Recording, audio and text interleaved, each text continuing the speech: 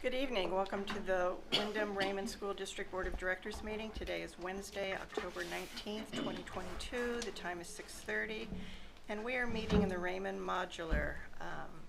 May I have a roll call, please? Kate Bricks. Oh, do we do, right, here. Jess Bridges. Here. Jenny Butler. Here. Jody Carroll. Here. Marge Gavoni. Here. Pete Hensler. Char Jewell. Here. Kate Levier. Here. Scott McLean. Here. Al Potter. Here. Will you please join me in the Pledge of Allegiance?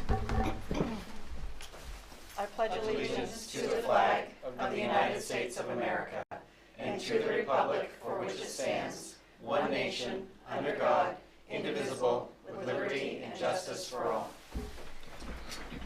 Thank you.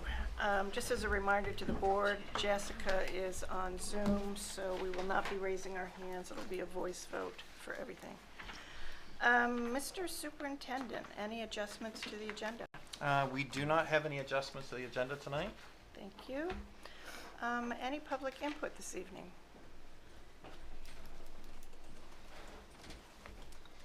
Good evening. I'm Rebecca Cole. I teach first grade at Windham Primary School and I'm a resident of Windham, among various other things. And I'm just here tonight to, again, thank everyone for a great opening of the school year.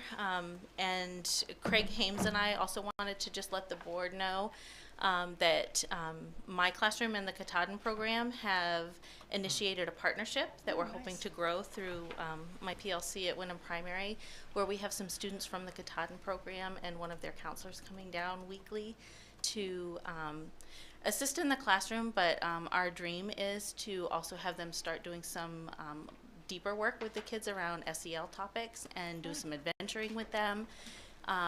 Already, just 2 weeks in, we have seen just so much joy and learning come out of this experience.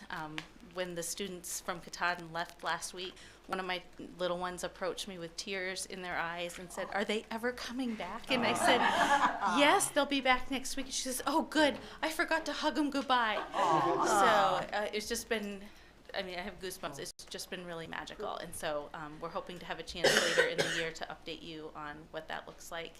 And hoping to grow maybe a little bit deeper, but thanks for your time and happy Wednesday. We made it. Thank you. Anyone else? Superintendent's report. Sure, so I have a couple brief things to share tonight. First of all, it's hard to believe that we're already more than halfway through October.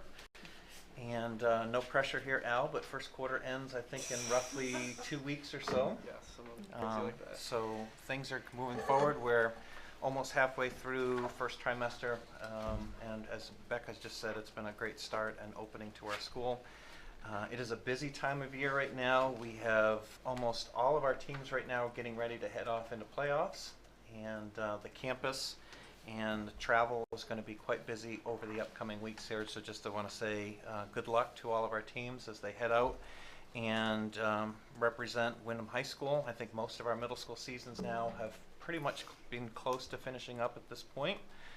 Also, the musical, which is Little Shop of Horrors, is due to open on Veterans Day, November 11th.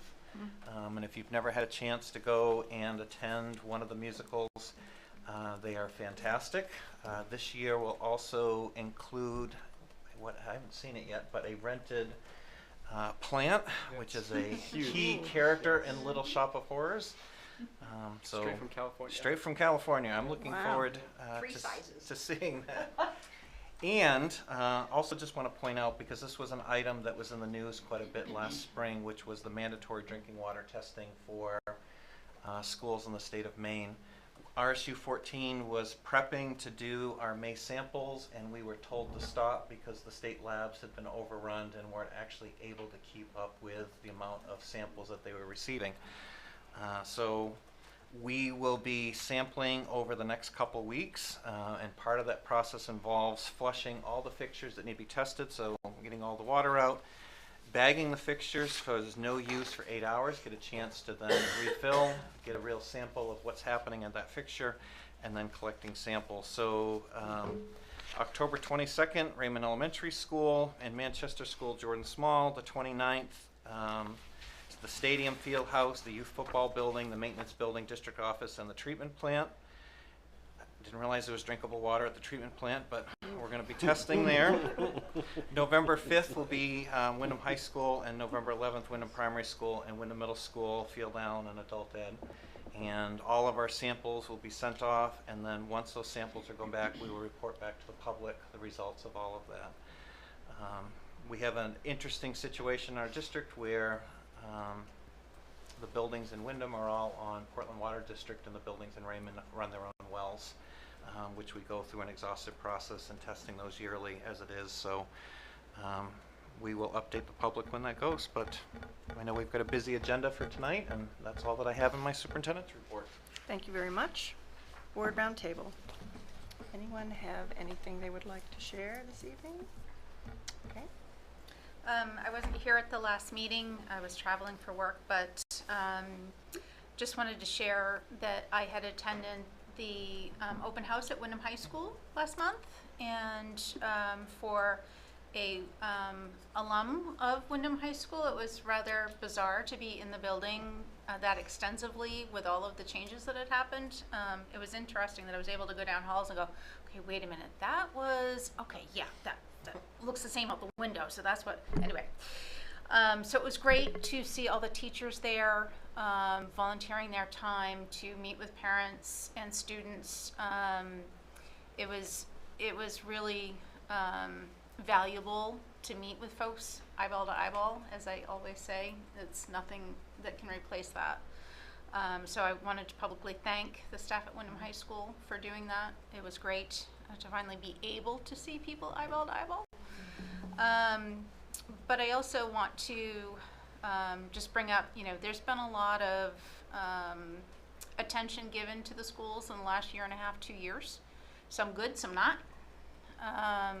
And there's a lot of passion for what happens with students and staff in the schools.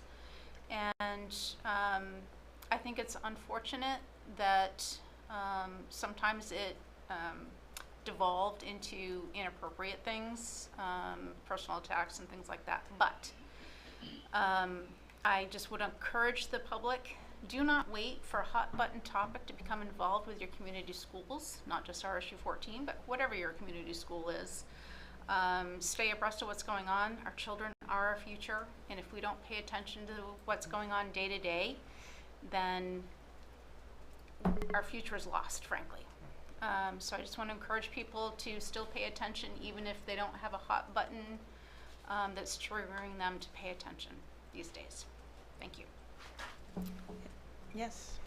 I'm not sure who saw it on the news last night. I know the rest of the board, if you haven't had a chance to see it yet, I know Chris forwarded to everybody the primary school.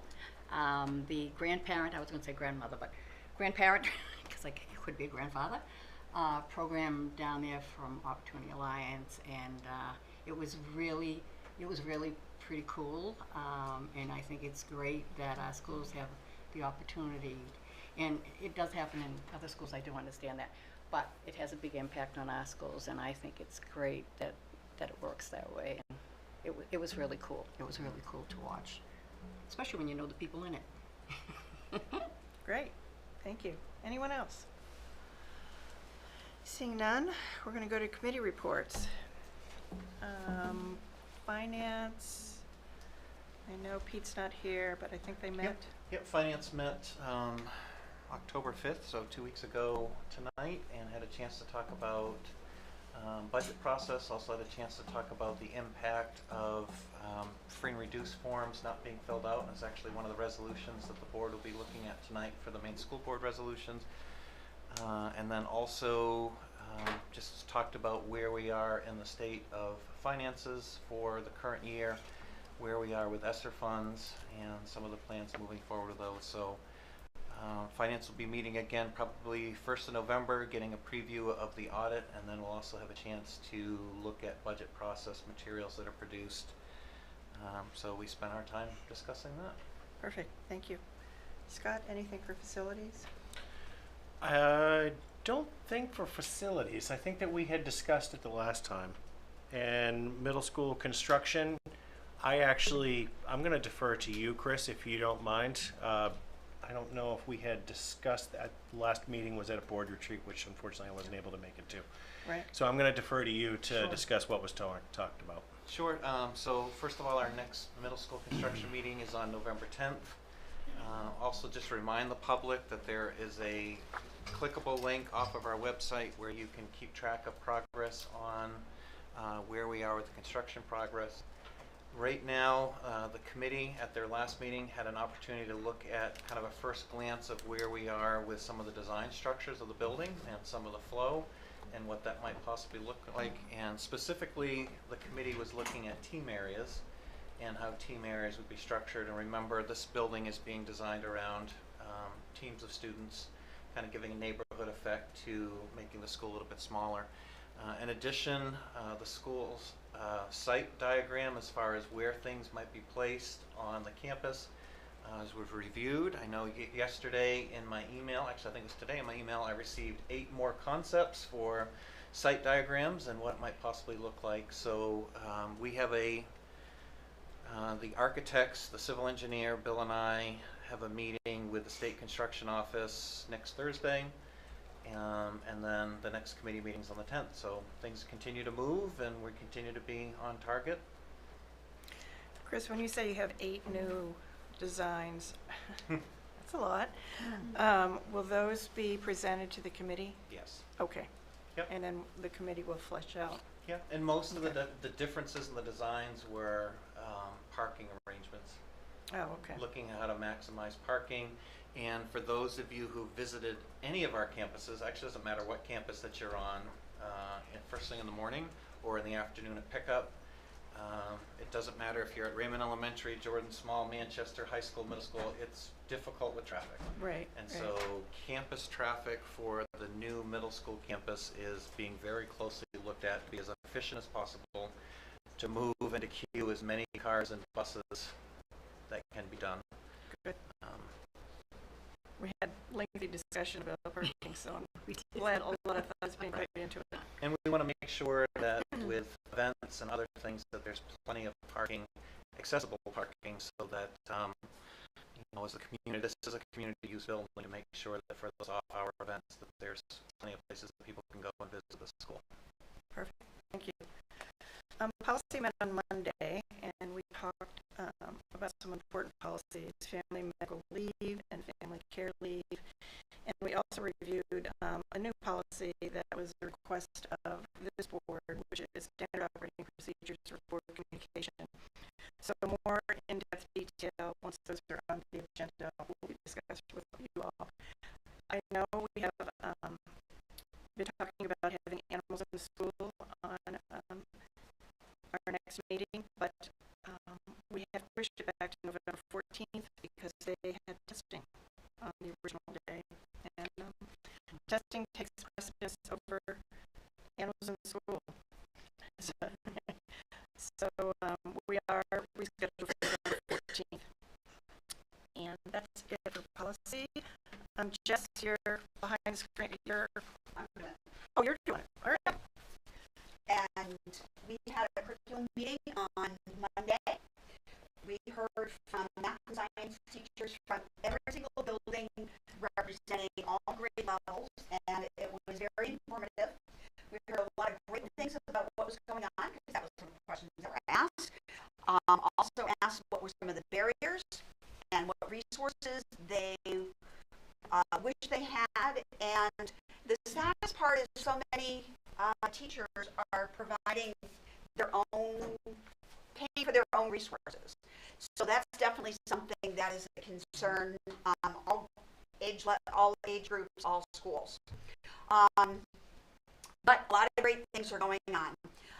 Anyone who would like to be able to read more information about the curriculum committee, it's on our RSU website. So you can go to the RSU 14 website. There's a tab for departments. Under that, there's one for curriculum assessment, and then curriculum committee after that. It took me a little while to find it. So just wanted to make sure everybody could figure out how to get there. So with discussing math and science this month, we have two different topics or departments at each of our next upcoming meetings. November meeting is health and PE, and you can find out more about which ones where and when on the website. So, Perfect. yeah, Thank you. The website, I have to say, is pretty that's why I said great. departments, curriculum assessment, curriculum committee. Right. Very good. Thank you. Yep. Technology. Jody, anything? Yes, so nothing since our last meeting. We did Okay. not meet since then. However, I wanted to note that there's a very large group of individuals across the district taking stakeholder feedback in multiple meetings throughout the week, just grabbing all the community organizations, stakeholders, and asking for input for a feature communication platform that they're evaluating. So that's eating up not only a lot of time, but they're really going through the process in a way that's going to be effective to create a piece of feedback to recommend the platform. And the idea would be that it would be used by parents and staff across the district. So it has to be a pretty diverse platform and have a lot of features. So they're grabbing as many as they can, and some of the people in this room have already been part of that. But so that's the work they're doing. We're going to meet on November the 7th next. Perfect. Yep. Thank you. Adult ed. Adult ed. We got an email, and I do not recall what it said. Do you? The email is only trying to set up our next meeting. Oh, that's right. And he was Thank you. looking for dates, hopefully for this month. It didn't go into more than that. Of course, Yeah. I'm not going to be here, so my response was I won't be here, so let me know what happens. But that was all that was in that email, so Yeah. there is no definite date set up for adult ed yet. So once it's been set up, we'll report. I would love to hear about the vocational schools. School. We had a meeting. So happy. We had two meetings actually. We meet with PATHS, Portland Arts Technology High School, and WRVC, which is Westbrook Regional Vocational Center, on October 13th. First off, I'll give you what basically covers both of them, because we usually swap back and forth. One month we'll have it at PATHS, and they have one meeting, and then the next meeting is consecutively right after that. We used to travel from spot to spot, but we've smartened up. So presently what's going on, which was interesting, is that all of the CT centers in Maine, which is the career and technical education, have been involved in a plan for Maine to align with the local needs. So they are approaching the Alphon Center for funding a feasibility study to transform Region 10 Technical High School, which is in Brunswick, into an innovative 4-year full-service technical high school. This is in the early stages, so there's more to come. There was not a lot of discussion on it, but if anyone is interested, I did pick them up. So if somebody would like to read these, feel free to do it. This actually is just for the feasibility study at this point. And we'll see what happens. We'll see what happens with that and what impact it has on the rest of the schools. The reports were that both schools have gotten off to a great start. Actually, they've done better than they have in the past few years. The kids have been great. They've adapted very well to being back there. There have been no issues, no behavior issues. Things are well. They're delighted because the MELMAC grant, which pays for trips for the students to go to visit colleges and possibly business locations to see where they might be interested in, and the MELMAC pays for those trips. So now that things have calmed down, they're able to go again. So that has helped a lot in all of the programs that they're running. Now the other thing is, and a lot of people are not aware of this, Westbrook Regional Vocational School is our first choice for students who want to go to technical school, and they can attend PATHS for a few reasons. So I've asked Chris if he could just go over this, how does it work? Because I know a lot of people don't realize how that works. It's kind of like, why can't my kid go to PATHS or blah, blah, blah. Chris? Sure. So as far as sending schools go, if a program is offered at Westbrook, then that becomes our primary sending spot. So A great example might be a medical occupations program. It's offered at Westbrook. It's also offered at Portland.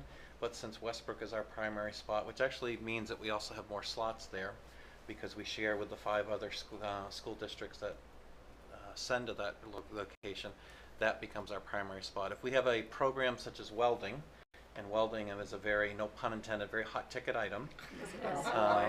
He was dying to say.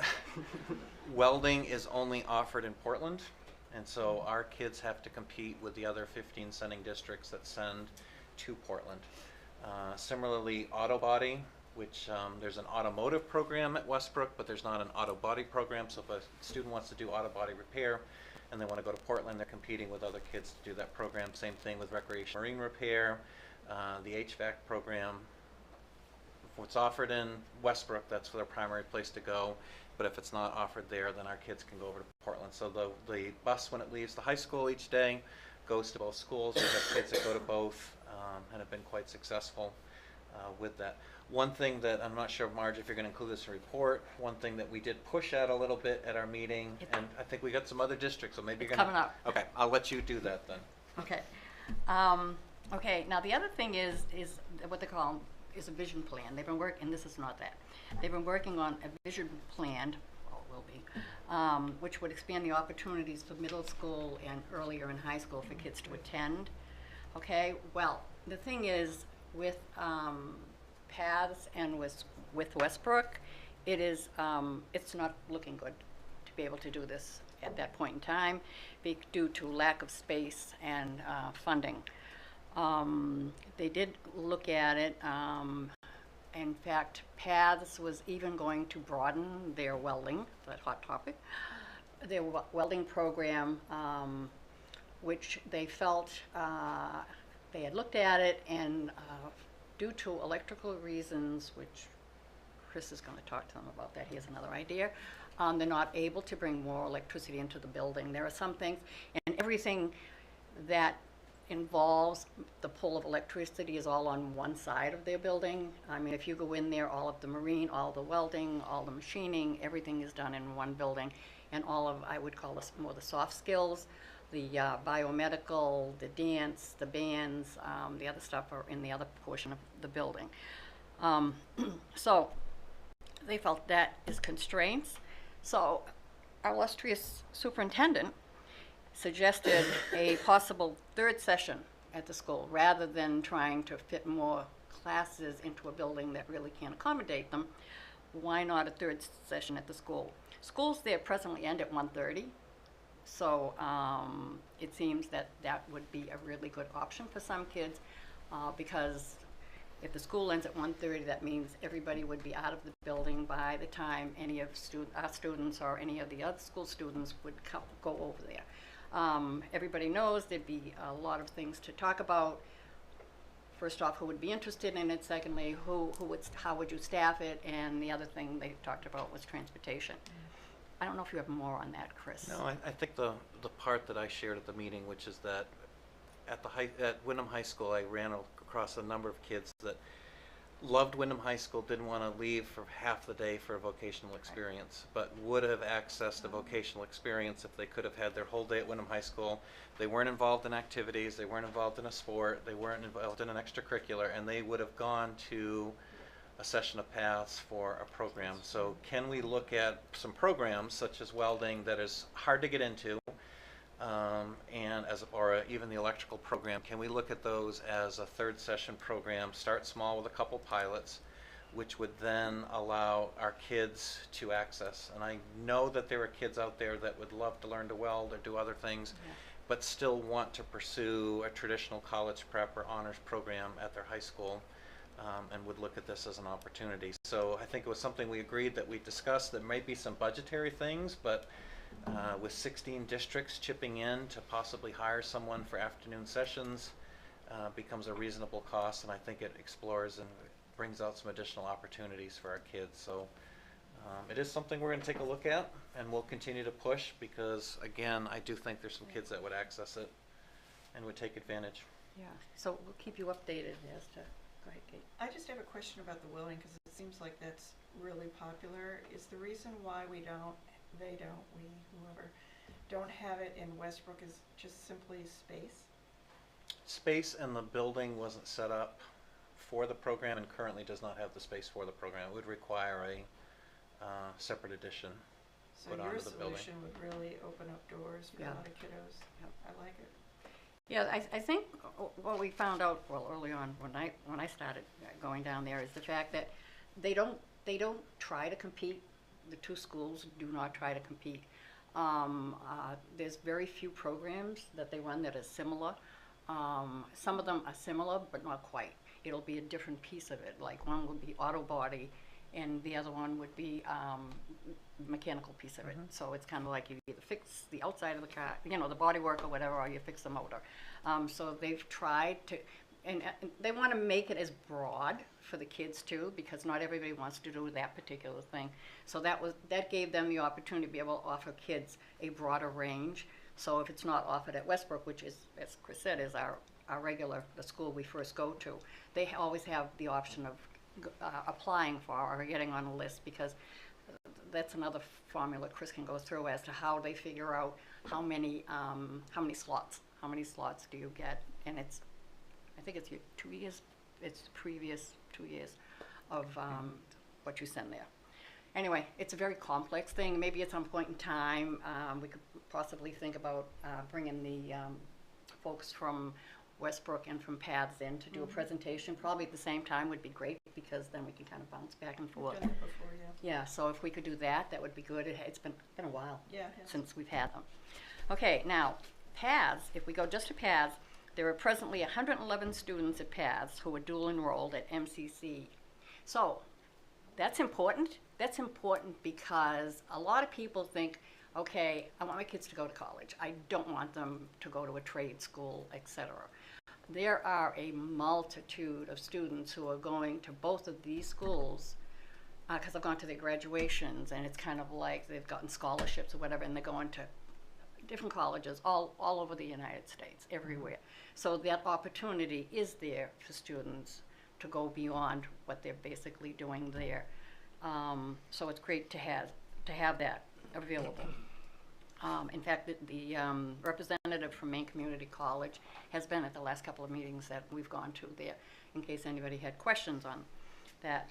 As of October, there are 436 students attending Paths total. 69% are males, 31% are females, and 30% of them have IEPs, which basically states because your child or your student has an IEP does not mean they can't go to a technical school, because they can. They can. They work very closely with the guidance counselors and the sending school to make sure that those IEPs are met. In fact, they request that the IEP gets sent to them so they can make sure that they're meeting the student's IEP. Westbrook Regional has presently, they had a program before, social service program. It was in they coordinated that with Woodford's, and they originally put the program in there because Woodford's down in Portland, I think it's in Portland, had requested, you know, the program and said they supply the curriculum and they supplied the instructor, and it was basically to give a start into social service work, because there is a shortage of individuals doing that out there. So they were willing to come in and they would teach that program. Well, what has happened is the employee who was doing that work at Westbrook has moved on to a different job. And then, so it had to be suspended for this year because their curriculum is proprietary. It was theirs and theirs alone. So that's kind of like sitting to the side for the moment. There are no first-year students allowed to drive at Westbrook for multiple reasons. One is, if you've ever been, there is no parking, for one thing. And more important, they're more concerned that the students might not ever show up. Sometimes, you know, it's their first year going and they get a little, there's a little bit of freedom felt there, and you don't necessarily show up on time. And so taking that out of the equation, they ask that first year students ride the bus so they become familiar with the program and what the responsibility is of being where you're supposed to be when you're supposed to be there as an adult getting there. They have 342 students who attend Westbrook Regional Vocational, and the breakdown is similar, but they don't put it out the same. And it's really kind of funny because they have 60.2 males and 39.8 females, which I thought was pretty interesting considering that it was pretty close for both. The percentage was pretty close for both schools, and they're not even like near each other. Wyndham has, and I do have the breakdown for Westbrook, we have 68 total students who attend there. 44 are males, 24 are females, and Wyndham students right now make up 19.88% of the total number of students at Westbrook. Now, those were my minutes. When I get the minutes, they formally do send out minutes, and as usual, that's usually what I send you. But they've been very slow, that's why I did the minutes this time. They never have them to me on time. So when I get them, I will forward them to everybody so you can see the full minutes. So that is it. So, Marge, I'd say that everything that you and Chris had to say is all the more reason that RSU 14 needs their own tech school. Well, that would probably be another conversation, because I think we need to have them come and explain the complexity of a technical school, and they come under a different guidance of what happens there versus what happens in your traditional educational high school, etc. There's a lot of differences. I mean, I'm not saying no, yes, or anything. But No, I think part of it would require some There's a special lot. legislation because the vocational It's a lot. regions are defined in statute. Yeah, they are. But I think it would be an interesting conversation to see Yeah. how can satellite programs, that was actually one of the other discussions, is Yep. how do we build satellite programs, much like what Region 10 is looking to do, which is there are kids who would definitely benefit from 4 years of a vocational program and would be quite successful, and if it meant that we lost 5 students from the district, but they found their success in a program, I'm good with that. I'm good with that, and that would give another opportunity for kids, another pathway for those who would thrive at that. So I'm interested to see if that conversation comes to our region, but I'm also interested in satellite things that we can do at our high school and our middle schools, or middle school moving forward, that can help with that pipeline, some hands-on things for kids, because there are so many opportunities right now that we're not turning out enough students for. Perfect. Thank you very much. I Al. have a whole bunch of stuff. Excellent. It's been a little while. First off, I think a couple weeks ago, it was like 3 weeks ago, we had Homecoming and Spirit Week. And I think for like the first time in like maybe like 3 or 4 years, the seniors actually won. So that's pretty exciting. I think last year the last year the freshmen won. So that was discouraging completely. Senior breakfast was I think last week or maybe the week before at Keeley's. That was really great. They did kind of have some food problems, but otherwise it was really great to have that back. Last week, Student Council hosted a ice cream social fundraiser for staff at the high school, and we raised, I think, $156, something like that. So we're working a lot with Student Council to raise more money and do more stuff this year. So that's super cool. Quiz Bowl stuff. I think 4 or 5 weeks ago, we had a tournament at Gould Academy, and we came in second place. Ooh, Nice. lovely. And then last weekend, the Saturday, we had a tournament in New Hampshire, in Plymouth, New Hampshire. We came in 7th overall. And Greta, who's here, both of those tournaments, she was a book award winner. I think that was one of the top 10 players in both of those tournaments. So that's super Wow. Bravo. cool. And finally, in a couple weeks, there's going to be a craft fair at the high school, and I know a lot of classes and student council host booths there, so make sure to check that out. And from the seniors, make sure to buy their cookies. 'Cause we definitely make great cookies. That's what I got for you. Al, for student council, Yes. we're really interested in meeting. Oh yeah, lunch. sure. Okay. I will make sure I bring that up. Would you I'll- please? yes, Because we're very, absolutely. very interested in having a monthly meet and greet. Sure. Hear what y'all have to say. I will bring it up next meeting. Thank you very much. Okay, we're going to move on to item 10, and I'm pretty excited to welcome Lorraine Glowski, Director of Community Connections, and Vanessa Mishu is here as well, and they are going to talk about some exciting opportunities for our students. Thank you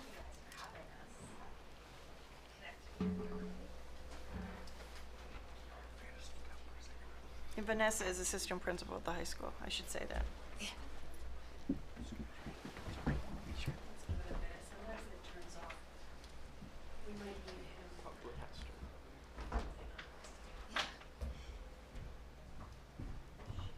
Just waiting to get And we hooked have up. we have 2 students here with us tonight as well that will speak about their experiences. Oh, So wonderful. we'll invite them to join us in a couple minutes as well. Okay. Love having students. Thanks, Grant.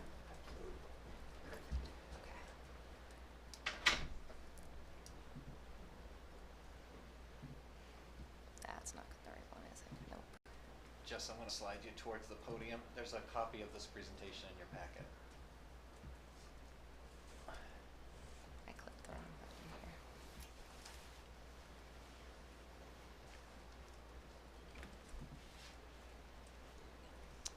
I think I'm gonna have to click through it. I don't know why it's doing that, but we'll go with that. All right, well, do you wanna start off? Well, let's just go, should we go ahead and go Sure. to the next slide, just so that, okay. Again, my name is Lorraine Glozak. Sorry. I All right. definitely didn't Sorry. say that right. Uh-oh. My name is Lorraine Glozak, and I am the Director of Community Connections for the whole school district. But I also am the Extended Learning Opportunities Coordinator for the high school. And I'm also, I assist the seniors in their capstone projects, and I will give you a little bit of that information after this presentation. So as you said, Vanessa Mishu, one of the assistant principals at the high school, and I'm very thankful for Lorraine kind of taking on this as an opportunity for our students. We had some conversation at the end of last year, really starting to look at this program. There are other schools that are doing this as well. There's a big involvement with JMG also, and our staff has taken part in some training. So Lorraine and I connected, I think it was in June. There was a grant opportunity, and she's like, should we? And I'm like, ooh, yes. And she helped make that happen. So I'm very thankful to the groundwork and the energy and the effort that she has really put forward in helping bring our committee that we have working on this at the high school together, as well as we did get some grant funding to help support this work. So we'll talk about that a little bit later in the presentation as well. And then we do have 2 students joining us tonight as well, and we'll give them an opportunity to speak about their experiences. So we have Greta Paulding and Masha Yurkovich, who have both had an opportunity to take part in an ELO experience. Okay, so what are extended learning opportunities? They are hands-on courses outside the traditional classroom setting with an emphasis on community-based career exploration. And there's a couple of things I'd like to point out here in the first bullet point. At the present time, the students are offered 0.5 elective credits, but as we roll out and make this learn from our experience, we are going to also we're looking at potentially offering content credit as well in the future. And I would like to point out the community-based career exploration. This is an opportunity for the students to reach out into the community and find experts in the fields that they're interested in the careers that they want to explore. And they can do this in a multiple of ways. It can be job shadows, it can be internships, it can be apprenticeships and volunteer opportunities. Those are multiple of ways that they can get this non-traditional education. And since I want to add to this, since we were talking, or you guys were just talking about the CTEs and PATHs and VOC, for those students who aren't necessarily selected or aren't able to go to these programs, an ELO is a perfect alternative, an opportunity that they can develop themselves. So they are ELOs are also highly personalized opportunities that connects their learning to everyday life in relevant and meaningful ways. And this is an example of the soft skills that that aren't necessarily taught in the walls. For example, some examples that I can think of right now is like face-to-face networking, how to interview, things like you shake the interviewer's hand before and after the interview, those kinds of things that you apply into real life. And ELOs are also a unique mix of academic instruction, developing relationships within the community, and these relationships can offer resources, they can be references for future job opportunities, and also these relationships can connect them to other people that may help them in the future. Okay, these are just a few examples of what ELOs can consist of: plumbing, wildlife photography, farming, carpentry. Presently, what some of the students are experiencing right now, or as ELOs, are publishing and filmmaking and architectural engineering. And we have one student who has interviewed and has accepted an internship with Sabre Yachts because he wants to see if his skills and interest in electricity can be used in boat building, and if so,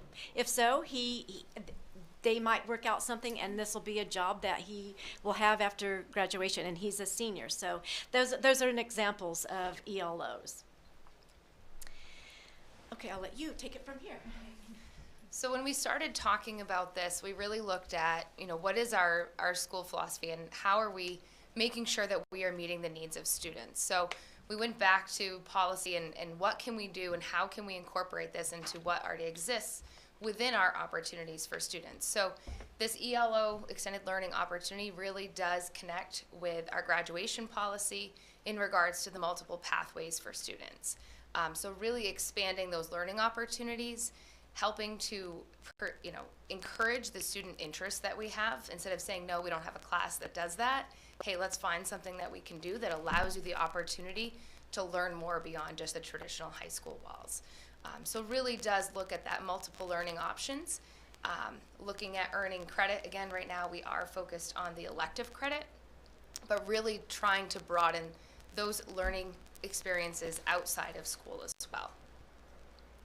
Same with the strategic plan. We really felt that looking at our new strategic plan, this really helped to guide our high school into kind of the next steps of how we are achieving the multiple pathways for graduation, but engaging with the community, creating partnerships, creating diverse programs that tap into our student interests, and really looking at those pathways that students can explore.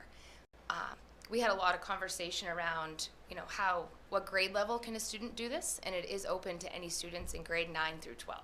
So when we look at the students that can access vocational programs in grade 9 or 10, it allows another pathway, if there is something they're interested in, to start exploring that, possibly before some of those opportunities open up as well. And so this is kind of the diagram that we've been using with our staff as we've talked about this, as well as with students. When we think about multiple pathways at Windham High School, this is all kind of under the realm of an independent study. So through an independent study, a student can be enrolled in college classes, virtual high school opportunities, independent studies with a specific teacher at Windham High School or a specific staff member. And then the other kind of branch of this that we're adding is the extended learning opportunity piece, which again kind of ties in more to that student interest, but also more to that community-based component. So for us, this was kind of the key factor, is how is this benefiting our students? And really looking at how are we tying into the student interests, the experience, the needs and skills that they need. How are we expanding the opportunity for all of our students, grades 9 through 12, and really looking again at helping with those workplace career development skills before they leave Windham High School. Sure.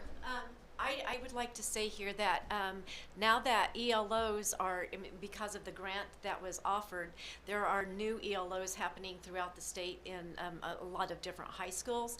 And I have to say that there's a lot of new ELO coordinators out there who are kind of like taking this and doing it on their own, in their own school district. But I feel very fortunate as a coordinator that I have this awesome group of individuals who have the knowledge and background and the professionalism to guide me along the way, and they have intensely. And I don't think I could be the coordinator that I am without their assistance and support. And I want to give a big kudos to all these individuals that are listed here. So thank you. Thank you. And thank you. So about the ELO grant. It was early spring when JMG and the Maine Department of Education officially announced that they were going to use the COVID relief funds that were available and roll out an opportunity for these extended learning opportunities throughout the state of Maine. They did a lot of research, and New Hampshire had been doing this for quite some time and found that it was very successful. And so they offered grant opportunities for the school districts throughout the state of Maine. And so with the help of the committee, I requested from the grant $132,800, and we were awarded that amount, and that's through the 2-year period. And as you can see, this funding supports stipends and wages for unpaid internships, administrative costs like DocuSign and paper, pencils, and stuff like that, travel and training outside of the school day, and also personnel reimbursements for content specialists who can eventually, especially those in math, science, and music and all. So it helps with the reimbursement for taking time out of their normal work schedule to help implement the ELO program. Okay, so the process goes something like this. The student inquires and fills out an application, and then from there I submit it to the ELO committee. We take a look at it, approve it, and then they work with me, and together, depending on what they want to learn and where they want to possibly volunteer or have an internship, we design a syllabus, and I base that syllabus off of the 21st century standards. And after we do that, we have it approved by Ryan Karen, the principal, and the counselors also take a look at the syllabus and before it's officially approved. And then together we reach out to a community partner and see if they would be willing to work with us. We go through that process. I create a memorandum of understanding so that between the student, the school, and the community partner, so that we're all on this same board and make sure that we each person knows what the expectations are. And then the project begins. And so I check in, and the student and I check in on a weekly basis, and just to see how things are going. We do a little bit of reflections, and then I also check in with the community partner to make sure everything is going well, if there's anything that needs to be improved, and just to keep a good relationship so that we can continue having this partnership with them. And then and I do that about 3 or 4 times throughout the semester. And then at the end, the students will have a reflection based on individual research and the experience they have with their community contact. And then they present a final product and a presentation to the ELO committee. And then you can So as we said, as we're starting to pilot this program, and the students you'll hear from were kind of our initial pilot, so we appreciate your help with that. We are focused right now on just elective credits. It is a semester course. A student can do more than one. We haven't really talked about, like, there's no limit. Again, they're earning elective credits, so there's still the core graduation areas. It is graded on a pass-fail basis. And again, they can complete as many as they're interested in. It would be, I would say we're limiting it to 1 at a time, but if they start looking into something semester 1 and they want to continue it, they could revise their syllabus and what they're learning more about and continue on in that. Or if they wanted to change pathways and look into something else, that would be an option as well. We're not awarding any core content area credits just yet. This is a goal that we're hoping to explore, but we want to make sure as we explore that pathway that we're connecting with our curriculum guides and standards and making sure that we're meeting all of the academic expectations if we do look at the core credit areas. I have actually spoken to a number of people in the Windham and Raymond area and beyond who have already agreed that, like, if there's a student who wants to work with them, they're willing to do that either through job shadows, paid internships. But the community partners that we are working with or have worked with include the following that you see there: the Windham Eagle newspaper, the Town of Windham, Sabre Yachts, Delano Architecture, Fluky Fiction, which is out of Rockland, and then Voices of Hope. Just briefly, that is a program, storytelling program that focuses on people who are going through recovery. And the individual who is doing filmmaking as his ELO, he is going to be helping out with a production that will go out in February and will be produced on Maine Public television. So there's some pretty exciting things that are happening here. All right, well, so we have the students that want to come up, and you want to, thank you for coming. This is Greta Paldy. Welcome, Greta. Hello, everyone. All right. Kind of short, so I gotta try and fix this. All right, I just want to start off by saying thank you to Ms. Glozak, because none of this would have happened if not for her. I went to her and I said, I need some help. This is a crazy idea. It's never going to work. And she came back to me 3 days later and said, I think I got you a job. And I was like, what? So, yeah, thank you. I don't know how you do it. All right. I am passionate about infrastructure. I care deeply about the way we design our town, the way our systems impact everyone around us. I first developed an interest in civil engineering and design 3 years ago after seeing the differences between European and North American streets. To get information for a self-directed statistics project that got a bit out of hand, I once called the city of Amsterdam to learn more about their bike paths and later realized that my lack of overseas coverage had inadvertently created a $100 phone bill. My passion for infrastructure gave me plenty to talk about. Apologies to my family and friends. But I didn't have a real way to contribute until Ms. Glozak suggested I do an extended learning opportunity with the town of Windham. 4 months have passed since I began working for the town of Windham and the Windham Economic Development Corporation. It is an exciting time to live in our town. Our main project, installing a state-of-the-art sewer system in North Windham, is finally getting underway and will open up many opportunities for economic development in Windham. I'm so grateful to be able to contribute by creating spreadsheets, searching for valuable files, and participating in site walks. My coworkers, particularly my boss, Tom Bartel, have been incredible both in their constant support and continuing patience as I navigate a world that is completely foreign to me.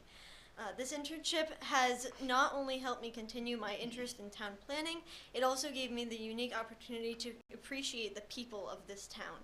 Currently, my main job is to look through the town files on every business in our study area in search of septic information. That's 115 parcels. To some, that might sound tedious, but behind each permit and notice and letter of complaint, there's a person with a story, and I love a good story.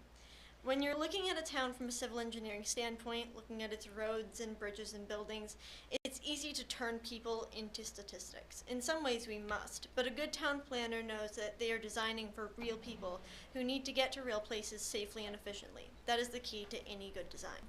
When I started this job, I wanted to be a civil engineer.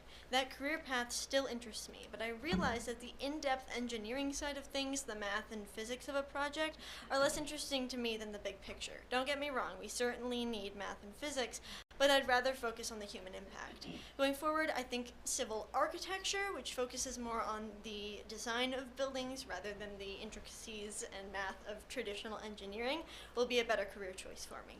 Without this ELO, I would never have been able to experience what working in my chosen field is actually like. The knowledge I gained helped me to sharpen my view of my future and set my sights on a career I can use to make a difference in my town and beyond. Thank you. Wow.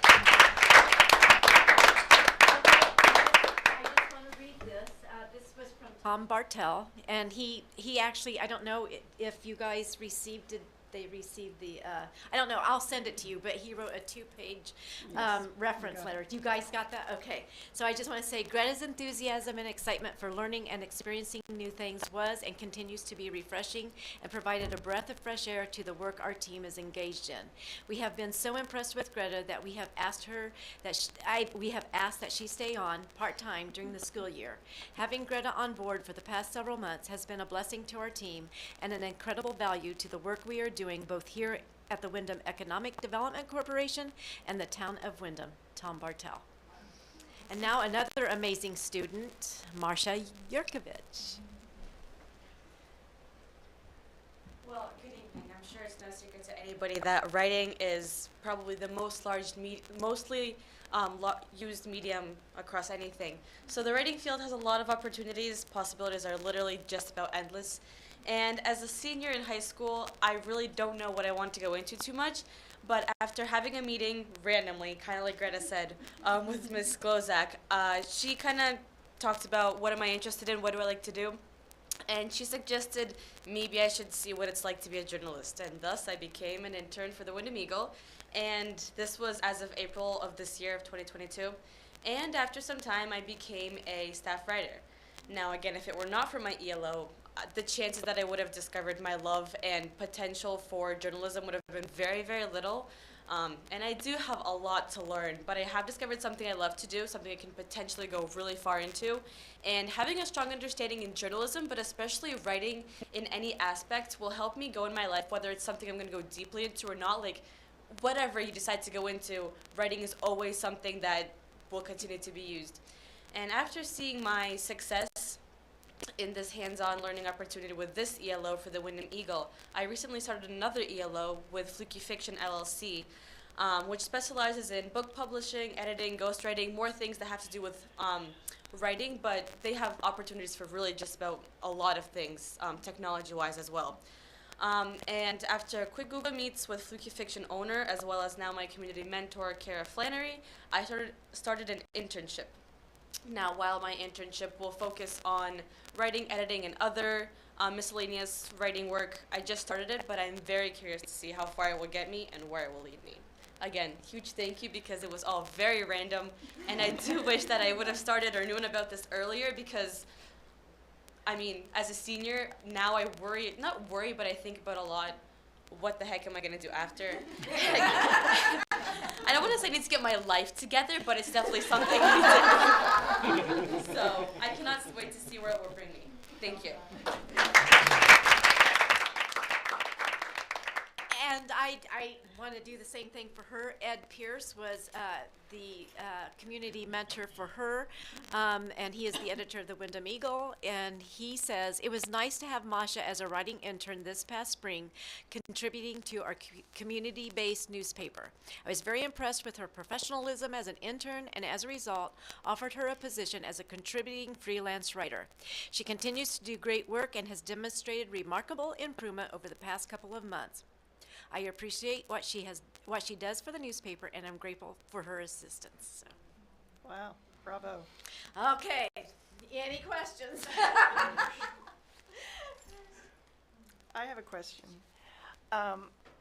First of all, I'm a little gobsmacked by you two and your enthusiasm and just the opportunity that you've had, and it's just so inspiring, and it's probably one of the highlights of presentations from students that I've heard, so thank you. How do students, I mean, these two women are go-getters, obviously. How do students find out about this, other than, this sounded kind of random? So we hadn't really started it yet when they started. So they were truly our Okay. pilot. We wanted to do this. So we were building the plane as we were flying. Yes. And they just jumped on, And they right? truly helped us to take off. Like, they truly helped us to figure out that, hey, this is something we want to do. How are we going to make this happen? Right. So a big thank you to them for being the groundbreaker, for Lorraine for really helping make this happen as the committee was planning behind them. So what we did this fall is counselors, as they met with students, during ad drop, we put out information on Google Classroom, which each Okay. graduation year has a Google Classroom. We put out information, I believe, on announcements, as well as counselors were talking with students if they had space in their schedule. And I know a lot of students we've sent to Lorraine if there's something they're interested in, or if they didn't get into a vocational program, counselors really kind of took the lead on helping to gauge that interest. So that's something we're still working with, and hoping to continue to kind of grow as we move forward. So with our grant, we have a goal set of students, and so we're looking at like starting with, I think, 5 this fall, 5 in the spring, maybe 5 over the summer. That's another component to this, is it's something that will be happening throughout the summer as well, with the help of Lorraine and her position. So really looking at opportunities not just within the school year, but in the summertime as well for students. So working on our communication as much as we can, and I'm hoping as we approach second semester, we'll have a little bit more now that we have everything kind of fully in place, a little bit better and running. So, Do you have a capacity of how many? Great question. Yeah. I think we'll know more probably once we're able to reflect on this first semester with the students that we have. And that's part of having the committee for support, and I think the grant will really support that as well. It's time for that committee to meet, reflect on the process, how it's working, and help to maybe project what our future needs might be as well. This is very exciting. We're very excited about it. It's just, it's nice to see students having fun learning something that we necessarily can't offer within the normal structures of our classroom setting. So I think we're so fortunate to have you, Lorraine, at the helm of this, because I know you have a lot of community connections. But I think your outreach has really made a difference for this program, and I can only see success going forward, so thank you. Thank you. Anybody else? Yep. I just wanted to say bravo to you two young ladies. That was really impressive. You make me proud to serve the community and to see what you two have accomplished. Really gives us a lot of hope. And I also wanted to say thank you very much to Lorraine as well. I remember when you initially came to this district, and you came for a completely different position, and that completely fell flat, and we were able to create this new hybrid position, and I am really fortunate that we were able to create that, and for you to stay on, and I hope that you continue to stay with the district, because what you're providing for these students is invaluable. And as Vanessa had said, it's not something that we can necessarily provide within our buildings, but the community outreach is imperative. So thank you very much. Anybody else? Yep. I just wanted to go back to what the possibility could be in the future for the younger grades. I love that you put up the strategic plan numbers there, that 3, 5, 6. I think we were talking earlier about just focusing on 1, 2, 3. I love that you're getting into this, the 5 and 6 piece of this, and it's exciting to me to think, and I think it goes back to what we talked about at our retreat about experiential programming and some of the things in 23.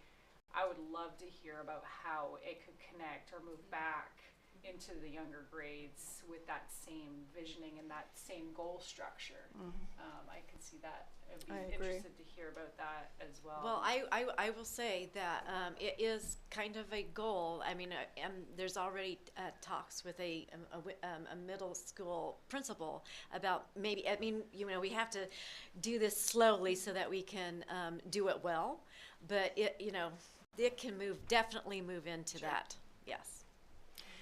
I'm really appreciative, Lorraine, that you touched base, I think you said 5 or 6 times during the course of it, because the partnerships that partnerships that y'all have fostered, it becomes the face of the district, how we handle this program and the follow through and the support And I think it's invaluable that you are maintaining positive, because we can go back to some of these folks after you all become highly successful doing whatever it is you do, potentially come back to these partners again and again. And so we want to maintain. And I just think it's really great PR too, that members of our community are becoming more aware of our students and education and our students' future. And for Greta, working in the town, how our students can contribute to our own local communities. So this is just like a win-win. I mean, multiple pathways. We hear that a lot, but this is really amazing. So I'm gushing here, but I would say do not, make sure you save this presentation because I can see you taking this show on the road. I personally have already mentioned this to some folks, so I'm hoping they reach out because this needs to, it's great. You guys are doing a great job. And it could easily be replicated across the state. So. yeah.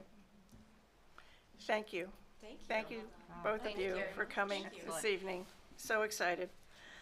So I will just briefly go over the capstone. Oh, project. capstone, yes, yeah. Forgot about that. This will only be a few, I mean, I won't go over 5 minutes here, so it'll go quickly. But just really briefly, let me get, let's see. No, I got it, I think. Let's see. Do we need to get a kid up there again? Yeah, yes.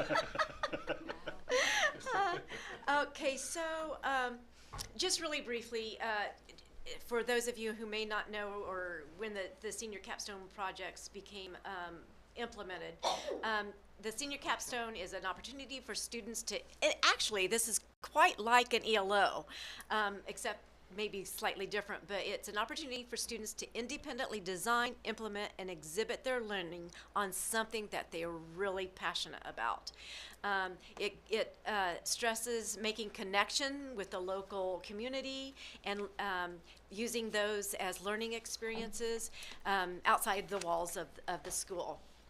And in the end, the students present their project in front of a panel of educators, or they can choose to do it at the Capstone Fair, which is always the last Friday of April. So there's a couple of ways that they can do that presentation. But there's a number of reasons that, from I understand that there's a number of reasons for the Capstone project, and one of those major reasons is to prove that students are able to be creative and practical problem solvers, clear and effective communicators, and responsible and involved citizens, because there is a community service component that goes along with this project. So first, just to really briefly, they first have to come up with their capstone topic, and they fill out a proposal form, which I approve. They share it with me, and I approve, and it comes with an essential question. So, for example, an example I'm going to use here that you got the packet information. Like, for instance, there's the organic farming, and yes, that's something that sparks them. They want to do it. It's going to be so much fun, but you have to kind of narrow it down into an essential question so that it's a researchable question, but it's not so easy to answer that you could just like how much does an organic farmer make? You can Google that, but the question is developed so that there's got to be some, research, talking to mentors.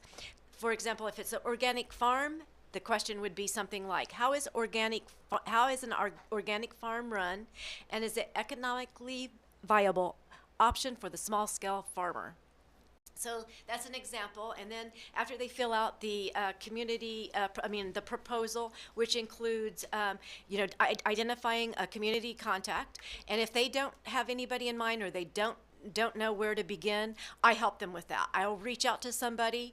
I have a network myself of people who do this kind of thing. So if I don't know anybody, I can reach out to a network of people, and they say yes. I always am able to find someone through that, and then I will reach out to that community partner, ask if they're willing to work with our student, no one's ever said no. So I connect the student with that community partner, and from there they will interview that individual, and other research plans as the traditional, where you go to the library and the librarians help you with a database of information. There's also other ways like job shadowing. Is a possibility for a research. There's 30 hours of research that are required. There's also, you can do podcasts, you can watch documentaries, you can watch films. For example, in 2010, I don't know if you remember the documentary Bag It, that inspired a lot of people to get rid of plastic bags because of that documentary. And that's an inspiration and a learnable lesson or a teachable lesson. So that's included as research as well. And then they identify what they want to do as their community service. It's through volunteering. Usually it's closely related to their subject, 9 times out of 10. And then eventually they present, and they have to also write 2 reflection papers and then provide an annotative bibliography. And we provide suggested deadlines, like just little bite size, so they're not feeling overwhelmed. So every month I give them through their Google Classroom and emails, the next suggested step, and they're totally free to wait until April 1st if they want, but we never recommend that. This gives them an opportunity to be independent and self-reliant. So that's another learning experience through the Capstone Project. Is I can give suggestions, but they get to make that final. If they want to be stressed at the end of the school year, they get to. That's their learning experience. So that's really Capstone Project. Oh, I can give you a list of do you want a list of a few things that are happening? Sure. Okay. All right. Yeah. So what's really interesting this year is that mental health is a major focus for the students this year, and they're combining it like how does baseball contribute to mental health? How does art? How does nature? How does creative writing? How does mountain biking? Those are 5 that are related to mental health and how it can help with your mental health well-being. But a few others are victim advocacy, farming, guitar making. Yeah. Not to give who that is away. Food insecurity, cheese, crocheting, and then another interesting one is this individual. Most of you know about how milfoil is not good for the local lakes, and this person is trying to find a way to convert milfoil into a biofuel. So yeah, isn't that neat? So pretty amazing, creative, and innovative students. So that's it for Capstones. Do you have any questions? I'll just add one thing. Capstone is a graduation requirement. Oh yes, there's that too. Sorry, I hate to be the downer here, but under policy IKF for the graduation policy, it is a component. Capstone took the place of just the straight community service. Probably, I think it went into policy maybe 15 or 16. And it's been interesting to see even the project kind of evolve over time as students have had a chance to see other students' capstone projects, and the complexity seems to just grow year after year after year. And I think kids even start thinking of our students, not kids anymore. Students start thinking earlier on what possibly their capstone might be, and have really embraced it as an opportunity to learn more about something they're interested in prior to heading off to school and possibly investing a huge amount of money in something they're not interested in. Yep. Ultimately. I would invite you to come to the Capstone Fair. We can share the specific time once we have it scheduled, but it's quite an experience. My favorite moment last year was a student that was absolutely petrified to be presenting and was like sweating before, like it is like a science fair type style, and at the end they're like, wow, that was actually kind of fun. Yeah. So a good experience for them to have even that type of experience, interacting with other students and staff, and we'd love to have you join us there as well. And Chris, we have a group that's been meeting with Capstone too to look at that and how we can maybe introduce that even a little bit earlier and help get students kind of looking at that, maybe starting freshman, sophomore year, just as that interest component as well. I do already have some juniors coming to me, so yeah. Wow. Well, I can just say that you're the awesome duo here. Pretty impressive, so thank you both so much on behalf of the board and all of our students. Appreciate it. Thank you to both of you two for coming on a school night. Okay, that's gotten me excited. Let's move on to appointments. May I have a motion, please? I move to approve the following appointments for the 2022-2023 school year. Lindsay Lamson, school nurse, Raymond Elementary School, BA 11, for a salary of $49,139.05, prorated from $58,311. Second. Thank you. Any public comment? Board discussion? I just have one question, Sure. if I may. Chris, does school nurse fall under support staff? Nope. School nurse falls under the SEA, Sebago East Shore Educators Association contract, which is within the features as well. Okay. Thank you. And this is not a new? No, this is a replacement Right. for somebody who left into the start of the school year. Excellent. Any other board discussion? Okay, we're going to do a voice roll call. All So, those, Kate Bricks, yes? Jessica Bridges, Yes. Jenny Butler, Yes. Jody Carroll, Yes. Marge Gavoni, Yes. Char Jewell, Yes. Kate Levier, Yes. Scott McLean. Yay. Thank you. Let's move on to item number 12, which is the Maine School Board Association resolutions. May I have a motion, please? I move to support the proposed MSBA Resolution 2A, 2H, Administration of Medication. Second. Thank you. Public comment? Board discussion?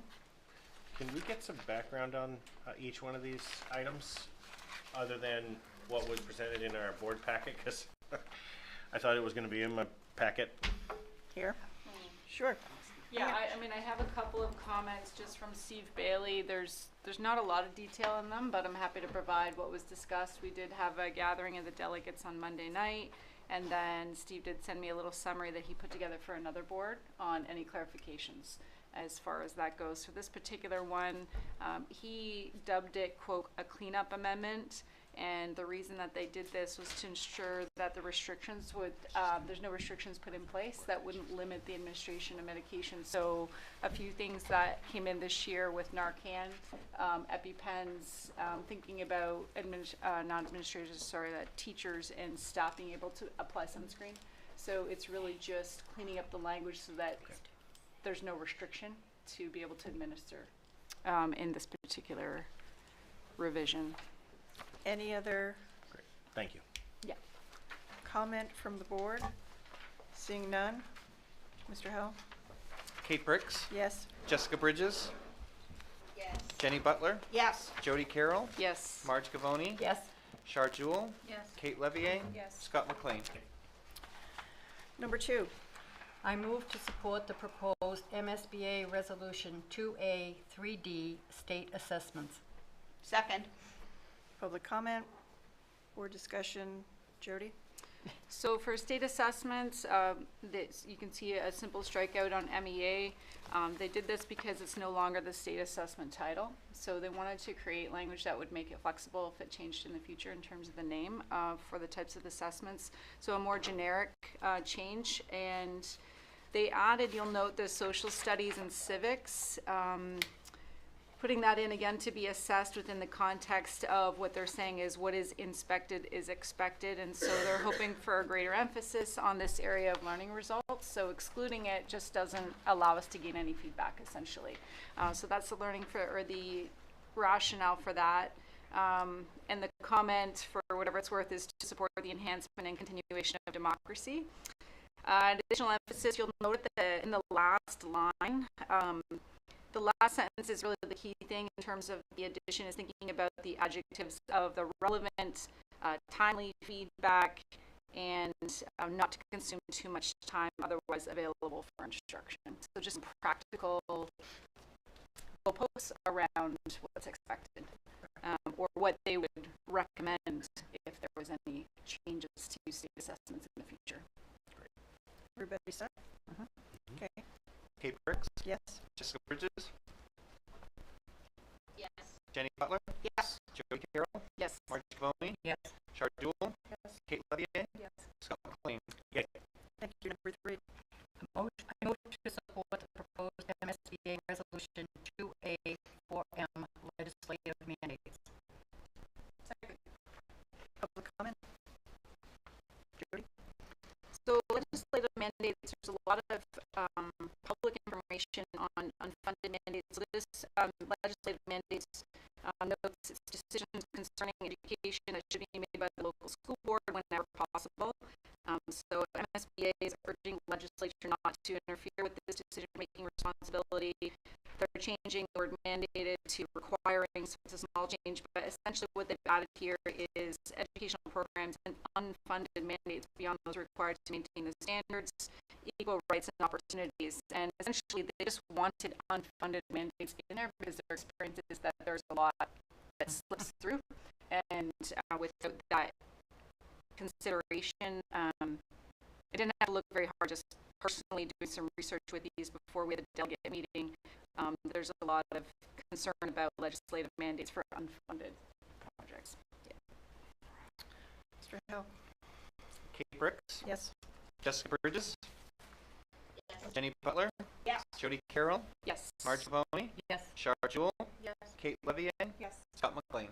Thank you. Number 4. I move to support the proposed MSBA Resolution 3B1B, scheduling of career and technical education programs, CTEs. Second. Public comment? Jody? So under this one, alternative certification, they wanted it to be rewritten for clarity, essentially. So that was the purpose in making a change here. They're noting there'll be a new proposal seen at the delegate assembly this weekend with the same meaning of the resolution. So I'll just note a couple things that they've got in here. They've replaced secondary with CTE programs, added guardians on the backside of parents, and they did delete allow more flexibility in the scheduling of CTE courses, and they just didn't think that that was the responsibility of the legislature, so there's a removal there. And adding regions, so basically you'll see instead of limiting it to units served by career and technical centers, they wanted to expand that for regions as well. So greater physical location. Perfect. Yep. All set? Okay. Kate Brooks, Yes. Jess Bridges, Yes. Jenny Butler, Yes. Jody Carroll, Yep. Margie Cavoni, Yes. Char Jewell, Yes. Kate Levier, Yes. Scott McLean. Yay. Thank you. Number 5.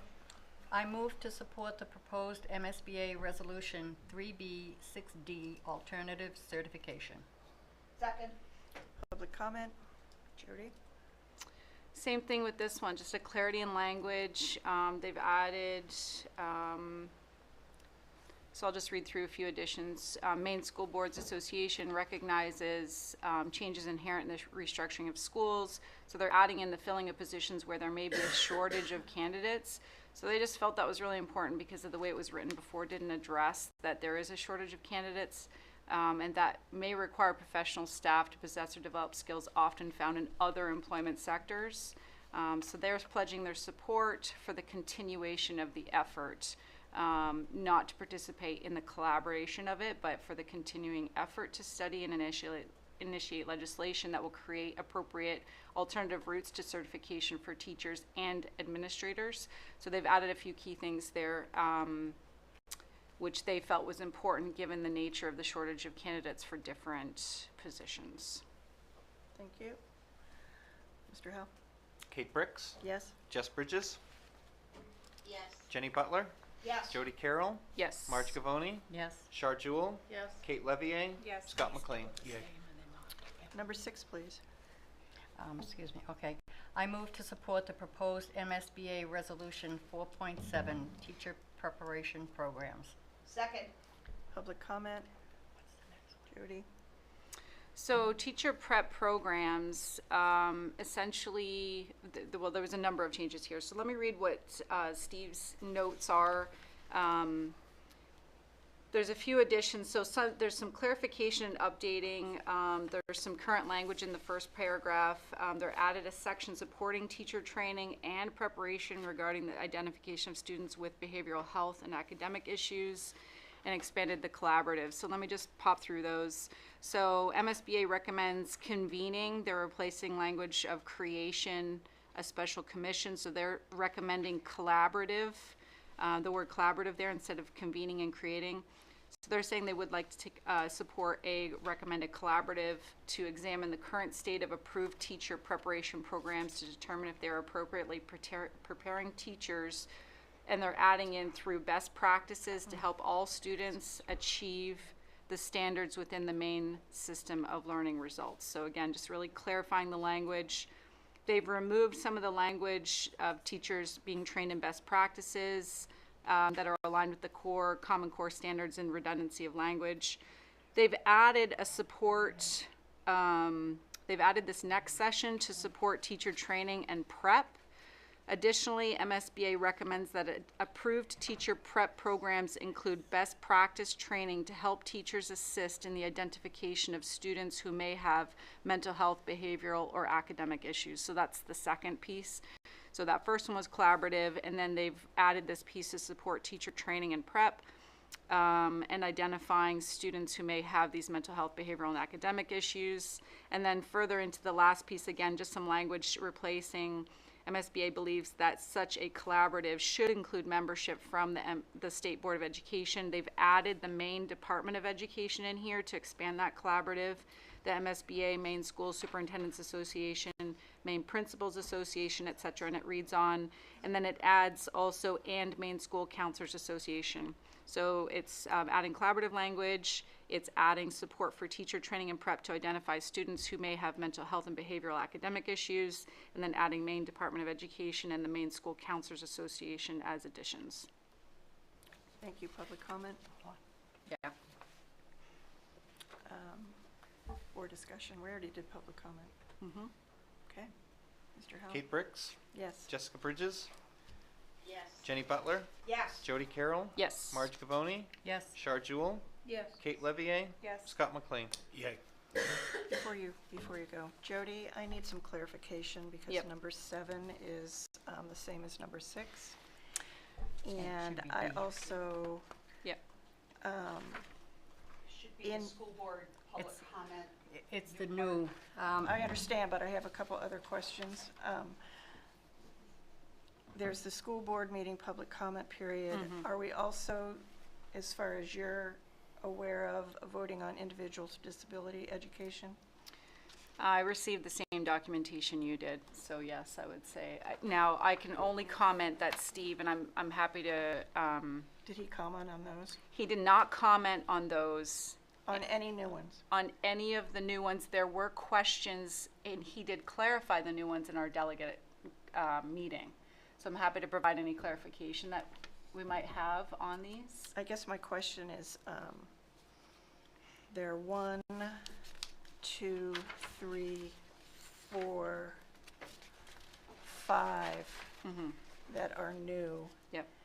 And you will be voting on our behalf, so we need motions for all of those. I don't know if we need motions. I can only say that they were discussed during the meeting, and I'm sorry, I don't have enough, I'm not sure. But these were presented to us to discuss tonight. When I spoke to Steve Bailey today, I said, we're having a meeting tonight. Can you send me any clarification language that you have that would support our meeting tonight to vote on the resolutions for this weekend? And he sent me what we've just gone through. I'm going to make a leap here that when you go into the delegate assembly, any of these new ones, you need a yay or nay that you're going to be voting on it, and that we will need motions this evening so that you have direction. Okay. So I'm going to turn it over to our illustrious parliamentarian to deal with this. okay, I move that we delete the present number 7 because it is a duplication of 6. Second? Oh, that's me, isn't it? Oh, am I supposed to second? No, no, Oh. I'm supposed to seconded. say, Oh, okay. no, no, Like, I'm supposed to say, now we need to vote. Mm-hmm. Oh, okay. Oh, sorry. Yeah, no, I was caught like, off did guard I too. say it wrong? No, no, you No, did no. fine, I just have to say. So we this need is to a vote. vote on changing number 7. Yeah. Yes. Kate Bricks, Yes. Jessica Bridges, Yes. Jenny Butler, Yes. Jody Carroll, Yes. Marge Gavoni, Yes. Char Jewell, Yes. Kate Levier, Yes. Scott McLean. Yes. Okay, I would also like to make a motion, and I will do them we'll do them one at a time so we don't get lost. That we vote on the new proposed 2022 items that will be up. And the first one will be school board meeting public comment period, as I have written. Second. Thank you. Public comment?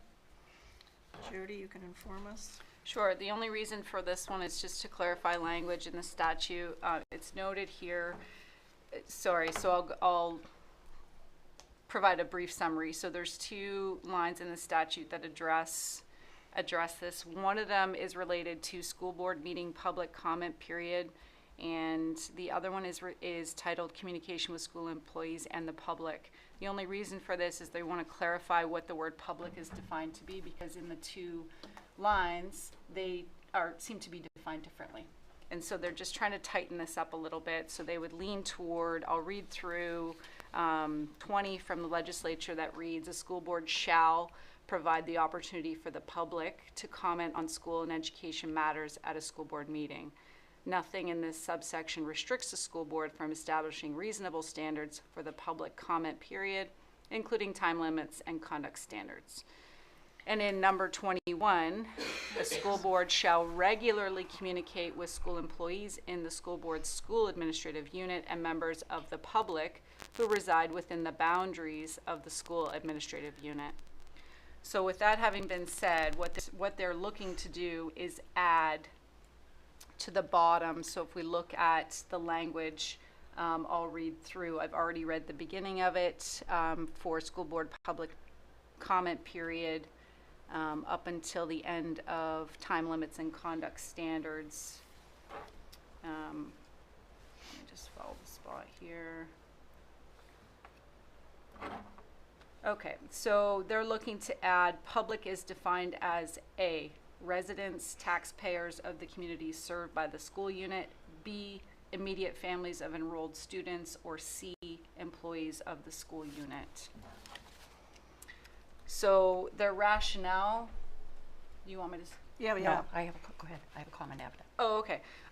So their rationale reads that there are 2 different lines in the legislation that define public separately, and this is their comment. MSBA thinks that greater latitude should be provided in addition to residents, so have expanded the definition. However, MSBA is proposing that the shall in the statement provide the opportunity for the public as defined below to comment on school and education matters should be limited to the 3 stated categories. So all it's doing is in line 20 where it says school board meeting public comment period, right now it just says public. It doesn't say anything else. They're suggesting to add A, residents, taxpayers of the communities served by the school unit, B, immediate families of enrolled students, and C, employees of the school unit to the definition. They want to lean toward 21 that talks about public who reside within the boundaries, and that's how they're defining public who lives within the boundaries, by So- establishing those 3 areas. So to clarify, if you don't live in Raymond or Wyndham, then you're not afforded public comment. Is that what I'm hearing? Yes, it says this is not to say an invitation could not be offered to members of the public who may be of a different category. So they just are defining who those people are as a matter of school board meeting public comment period in the legislature. They want it to be more specific instead of just saying residents. And so they're trying to streamline the 2 of those together. And not to say that you couldn't invite whoever you wanted to, but it suggested that it reads those three So it would be the specific prerogative categories. of the chair to accept comment from those outside of those correct, categories. because there's an ambiguity as to what the term public means between those two lines. Right. And so they're trying to clarify. Excellent. Yeah. Marge, you were first. I don't agree. I don't agree that with their definition of public. I think, if I remember correctly, we were also at a webinar where basically it's illegal to do that. And why would we not want to hear from anybody who had an interest in what was going on here? Changing, defining that, and I know that they've put that little caveat in there that you can invite other people, but that means you have to remember at every meeting to say, oh, by the way, if you don't live here, if you want to come up and speak, you can, or is it a mother may I don't know. It doesn't sound right. I think if people have something to say, I think we've always made it that, we'll listen. I mean, we don't go back, there's not a back and forth necessarily, but I think anybody should have a right to come up and speak their mind if they have a question, a thought, or something they want to share. That's my... I attended the Zoom meeting for our region for school board members back in September when these were discussed.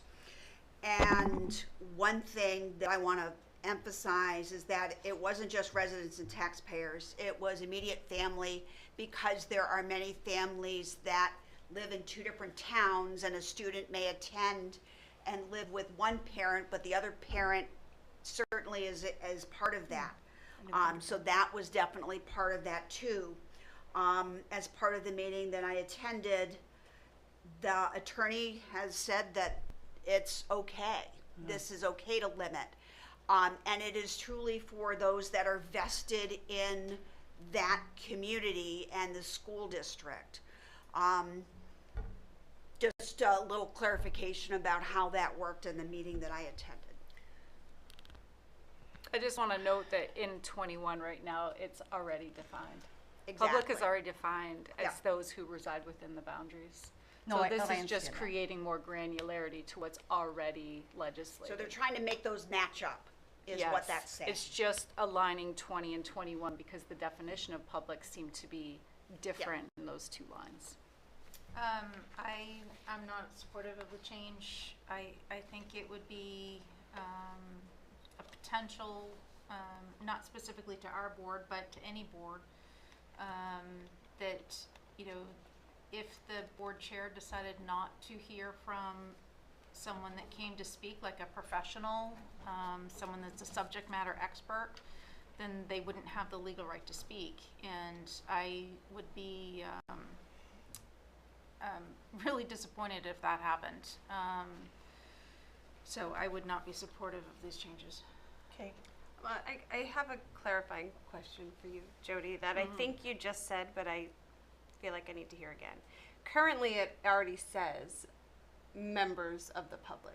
Yeah, so 21 reads communication with school employees and the public. This is actually almost looking to expand it.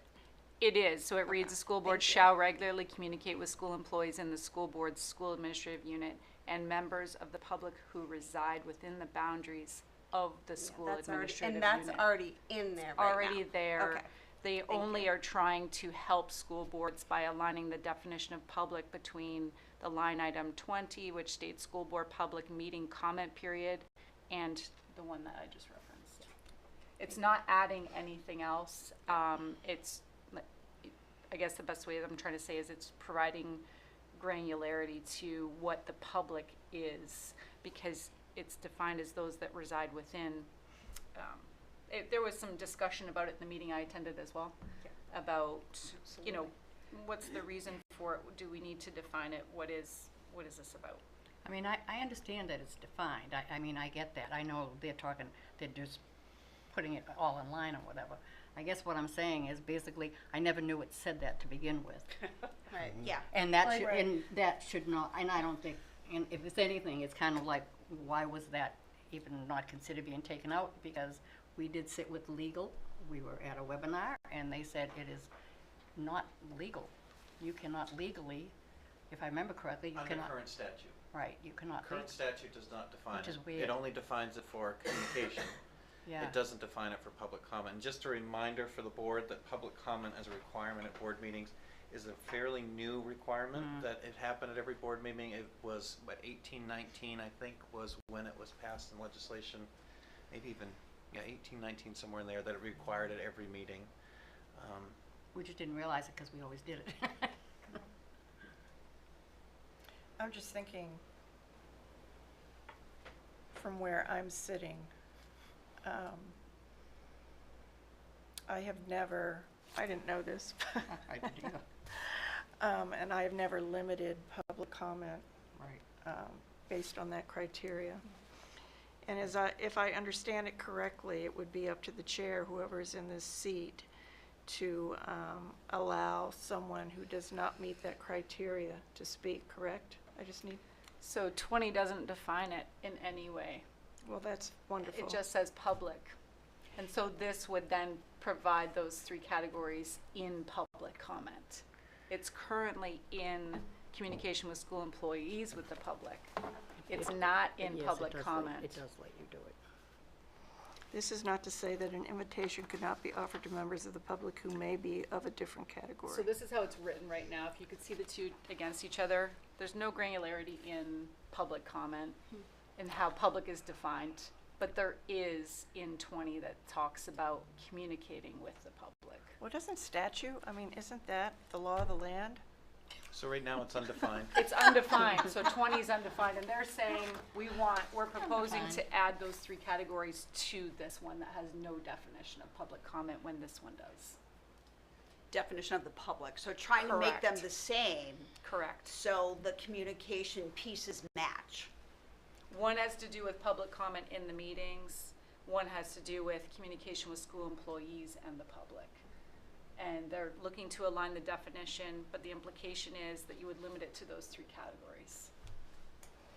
Not to say that that an invitation could not be offered to others who may be in a different category. So from a practical standpoint, I'm sorry to slice and dice, but public participation is important, and I want to make sure I understand and get it right. Currently, when I give my little monologue, I don't specify that you must reside in Wyndham and Raymond. Right. No. You just ask them to tell what they're from. I just ask the town that you reside in.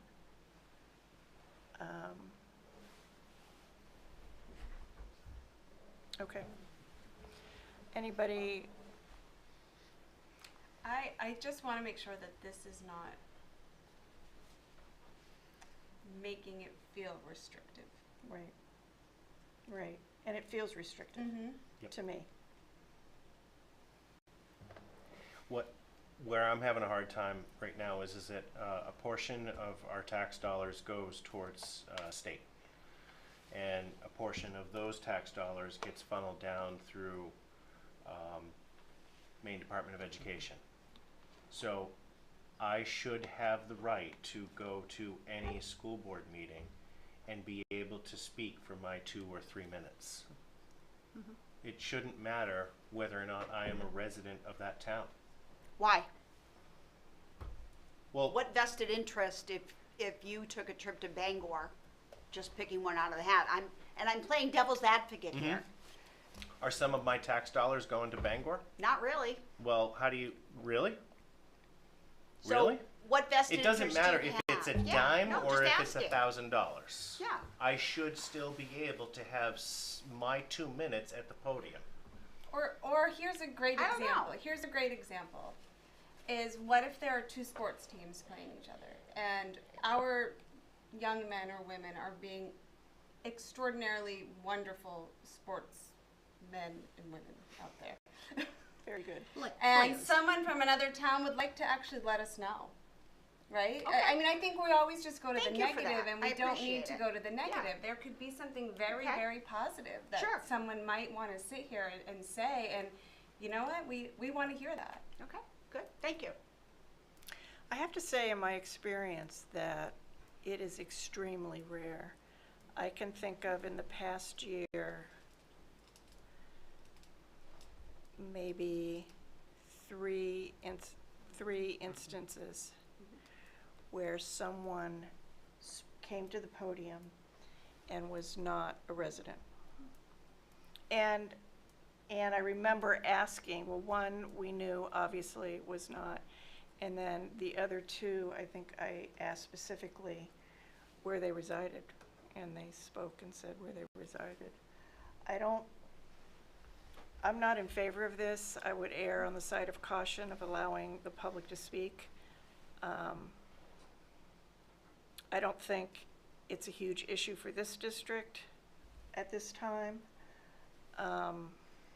So I probably wouldn't vote for it. I generally think it would be a great idea to have the language match, period. So whether we go back and say to the, state board, the other should be less restrictive, or they just need to match, and mention the concerns that we have with that. I think that's fair. Yeah? Right. Everybody think that would be a good feedback for Jody to share? Yeah, we're not against them matching them. We just, depending on how our vote goes, we just prefer that they matched with keeping just the public. Is it possible to put the resolutions on the screen by any chance? Yes. I sort of feel like just giving one last look at the way that it's written. I feel like I didn't read it top to bottom, and that may just help. The way that they've written the rationale, I kind of plucked pieces out of it, so maybe that would help just quickly before we move on. And I can help with the next one as well. Pardon? I can help with the next one as well. Sure, yeah, that would be great, because there wasn't any dialogue about that one, so I appreciate that. You're doing a great job. Yes. Thanks. I'm so glad I volunteered for this She's one. so happy she signed up, right? It's a coveted position. It's all good. It's a good experience. No, next year not to volunteer. Somebody will volunteer you. Well, you're doing such a great job this year. Why not do it next year?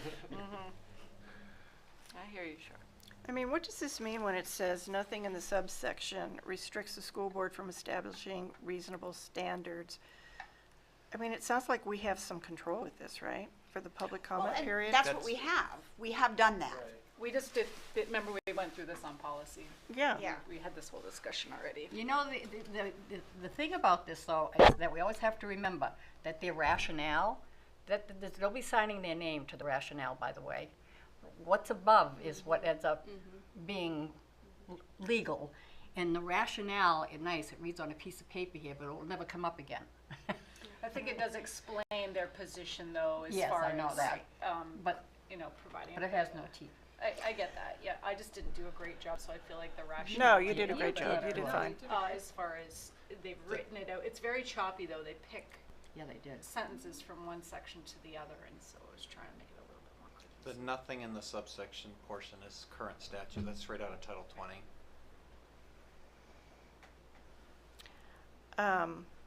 The thing that I think is important is consistency. So in other words, whoever's the chair can't decide just, ooh, there's somebody I don't recognize, or I know that person's from somewhere else. I'm like, okay, only those who live here. I mean, you start the year, it's a consistent across the board for every meeting. There's no willy-nilly about it just because somebody might feel like you don't want to hear from somebody. Do we have direction then? Do we think we know how we want to go? Or Do we want to look at the other one before we come back to look at this one? Just to be able to compare where they got the language to define those three groups? Because it came from duties of the school board members and community. Yeah, That's a different one. 1001. I realize that. You're But talking that's about what your they're own- trying to match up for language. So Yeah, if you can yeah. see the language for the one that they got it from, it might be helpful for everyone to be able to compare it. It should be before that one. No. Should be right under, oh. It's No, not on it's this. Where'd it go? It's not on this It's document. not on there. It's not on here. We'd have to open up the legislature to look at the list of school board Sorry about that, I thought it was. No. Your brain is categorizing the legislature. Is that what's happening over there? No, I'm just going from Good my notes that I memory. had before, from what we were told or where that had come from, and I figured they have the reference there, but They do, but it doesn't. it doesn't. That was a Doesn't lot bring it thicker up. paperwork. Yeah, it was or a Google search. Well, okay, so part of it is there. They've chopped out a piece of it, but really Yeah. what they've done is just noted that it came from 21. They put it up top, or from that section, and that they would like Yeah. 2020 to include it. But I think we're agreed. I think Yep, we're I agreed. think we're ready for a vote. Yep. Let me find it. It's not even on here, right? No. All those in favor? Kate Bricks, Oh, thank you for that. I almost did this. No. Jess Bridges, No. Jody Carroll, Nope. Marge Gavoni, No. Char Jewel, No. Kate Levier, No. Scott McLean. Nay. Forgot Jen. Oh, sorry, Jenny Butler. No. Sorry. That's okay. Okay, thank you. I'm going to rely on Marge for the next motion. Okay, now, are we all set with this? Do you have your notes, or do you want me to, I can make the motion that, do we want to change the motion, do another Oh, motion, is what I'm saying. What was the original motion? The original motion was as it's written here. School board public comment period. But My she can impression go back is, right, with our, she's going you've back got with everything, right? feedback. It's an Oh. app with two bubbles on the bottom that says yes or no, so Oh. it should be Yeah. very simple for me Okay, to sort out. I will go like on that. to the next one. Okay. Alrighty, I would like to make a motion that we also add under the new and proposed for 2022, Individuals with Disabilities Education Act, IDEA. As written. May I have a second? Oh, second. Thank you. Public?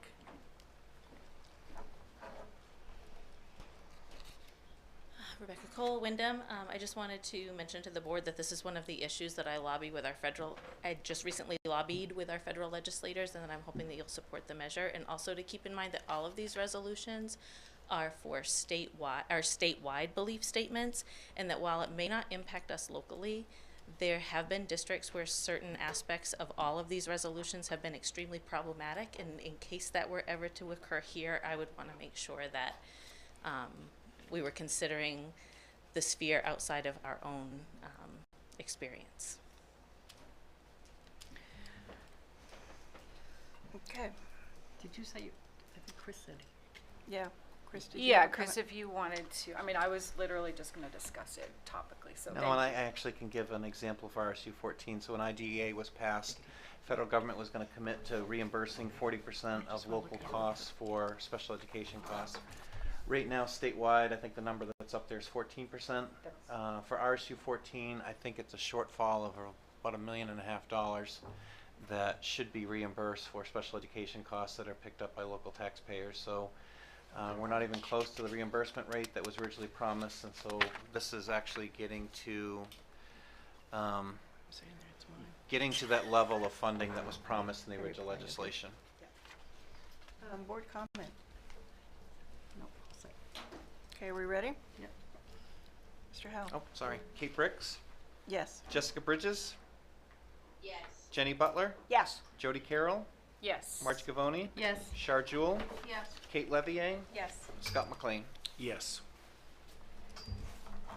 Next item? Yep. Okay. I would like a motion that we add to our agenda, the next item of which would be a motion to approve the free reduced lunch qualification. May I have a second? Second. Thank you. Public? Synopsis? Yeah, so this one and the next one fall under the similar category. So right now, the MSBA is urging Congress to define poverty level requirements in a different way for the free and reduced lunch program. So they're encouraging or urging Congress to utilize the area median income that's used by HUD, Housing and Urban Development, or the national federal poverty level. So there's two ways to measure the poverty level requirements. They can do this area median income or the national federal poverty level, which is what they're using right now, whichever is greater. So they're urging Congress to consider an alternate way to measure poverty level requirements, is the sum of it. Their rationale includes some information about HUD taking the impact of the median income of an area into consideration when determining eligibility. They give the examples that families could have a very low income in relation to the area median income but still not qualify for reduced lunch prices. So they're encouraging them to change the way that they evaluate this poverty level requirement by use either one, but whichever one is higher. And that's the sum of this one in and of itself. Anybody have anything at all? Yep. I do, only because I get involved with this a lot, only because I do the summer lunch program, which, by the way, we cannot do anymore because of the way they do their figuring. It has a big impact. It's too bad. So I totally get this. Okay, Would we're approve it. ready to vote? Kate Bricks? Yes. Jess Bridges? Yes. Jenny Butler? Yes. Jody Carroll? Yes. Marge Gavoni? Yes. Char Jewel? Yes. Kate Levier? Yes. Scott McLean? Yay. Ms. Gavoni? Okay. I make a motion to add to our agenda the next item, which would be a motion to approve the funding of the Universal School Meals Act of 2021. Second, someone? Second. Public? Summary. Sure. So similar rationale, different way to come at it, but essentially it's another way to urge Congress to pass the Universal School Meals Program Act from 2021, which would amend the Child Nutrition Act of '66 and the Richard B. Russell National School Lunch Act to make breakfasts and lunch free for all children without adversely affecting the federal funding formula that may use free and reduced lunch rates. So and Chris can help me on this if I don't nail it, but essentially right now, the way that the federal government collects information on who qualifies, we know very well it's based on applications, and how many of those applications are received isn't congruent with the number of families that probably and potentially qualify for free and reduced. And as a result, that affects the funding that the school systems receive from the federal government. And so this calls to pass the Universal School Meals Program that would not adversely affect federal funding for schools. And the one before would be to collect in a different way. Is that fair? Okay. And then the rationales underneath as to why we should provide free food for students, which I think we can probably skip over as far as why we would want to do that. I might be going down a rabbit hole, so feel free to stop me here. Should this pass, does that affect snow days and the way meals would not be reimbursed, and if we did a remote snow day at all, or is this completely separate of that? This is completely separate from Okay. that. So you can but stop me from my rabbit hole then. It's still, it's all tied in the same legislation that would prevent that, but it's still, under this, kids need to be present and physically receive a meal from somebody Okay, to thank be you. a reimbursable meal. Good. I was hopeful that it would, Yeah. get rid of that. Okay, I think we're ready to vote. Kate Bricks? Yes. Jess Bridges? Yes. Jenny Butler? Yes. Jody Carroll? Yes. Marge Gavoni? Yes. Char Jewel? Yes. Kate Levier? Yes. Scott McLean? Yay. Okay, one more. Okay, I move that we add to our agenda a motion to approve Social Security repeal of government pension offset and windfall elimination provisions. Second. Public? Thank you again, Rebecca Cole Wyndham. This, along with the school nutrition pieces, were also issues that I, as NEA director, had to discuss with our federal legislators. If you don't understand the impact of GPO-WEP on the educators of this country who do not enjoy the benefits that they are entitled to, including spousal benefits, then I'm really frustrated. The GPO web impedes our ability to attract, hire, and retain staff. We have folks coming to us as second career educators who do not understand what GPO WEP is and are shocked when they discover that the Social Security benefits that they accrued during their previous career are now no longer available to them. We have heartbreaking horror stories from folks who end up in a situation where they're not able to access the benefits that their spouses have earned. The list goes on, and I really, really hope that this board will be part of the effort to eliminate that for the remaining 15 states who do not who have to live under the auspices of these provisions. Thank you. I can attest to that. I was a teacher in our district, well, total for 31 years, and I've had a second career.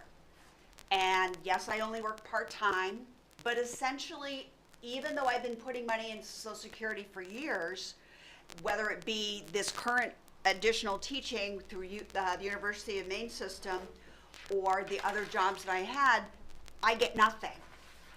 Second piece, if my husband was before I do, pretty much I could get nothing from his Social Security benefits.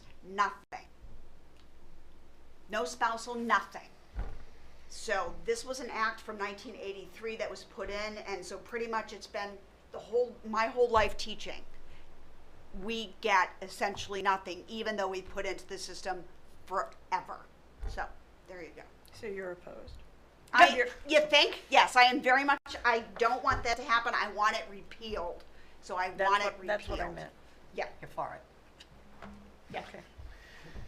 Jody? Just a couple notes, the way that they're presenting it. So they are urging this to be repealed, the windfall elimination provision and the government pension offset to the Social Security Act from 1983 to ensure they take a different tact on it, not necessarily from the perspective of the loss. It is about a 2/3 loss. The government pension is deducted, so it is a significant amount, a deduction that occurs in people's personal lives. But they are also noting that the quality pool of teacher candidates are available to be hired to meet the needs of the students. So that's obviously a real world example within the classrooms as well. And another piece to consider, recruiting from different sectors is important, and often those valuable skills are not available to different districts because people are subject to this, legislature is the best way to say it. Perfect. Yep. Can I ask a question? And I don't even know if you know the answer to it. Does this affect the trade schools, the vocational schools? I keep thinking a lot of the teachers there, staff, are kind of like retired from the Social Security world. Does this affect that? If you were previous, can I answer that? Oh, I'm sorry. At the will of the chair. Sorry. I'm sorry. I need to ask him. Somebody. If you'd like to respond. These two pieces, the offset and the provision, if you previously paid into Social Security and you are now part of the Maine public retirement system, you are impacted by this. It doesn't care what building you work in. To answer your question, though, some of the vocational teachers may stay in Social Security and may not go into state retirement. It depends on their contract. If they're contracted as whatever their previous vocation was as a private contractor, then that would be a different piece than if they were hired. I know under. that really has nothing to do with kind of what we're doing, but it just brought it up, and I thought of all those people over there that do. Yeah. Anyway. Just have one other thing when she's Sure. Go ahead. I'm done. go ahead. Oh, so I have a friend who is a teacher in our district who turned 65 a couple years ago but is still teaching. He started collecting his Social Security, and when he officially retires from the district, will lose most of that. Okay. Yeah. Just as a clarifying question, so as a comparison for anyone that might be watching, So someone that's in a non-public union, let's say at BIW, they have their union pension, but then they also collect Social Security, correct? But because this is the way the law is set up, it only affects people that are in the public pension for the state, correct? So I can help clarify with that. So as a teacher, I didn't put into Social Security, put into Medicare, yes, but not into Social Security. Right. We put in essentially more into Maine State Retirement, so we are collecting that. I would presume, a lot of my friends are retired now from BIW, have been working there, I presume that they put in both to their retirement and also into Social Security. Yep. Consequently, they were collecting both. Right. Right. So, but in the scenario you gave, where you've had part-time jobs over the years, where you've contributed money, Right. you're not eligible for any of that. Very because- little, if any. Okay. Yeah, All even though I have put in with other jobs. I just wanted to get Yeah. that comparison for anybody Good. in the public that Yeah. may be watching and. Yep. Any other questions on this important I topic? just have one statistic I think might Sure. be important to add, just the gravity I think is really important, is right now congressional research states that 1.9 million people, so the windfall elimination provision affects, and the government pension offset is around 695,000 people. So it's a lot of individuals that are being significantly affected by this. There are about 14 states that have this provision still, And we're one of them. and we're one of them. Yeah. Okay. Any further? I think we're ready to vote. Kate Bricks, Yes. Jessica Bridges, Yes. Jenny Butler, Yes. Jody Carroll, Yes. Marge Gavoni, Yes. Char Jewell, Yes. Kate Levier, Yes. Scott McLean. Yay. Ladies and gentlemen, that concludes resolutions. Thank you for your patience. Thank you to Jody, who will be representing us. Forever. And provided great comments this evening, so I appreciate that. All right, without further ado, let's talk school buses. May I have a motion, please? I move that the resolution entitled Resolution to Authorize Lease Purchase of 2 New School Buses in the Principal Amount of $234,000 be adopted in form presented to this meeting, and that a copy of said resolution be filed with the minutes of this meeting. Second. Sorry. Municipal leasing consultants were the low responsible bidders. Second. My apologies. Very good. Public, seeing none. Board discussion. Just one Yep, yep. clarifying question. So this was in the budget, I believe, right? Yeah, it was So- in the budget, and the board in the past has voted after the referendum in the spring to purchase buses, but because of where buses now are falling in supply chain, I don't think we're gonna see these buses actually till December. Okay. But they were previously approved, and it's later this year because of approval. The other thing to mention for the board is that, I think our last round of buses, the interest rate was around 1.8%. This came in at 4.1. Yeah. Oof. So we're in a different spot Yeah. with interest rates. Sure's next. So I know recently it was mentioned in the last month or two that one of the advantages that we have as an RSU for attracting bus drivers is because our equipment is so good. So on the plus side is to spend a little money and have good equipment so we attract and retain bus drivers, but on the devil's advocate side, do we really need these buses? Please explain. We have buses that meet the requirement for replacement for the state of Maine, which have to have a minimum of 150,000 miles on them to go through the replacement program. I think these are 11s or 12s that will be moving out of the fleet. And the buses that we're replacing with are gasoline buses. They're much more efficient, they are easier to maintain, and they are actually a better long-term product for the district. Okay, thank you. And this amount was approved in our budget Yes, by correct. this board. Okay. Just to add to that, because we were here anyway, but it was a few years ago, at one point in time, buses were bought as they fell apart, because they used to come before us. Some years we needed 1 bus, some years we needed 3 buses. And it was kind of, because they're very expensive, so it was a burden. So there was basically a study done by the administrators and in the bus garage to look at, could we put these, what would be the best way to get these on a revolving bus? So they used the history of the longevity of the bus when, because we'd go down and you could see like underneath the steps would be rotting out, you know, so it became a safety issue naturally.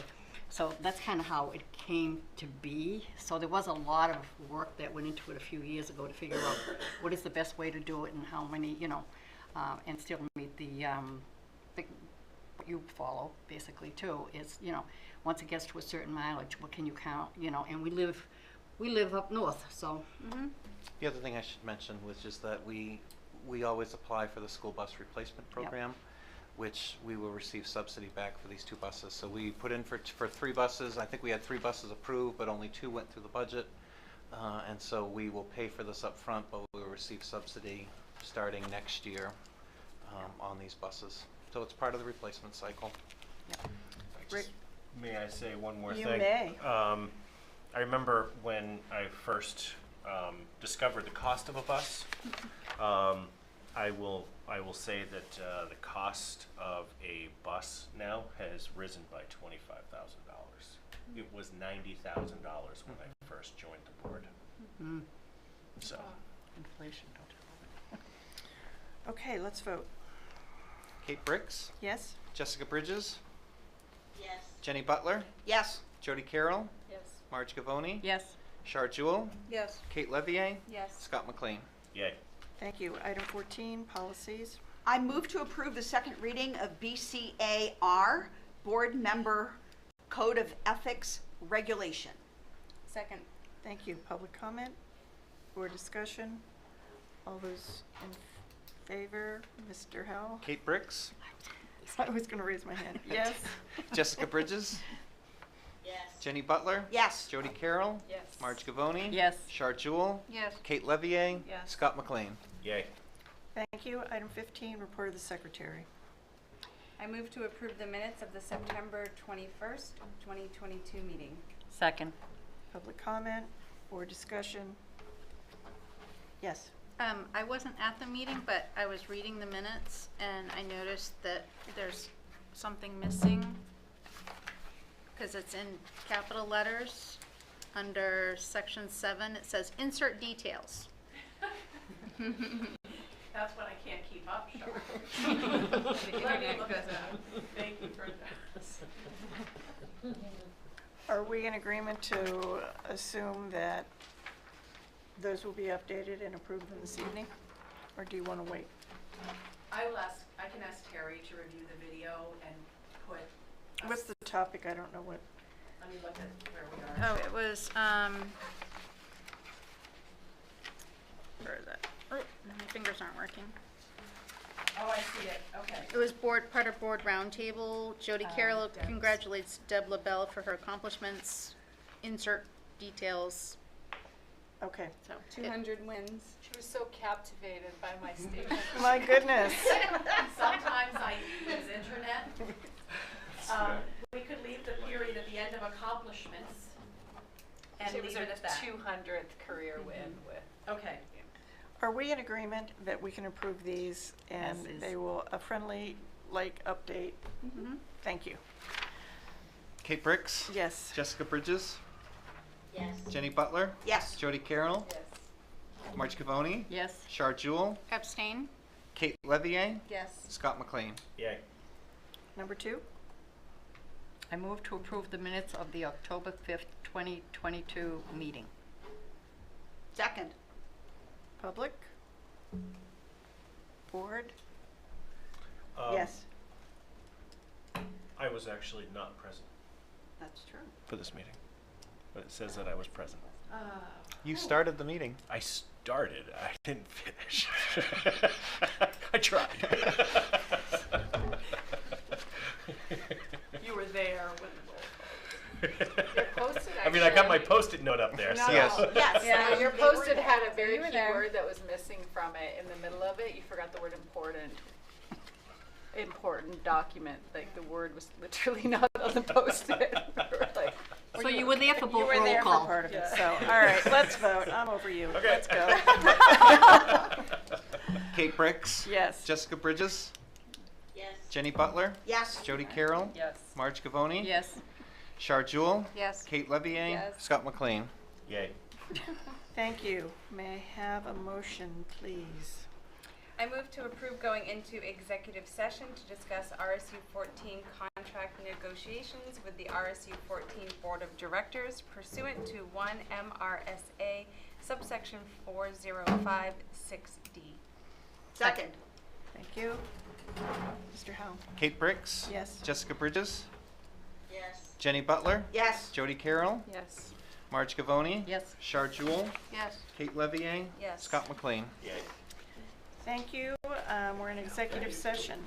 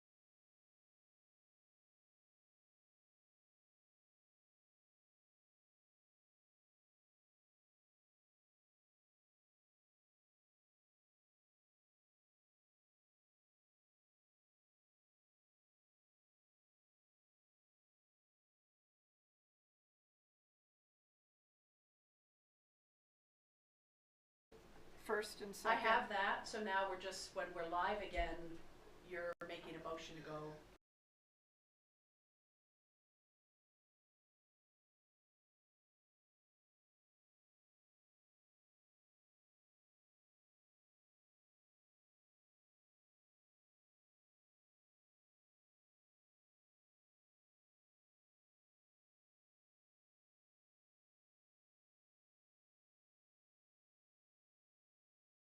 To discuss superintendent goals. May I have a motion, please?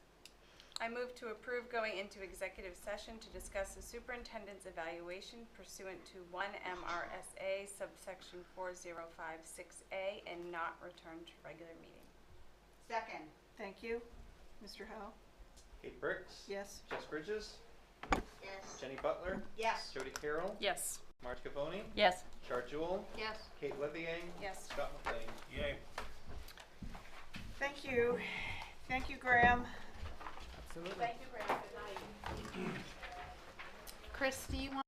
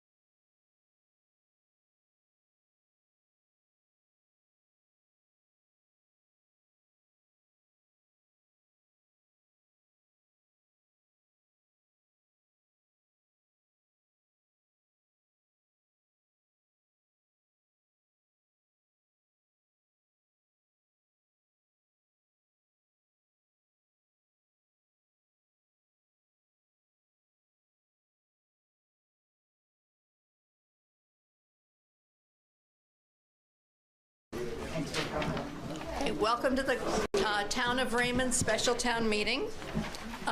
Greetings. In the name of the state of Maine, I am hereby required to notify and warn the inhabitants of the Town of Raymond qualified by law to vote in town affairs to meet at the broadcast studio at 423 Webbs Mills Road in said town on Tuesday, August 9th, 2022 at 6 p.m., then and there to act on Articles 1 and 2 set out below. Article 1, to elect a moderator to preside at said meeting. I'll entertain a motion. I'll move Joe Bruno for moderator. Second. Okay, so for that, we need to vote. Would anyone like to? I only require 3 ballots. Yeah.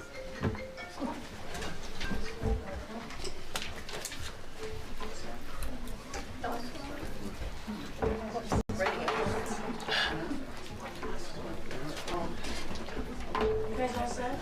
Joe Bruno? Okay. Thank you. Which turn him? Huh? Joe Bruno. Need help spelling that? JB. How do you spell that? Maybe you don't. And it is unanimous, sir? Okay. I need a piece of one. Yes. Hope I can remember. You want your pencil back? You can say I will or I do. I, Joe Bruno, do solemnly swear that I will support the Constitution of the United States and of this state, as long as I shall continue a citizen thereof. I will. I, Joe Bruno, do swear that I will perform to the best of my abilities the duties incumbent on me as moderator for the special town meeting on August 9th, 2022. So help me God. I do. Okay. All right, welcome everyone. We have a special town meeting and it has one item on it. So do you have the? Oh, yes. It is in the beginning of your package. Yep. All right, thank you.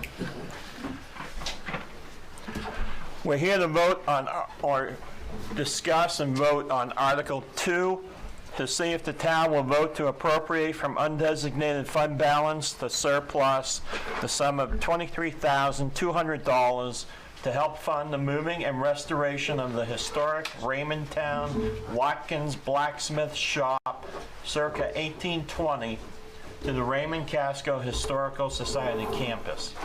The Select Board recommends Article 2. Budget Finance Committee recommends Article 2. Move Article, or recommend Article 2. Do I have a second? Second. Any discussion? Step right up to the microphone. Can I use this one? Nope. Step up to the microphone. Make it hard, Joe. So.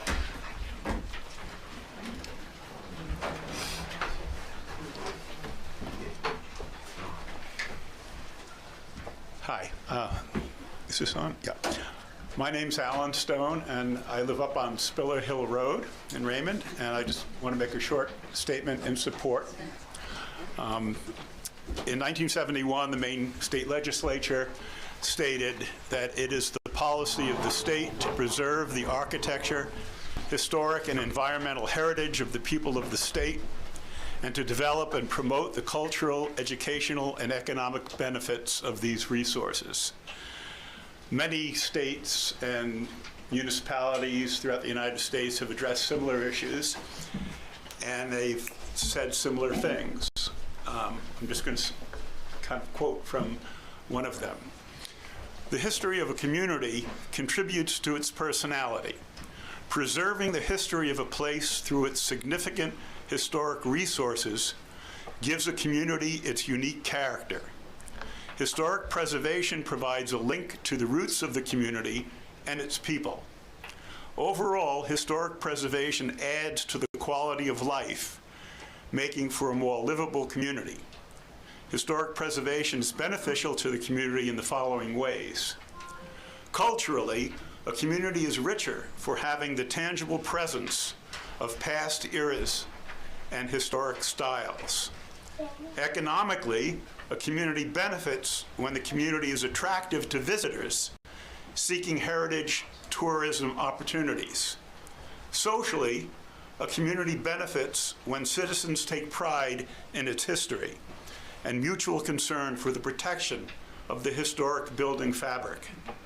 Environmentally, a community benefits when historic buildings are restored or rehabilitated rather than demolished and disposed of in the community landfill.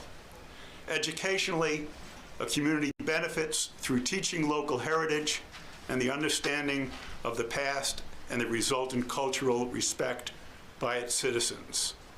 Historic preservation is an important investment in Raymond's present and future. Thank you. Okay, thank you. Anybody else? Step right up.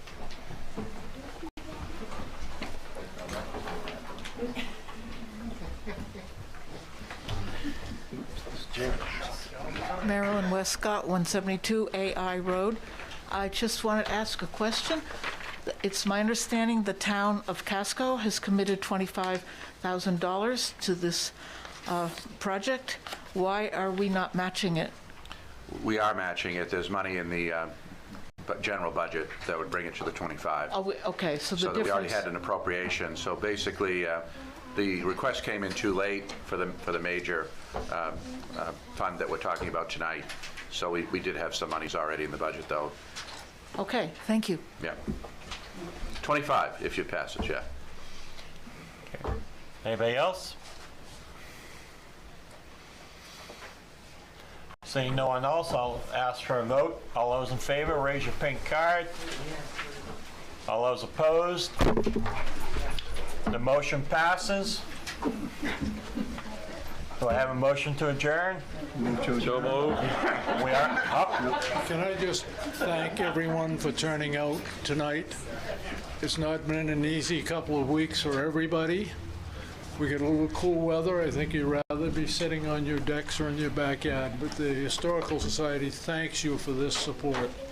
You don't know what this does for us, to know that people really care. Thank you so much. And come and see the blacksmith shop. Okay, thank you. So before everybody leaves, we are having a discussion later on the taxing program for freezing your property taxes through the state. If you are 65 and over, hopefully you can get an application at the town hall, or you can go online and get one. You need to submit it by September 1st. Now that, December 1st. But there are some qualifications you need to meet. You have to be a permanent resident and have had the homestead exemption for 10 years. And if you meet those qualifications, your property taxes are frozen. So if you don't know about the program, look it up, go to the town office and speak to any of the clerks and they'll help you with an application. Yes. Maine Public Broadcasting did a really excellent program this morning from 11 to noon. They were repeating it this afternoon, and they're going to repeat it once more. And it was very, very interesting and informative for anybody who listens to public radio. Yep. Right. And our contract assessor tonight will be making a presentation. Yeah, And you can watch it on rebroadcast. Yeah, if you want to tune in later, we're going to have a discussion on it. We don't start our next meeting till 6:30, so it'll probably be on around 7:30. Yeah, that's the live, and then it's because it'll be archived on the website, YouTube, so it's there. There are no income guidelines. Anybody qualifies as long as you're 65 and over. And I'm looking around the room. Yeah, I know Sam qualifies. So, all right. Thank you, everyone.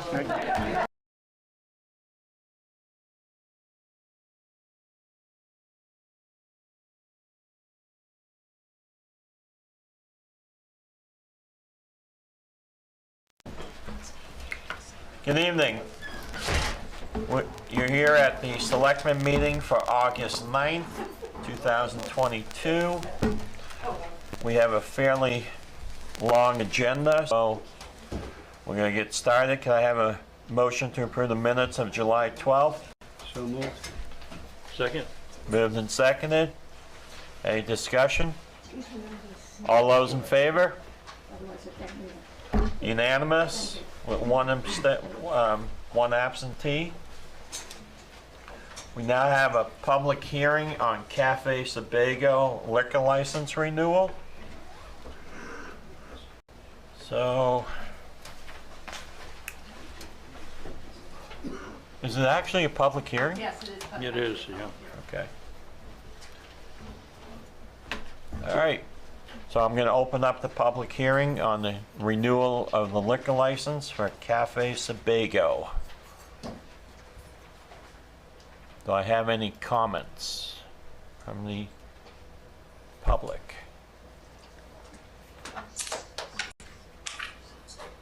Okay. I'll turn it over to the select board. Any questions? Joe, that Yes. letter that came in, can that be read and put into, I don't have it on hand though? And it would be a letter concerning the garbage out back? That's the question I was going to ask. If I can find it, I'll read it into the record. I know it was sent, hold on, sorry, I'm trying to find it. And also regarding, is this where when we also go over the fire inspections? Yes. Yeah. Okay, because there's a lot of things on here, knowing that this has been put off a couple times. and there's a lot of things on here that still have to be done or have not been done. Understood. So Wayne, we just received your inspection report tonight. Can you give us a rundown, please? Sure thing. Was there yesterday for the inspection for this liquor license and the special amusement license. Some of the things that we found in particular was the grease hood was dirty. There was quite an accumulation of grease on the walls and ceiling area in the kitchen. Talked to the owner about the oil and grease that was in open buckets outside the dwelling instead of, not dwelling, outside the building, instead of placed in the approved container. Emergency light was not working, and that's the only emergency light in that whole building for the public to be able to see their way to exits if we lose power. And then the other item was the rear exit door. It's starting to rip out from the hinges and needs to be secured back in place so the door will operate properly.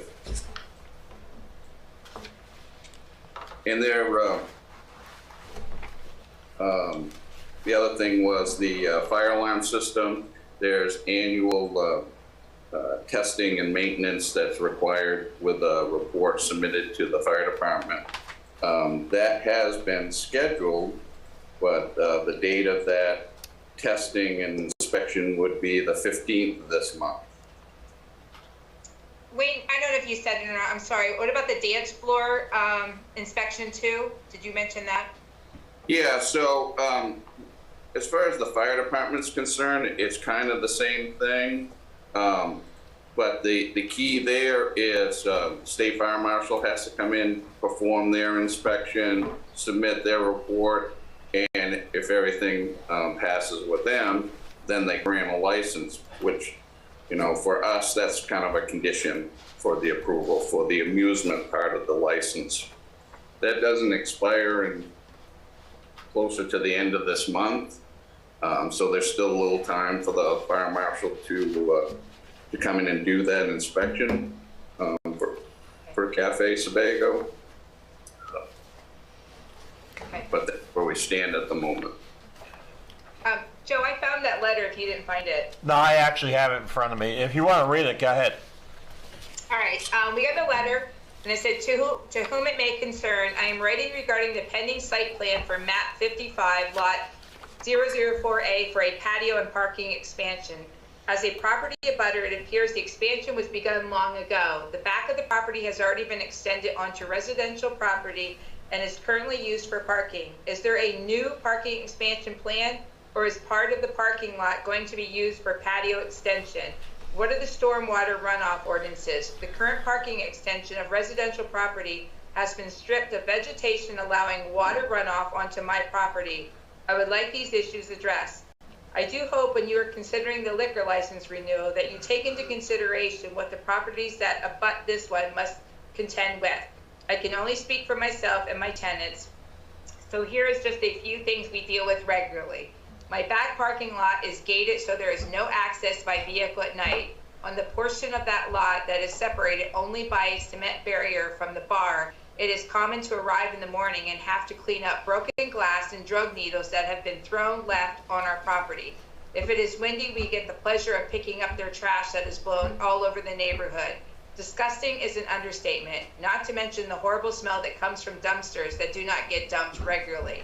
In closing, I do support any extra parking that is within town ordinances. I do not support the patio extension or liquor license renewal.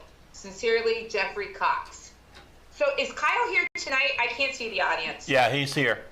But we're not ready for you, Kyle. Okay. We're still working as a select board. And I think also also looking on the report too, one of my concerns is as a selectman, as a parent, as a citizen, is the police reports. As far as how many people are leaving there drunk and getting OUIs, getting tickets for driving. And I do know at the last time that I think we renewed Kyle's thing, it was mentioned to him, you know, we were concerned about hearing things. And Kyle said that they watch, he's a bouncer, and I may be just assuming here, but to me, a bouncer is someone that is watching someone's personalities, the way they interact, and if they are letting people leave there that drunk that they're getting picked up with OUIs, I have a really big concern. Okay. All right, that's just me. Any questions for Wayne? Hey Wayne, I have a question for you. Wayne? Yes, I'm right here. Okay. That grease issue. Yep. If I remember last May, it was still a problem back then. It was. And then it was supposed to be rectified with regular cleaning, and now you're saying it hasn't been cleaned in a year and 3 months? No, I'm not saying that it hasn't been cleaned in a year. But it was actually cleaned in May. But what the conditions we found there yesterday during the inspection, it needs to be cleaned again. I know that Kyle has reached out to the contractor that does that professional service, and they're actually scheduled to come back in tomorrow morning and clean that system again. So in all fairness, you should be aware of that. Okay, thanks Wayne. Alex, are there any permits that have not been obtained or any zoning violations? So there's still an open violation for this property, and that is for the parking area that was created in the back of the building without site plan approval. So Kyle is aware of that. We've had multiple discussions about that and how he can correct that, productive discussions, with what he's thinking he's going to do to try and correct the violation. It's really two different permits. One would be site plan to keep the back parking area the way it is and use it as parking and with some modifications. And the other one would be just a building permit application for the modifications outside of the building. A few years ago, there was a rear deck with some, outside storage behind the building. That area was turned into seating. So that's a very simple building permit to just modify the change of use of that area from storage to seating and patron area. He hasn't applied for that permit yet, but those are the two things that we would need to get everything. How long were these uses unpermitted, let's say? I think the seating area goes back to before he was actually operating over there. I think it was at least 2 years. And the rear parking, I believe, was last spring that they did that. Okay. Any other questions for Alex? No. Okay. Thanks. Any other questions from the select board? Teresa? No. Okay. Kyle? So you just heard everything. Absolutely. We'll run down it piece by piece. Let's start with Wayne. The inspection, I received the report this morning. Me and Wayne have talked about the core things that need to be taken care of that. He has an email that I sent to him this afternoon. We've taken care of the door, the emergency light, everything minus the state inspector for our dance license. That's scheduled for Thursday at 12. The alarm company is scheduled for Monday at 12. It's the earliest I could get them in there to take care of that. Hoods is coming back. The problem that we had with the grease system, I hired an outside contractor in both times. August 2nd, I had this company come in and, you know, they charged me $600, did a full service. Wayne came in 5 or 6 days later, was not happy with the work. I had them come back and do it again. I was assured that this time around, when I scheduled it again in May, that we weren't going to have these issues. Clearly, this company is not putting together what I need them to do. They will return, because I've already paid for this service, to get it completed tomorrow. We'll speak with Wayne and have him do an inspection after, so that'll be taken care of as well. So the only open items that are left on Wayne's list are going to be those things that I just mentioned. The meeting on Thursday with the state fire marshal, the alarm system on Monday, and then hoods tomorrow. After Monday, the 15th, his checklist will be complete. He'll have everything he needs for a full sign-off. Okay. What about the parking lot? What about the permits? The permits, so I've tried the online system 3 times. I've called Town Hall. I actually spoke with Kirsten today. I said, I'm having problems doing the online permitting. Is there any way I can come in? She said, yeah, I'll be here tomorrow from 8 to 4. I said, that's not an issue. I'll make sure that you have the permit for the back extended area that he was looking for, an after the fact permit. The issue with that is I can't do it online. I've tried it 3 different occasions. Now I just have to go manual. We'll take care of that tomorrow. But it's been 6 months. That was just brought up to my attention less than 2 months ago. This is 2 separate things, as Alex had stated in the beginning. There's a rear seating area that was existing that I have to get a permit for now, because that's what is believed should be done. I'm okay with that. It's a $50 or $100 permit. We'll get it taken care of tomorrow. The second, the extending the parking area in the rear. When I had acquired a lease on the rear area, which is a commercial zone property with a residential use. We had removed the topsoil from the area. That's where the violation stemmed from. That was before we added any gravel. That was before any work has been done out there. So that violation is in standing from the very beginning, from the neighbor that actually wrote that letter that Teresa had just read for us. What I did was work with Alex, and I had misunderstood after I had submitted an engineered plan of the facility, what we were doing, that there was additional tasks that need to be done. There's been no construction back there. There's been no fence installed. There's been no extension of my patio. There has been 6 inches of gravel that's been laid down, and it was in my understanding when we had talked prior that the engineered plan would get us where we need to be to at least do that, and that could have been on me, a mistake that I made. But we're in the position now where I've met with Alex and the town planner. We have a plan formed to get this up to speed. I'm currently waiting for a surveyor to come in, because the town planner feels that I need to survey that lot before I can submit any more plan. Unfortunately, I'm waiting for that to come back. As soon as I can get a surveyor in, we can move forward with the plan that me and Alex put together. If you remember, we had sat in the office, come together with how we're going to do this, and we were going to move forward in that direction. So I'm doing everything I can, as quick as I can, to resolve that issue on that front. How often do you have your dumpster picked up? The dumpsters are dumped regularly. So there was an issue with my dumpster supplier, and I actually received a $900 credit for that month. There was an accumulation of cardboard that was overfilled the dumpster. And I called them up. I said, listen, there's an obvious discrepancy here. They came back and actually credited my account $900, brought a truck out as quick as possible, and I let them know that this is unacceptable. Since then, we haven't had a problem. Those dumpsters remain dumped every week, both cardboard and trash, and we are very vigilant about picking stuff up, which can lead us into our next thing.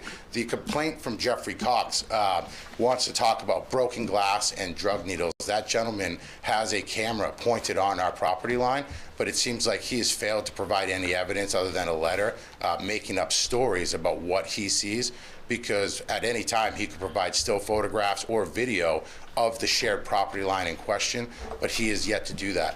What I've done for probably the last month and a half since I found out about this violation, I've taken videos on different days of the week, both on the weekends and during the weekdays, documenting that property line, showing that there's no broken glass, that there's no trash, that there's no drug needles. And I have it on a thumb drive in my pocket. If you guys want to review that here, take it back with you. I'm fine with that as well. So a lot of this comes down to a neighbor riff. And I will note that if this was the case, it's come to my attention that abutters all got a notice of this meeting, correct? Correct. Nobody's here to speak against me, even Jeffrey, for whatever reason. So I have multiple neighbors. I believe there was 14 people on that list at one point that received this letter. Now, one of them are coming here and they're speaking ill of me, as Jeffrey did. And like I said, if we want to look at pictures and photos, I have those. Jeffrey, I don't know what his status is, but I would ask him to show you some evidence to back up what he's claiming. Not everybody wants to get up in public and talk bad about another person. It's not easy to do. Sure, but if they wanted to, the opportunity's here, and if the problems like drug needles and broken glass were as prevalent as people want them to believe, I'm sure that might bring them up here to, mention it, at least to you guys. So, Joe. Yeah, go ahead, Teresa. So, Kyle, after I got the letter, I have gone by a couple of times looking back there just to get my own view of it. Sure. And I see a lot of garbage. Cardboard boxes thrown on top, cardboard boxes laying on the side of it and in front of it, and I've seen it several times. So like I said, I don't want to take somebody's word for it. I want to see it myself. So if I go to Wyndham or whatever, I do see it. So I have seen it several times. And I guess I would also have Joe address the question to you as to the OUIs and the people leaving really drunk. Yeah, let's talk about that, because this is, any evidence or facts that you guys have provided, I have not been provided. I also have to deal with the state liquor inspector on a regular basis. If this was a continuing problem or an issue that was directly related to me, I would imagine that I, in some way, would have been contacted, since I'm the one held responsible. That's why I'm here today. So if we want to talk about that, this will be the first time I hear about it. I'd be happy to answer any questions or try to fill you in with anything that you think is missing. So we got a report of 5 OUIs that came out of your place. And how do they determine that? Sheriff's office. Right, but I mean, they pull somebody over. Yeah, and they said we had drinks at your place. Yeah, they've been observed leaving your parking lot and then get pulled over. Okay, so if you look into the state law, my responsibility as somebody that serves liquor or alcohol on it is to not let anybody that is visibly intoxicated stay on my premise. That means if they're falling down, if they're falling asleep at the bar, if they're slurring their words, that's what my responsibility is. So if these guys are drinking and they are holding themselves together, they seem like they are well put, we look at them and we observe them, and they're not falling asleep, causing problems, or any of these issues, that is beyond me. So if I don't have a breathalyzer, I don't have the right to breathalyze any of my customers. I can't do a field sobriety test before I leave. So my only obligation is to make sure that these people aren't visibly intoxicated when they're in my establishment. No one's asking you to do a blood draw and figure out I mean, blood alcohol level. Yeah, and I'm there every night, and that's the thing, is that I am there on a regular basis every night. If somebody comes in and we had shut them off, what we see on occasion is most bars close around 9 or 10 o'clock. So you'll get an occasional patron that'll come in, and we won't serve them, but they're not okay to leave there. So we offer them. Can we give you a ride? Can we give you a water? But beyond that, there's nothing I can do. I can't withhold somebody from leaving my building. I can't take their keys. I can't tow their vehicle. I don't have that power. So, How many fights have you had in your bar? I have had 0 fights this year. 0. There was no one that was assaulted? No, there was an incident that happened outside of my establishment, and somehow it ended up in my parking lot. And I clarified that with the sheriffs. The people that called from across the street, and from what I could gather of the situation, somebody was burning out at a resident's house and caused a ruckus. There was a case of mistaken identity with somebody that was in my parking lot picking up a patron, and an argument ensued. And a customer from the gas station across the street came over and said, I just called the cops because I heard all this yelling. I don't know what's going on, and this is, we're calling the cops. Cops came in, they talked to the parties involved. I spoke with the cops. The exact words out of the deputy's mouth was that we don't have to come here. You run a good operation. We rarely have an issue. Fights are not a thing here. So I have a good rapport with the local sheriffs. And we don't have fights or altercations at all this year. That didn't happen in my establishment, and that wasn't a result of something that happened in my establishment. It just kind of showed up on my doorstep, and I had to deal with it. Okay. Other questions of Kyle? Okay. Seeing none, any public comment? Seeing none, I will close the public hearing. And we'll go to new business. Consideration of Cafe Sebago liquor license and special amusement license renewal. You can sit down, Kyle. Okay.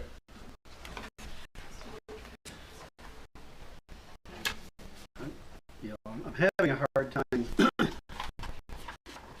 doing this, knowing that there's still violations out there that need to be cleared. And you know, Alex, is this something that's solvable within 10 days, within 2 months, within 6 months? What's the timeline? Definitely 6 months, I would think. Within 10 days now. You know, we met, I think, 3 weeks ago or so, and we left that meeting going to hire a surveyor. I know quite a few of the surveyors in our area. There's not many. Most of them are 3 months out, and some of them aren't even taking new plans right now. So it can be tough to get that. So for the site plan itself, I think we're looking at 3 to 6 months before that part of it's resolved. The seating area, that could be resolved in the next couple of weeks. And do you have a firm resolution, or is that still in flux right now? It's in flux because the reason that, well, there's a few different reasons why we need the survey, but the big one is, you know, the issues he is having with his site is parking and traffic circulation. So that survey will kind of give us the information we need to really see how much space he has on each side to calculate, you know, what he has for parking spaces based on the, you know, dimensions required for parking space. And so he has a couple different irons in the fire as far as that goes, with possibly getting more land back or the side, working out some type of agreement, you know, with one of the abutting businesses to try and secure some off-site parking. And there's a lot of different scenarios that we worked through to try and make this work for him. Has he talked to his neighbors about, Kyle? That I'm not Have sure. you talked to your neighbors about getting parking after they close at night? Absolutely. So right now we kind of have a shared agreement with a tattoo shop next door. I've also just put the next building under lease, so that provides us with some additional parking over there that we can work in. Which building are we talking The tie-dye. about? Tie-dye place? Yep, that just went up. That tenant left. So she left already? Yep. So I decided to get in there to be able to have some additional parking for my staff, so I can ease the load on what we have over there. And then my neighbors, like I said, they've been great. The rear one has given us the additional space to do what we want to do in the future with the expansion, and the rest have just been very cordial, and likewise with them. I mean, we've had a really good relationship. Okay, thank you. So, was there a question with septic too, that the septic had to be changed because of having more people in there? I thought I heard something on that, maybe? Yeah, Alex, do we need a new septic? The existing max capacity based on the septic system is 48 seats. So that's established on seats as a restaurant. There's calculations, they're dependent on the use. So, you know, if you change to a takeout business or an ice cream shop or whatever it is, it has a different, you know, different gallons per day. So the number we've been firm with has been 48. So what's the occupancy in the building? That would be a question for Wayne. Wayne? He knows that one. Yeah. Wayne, what's the occupancy of the building? The actual number, I'd have to look it up for you, but it's more than 48. It was around 100, I believe. If I can remember So if you get more parking in, and you're pulling in a lot more cars, that's a lot more people that are gonna be coming, whether they're outside, inside, or what, and that's not done. I have to agree with Rolf that I've got really big concerns about approving this right now, because I think there's too many things that are untied. So if we have 100-person occupancy, you need a whole new septic system. Yeah, you would be required to expand, you know, if you've got. I mean, that he's much talking seating. about expanding. Yeah. Can I? Yeah, go ahead, Cal. The expansion that we're trying to do right now is simply expansion of the patio. There will be no additional seats added to this patio. It's simply for recreational use with cornhole boards and a place to keep people that are dining outside. At this point, our seat capacity hasn't changed, and our seat capacity isn't going to change. That 48 is based on seated customers. And as long as I keep my 48 seat count at 48, I'm in compliance with that. You've never gone over 48? No, we keep it it's 48 seats in there is, you know, I mean, that's a small building. So we rarely inside, no, we definitely don't get it. Do And you then serve outside, food there? We do, yep, from 12 to 9. Like bar food or? Appetizers, light fare, handheld stuff, nothing too extensive, you know, light fare pretty much. Okay. So can I ask you then, Kyle, if you're having, and I know, just checking Cafe Sebago, I know that you advertise for like a DJ, different events, you know what I mean, like that type of thing. So to me, you're advertising to bring in more people so they can come over, have a good time and that type of thing. So in that case, it is going to be more people than the 48. I mean, we advertise our services just like any other business. Right. We just want people to know that we're there. We're in a small town of 4,000 people, so we need to be realistic on the numbers that we're actually drawing in. This place has been in a capacity of restaurant since 1962. The square footage and the parking that is existing right now has been tight just to fill up what I have for seats right now. So my expansion by adding a couple parking spots will allow me to reach the capacity that I'm already established to have. And the other thing is that the new design that me and Alex are working on right now, the only thing that's holding this up again is a surveyor. I have to wait for the surveyor. We're cutting down our patio size by 25 feet. We're increasing the access to the back of the lot, and we're losing a lot of that parking to, it's going to be grassed in the corner, and there's going to be access for the fire department in the back. So we're no longer gaining any more parking from the rear of that structure. We're just coming up to code with the fire department and what they expect us to have for lot circulation. So the original thought was to add the parking. Digging into this a little deeper with code, we realized that that's not going to work. That's why I leased the other building to get the couple spots that we're short right now to operate, and there'll be no additional parking spots. So there'll be no additional parking. There'll be no, you know, the goal isn't to fill this place up. It's to come up to speed with what we're already approved for. All right, so I know, like before it was just a restaurant. They did not have the extra space out back. And They did, yes, they had a deck. They had a... right, but just a deck where people went outside to smoke on but they drink. didn't have like the whole entertainment center type thing that you have out there now. Fence and Correct. stone, and there was tables on the deck. So I mean, I've added a couple picnic tables to the area, and I've some fencing and some stone. This was all submitted with my original application from day one. I mean, this was all detailed out with not only the liquor Right. but also the town. Right, and I understand that, but I was saying what I was going with is they didn't have to get a new septic when it was the other owner. You know, when it was just the food before, but now you're adding entertainment to bring in more people. So that's why the septic, I believe, has been brought into this. Is the only reason why I'm bringing that up. This is the first time that I've heard that the septic would need to be expanded. With Alex, we haven't spoke about this in the past. Oh, so, Talk to us. all right, so it's kind of directed towards him. Yeah, that's This is okay. the first time that I've heard about needing to expand based on what we're doing. The septic system, the restaurant seats 48 people. That's 48 seated people. Now, I'm not sure how the calculations work beyond that, but our seat count, and what I was told by Alex, as long as there's 48 seats in there, we will be in compliance with what we need.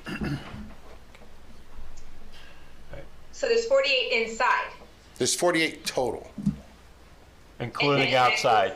There's a pool table, and we've reduced, I don't know if you've ever been in the cafe, but we've reduced our dining room size by more than half. We've put a pool table in the corner, we have the full bar, and then we have, I believe, seven tables that range between 2 tops and 4 tops in there. We have picnic tables out back, and that keeps us at our 48 count. I mean, we're inside and then the outside, combined.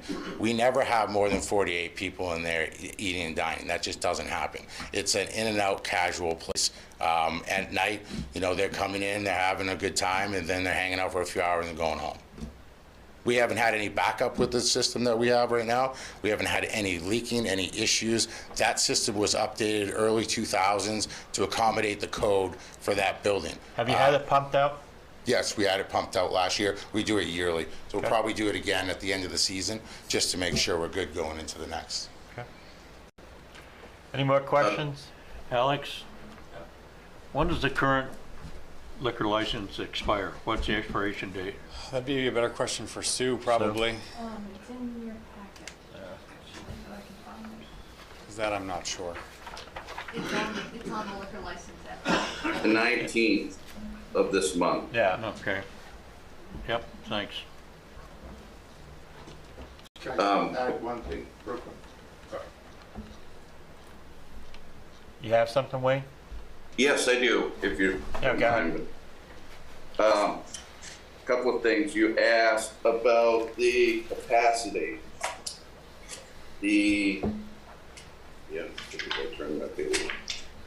There's an inside capacity and an outside capacity of occupants that the building can hold, and the current outside patio with the picnic tables can hold.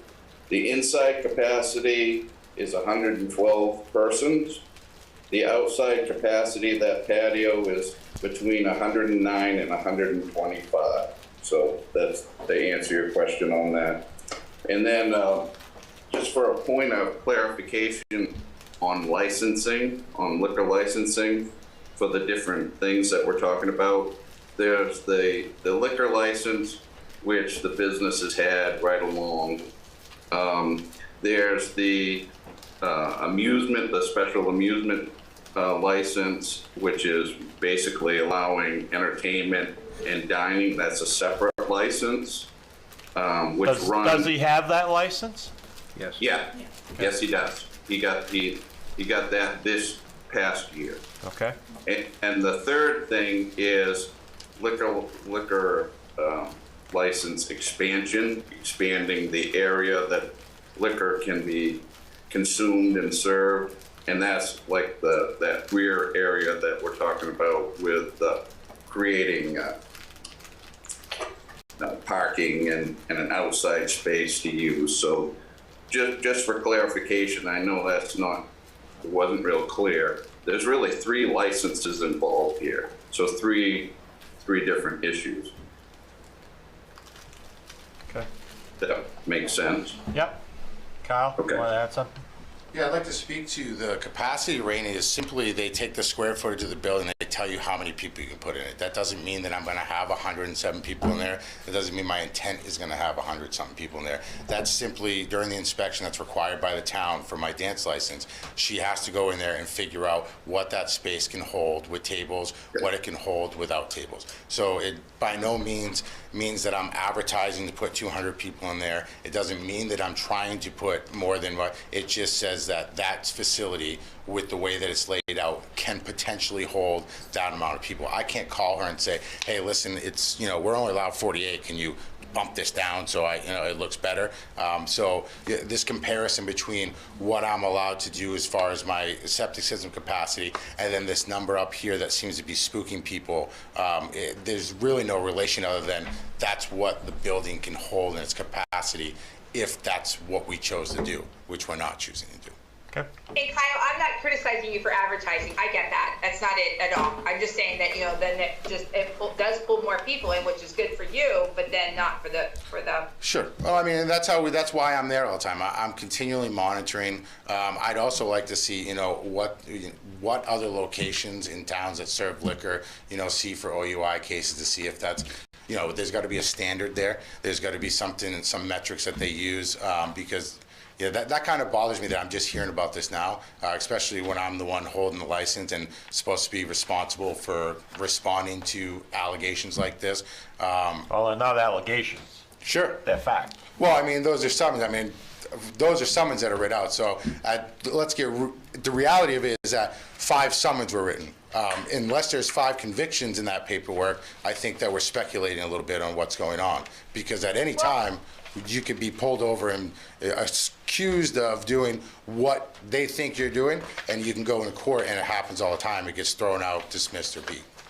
Well, Kyle, and right here on the report, it does say operator admitted to drinking at the bar. And it says it right on here, and it came from the Sheriff's Department.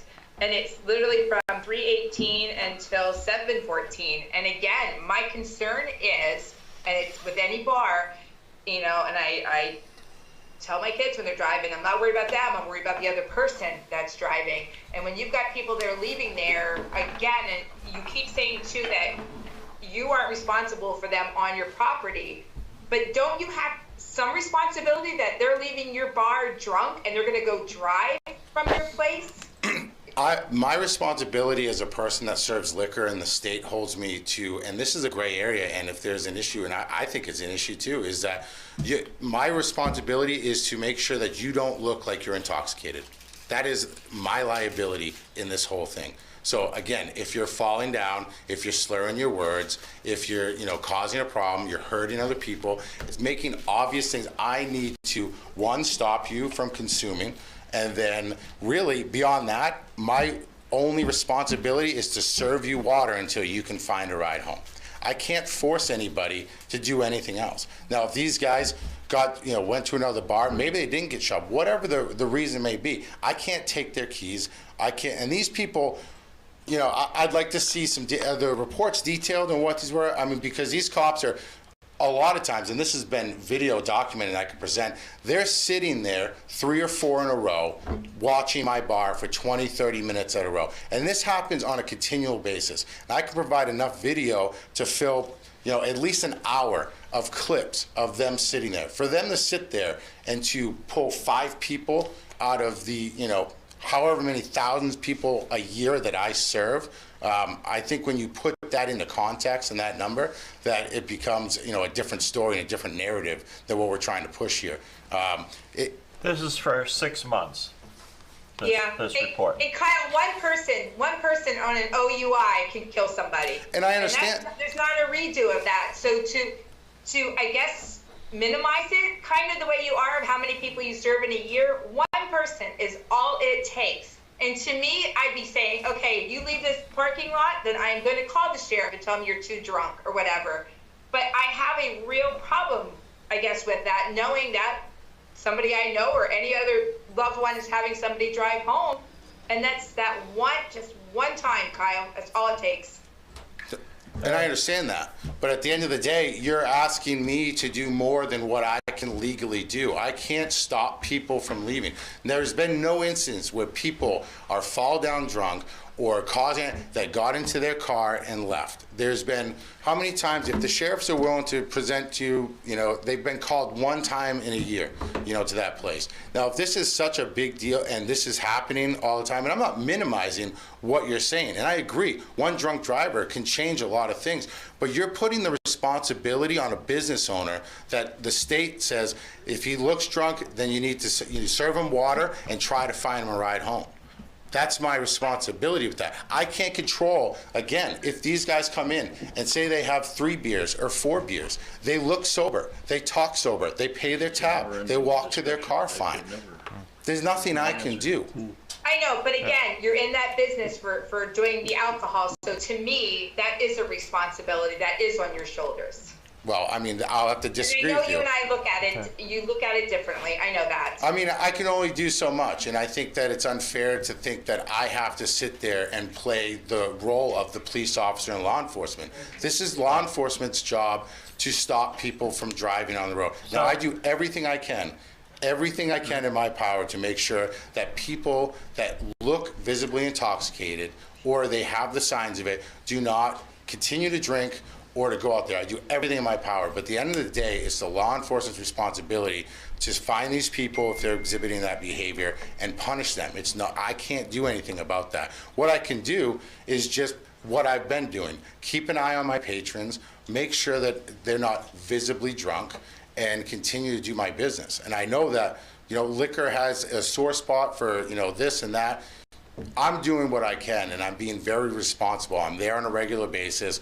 I'm there making sure my security is watching for those signs. But I can't do anything beyond what I can do physically within my power. All right, That's enough. let me try and move this along a little bit. Yes. Kyle, you mentioned there's 3 or 4 sheriff's officers watching your establishment. Why do you think that is? It's easy because 302 is there, and when you go fishing, you go where the fish are at, right? So if you're looking to pick up people that have been drinking, you sit outside of a bar.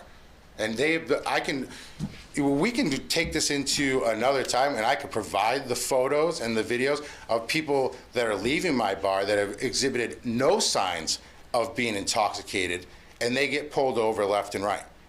This has happened on video on numerous occasions where they line up, people will leave, which I'm looking into that right now to see if that's even lawful, because they're not even waiting. They're looking at people. It doesn't matter who you are. They get in their vehicle, they'll pull them over, and then most of the time they go on their way because there's no real reason other than they were pulling out onto a roadway from a bar. All right. Wayne.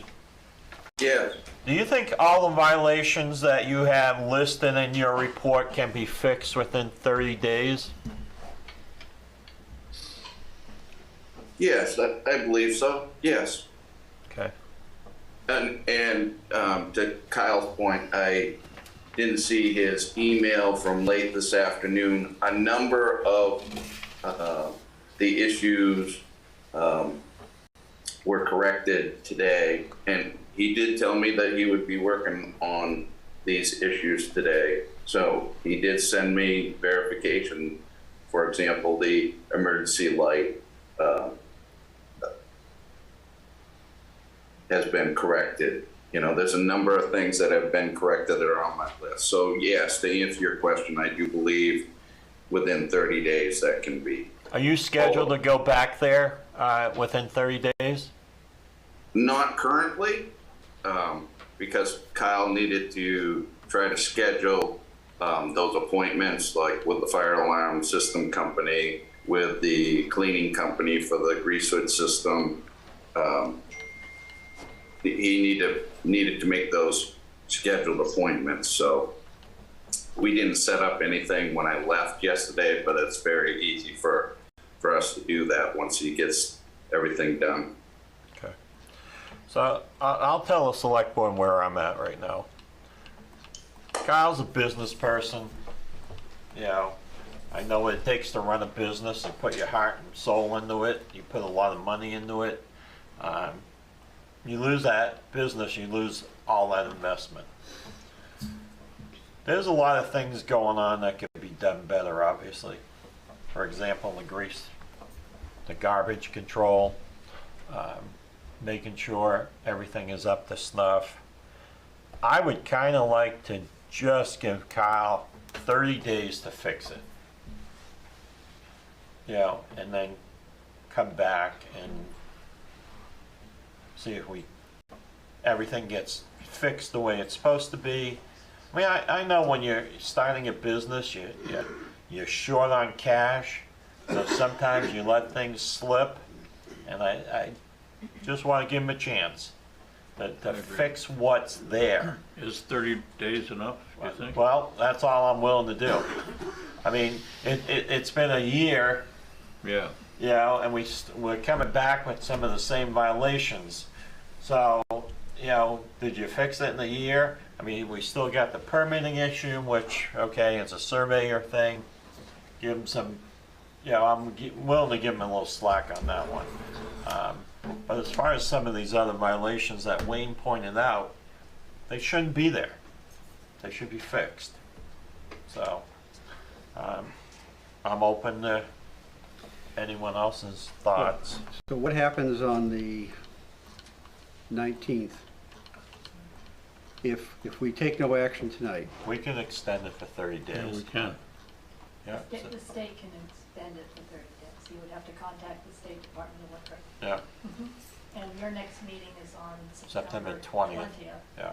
So are you thinking table it until the 20th? Yeah. Yeah. I have a question for Kyle. Do you Think you can correct these in 30 days? The only 30 thing days that from Wayne's whole list will be done by this Monday. So Wayne will be 100% whole. Everything he requires will be completed. Some of these repeat violations that we're talking about is, the grease stuff. I've hired these companies and I've gotten a terrible. Find a new one. I got it. But they're limited. That's I'm sure that's they the are. other thing. But I've held them to the fire. So, and everything else I've fixed. These aren't things that are. I'm fixing them. Everything that's on his list will be completed by Monday. Like I said, the fire marshal will be on Thursday to do the dance license inspection, and Monday the fire alarm company will be there. Everything else right now he has. So that list with all those things, he has an email that can be forwarded to you showing the pictures. And this is in 24 hours. This is, he come in and said, hey, boom, boom, boom. I had a carpenter there fixing the door. I had an electrician hanging the emergency light. I mean, I really put in everything I had to make sure that we were in good shape. The one issue that I can't control how quick I can get a surveyor. No, and I said, that's not an issue for us right now. Yeah, so I mean, other than that, that's not a problem at all. We can get this. But if you could tell me that you got an appointment with a surveyor in 2 months. Sure, I can get that on the books. That won't be an issue. So. But other than that, yeah, everything else by this Monday at 5 o'clock will be taken care of. Thank you. All right. Can I ask something? Sure. So, what about surprise inspections? Are they done in places like this? Yeah, so we had one last year. The liquor inspector came down, came into our facility, sat down, and then spent the rest of the evening observing our facility. And they actually let the local sheriffs know that they were in town. They tried to enter without an ID. We caught them there.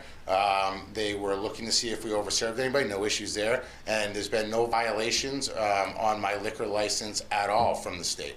And they have conducted we've been in contact, and that surprise, there was no, they didn't tell me anything. They came down one night, I think it was a Saturday night, and they ran me through the ringer, and there was nothing, no violations, no issues to be had, and we're in very good standing with the state when it comes to our liquor license.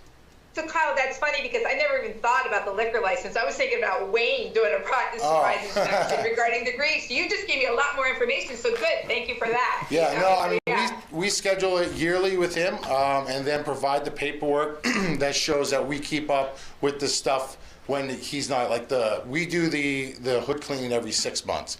And then once a year when this comes up, we get together with Wayne. He kind of goes through, makes sure everything's in good shape. If not, we fix it up, and then we see him again next year.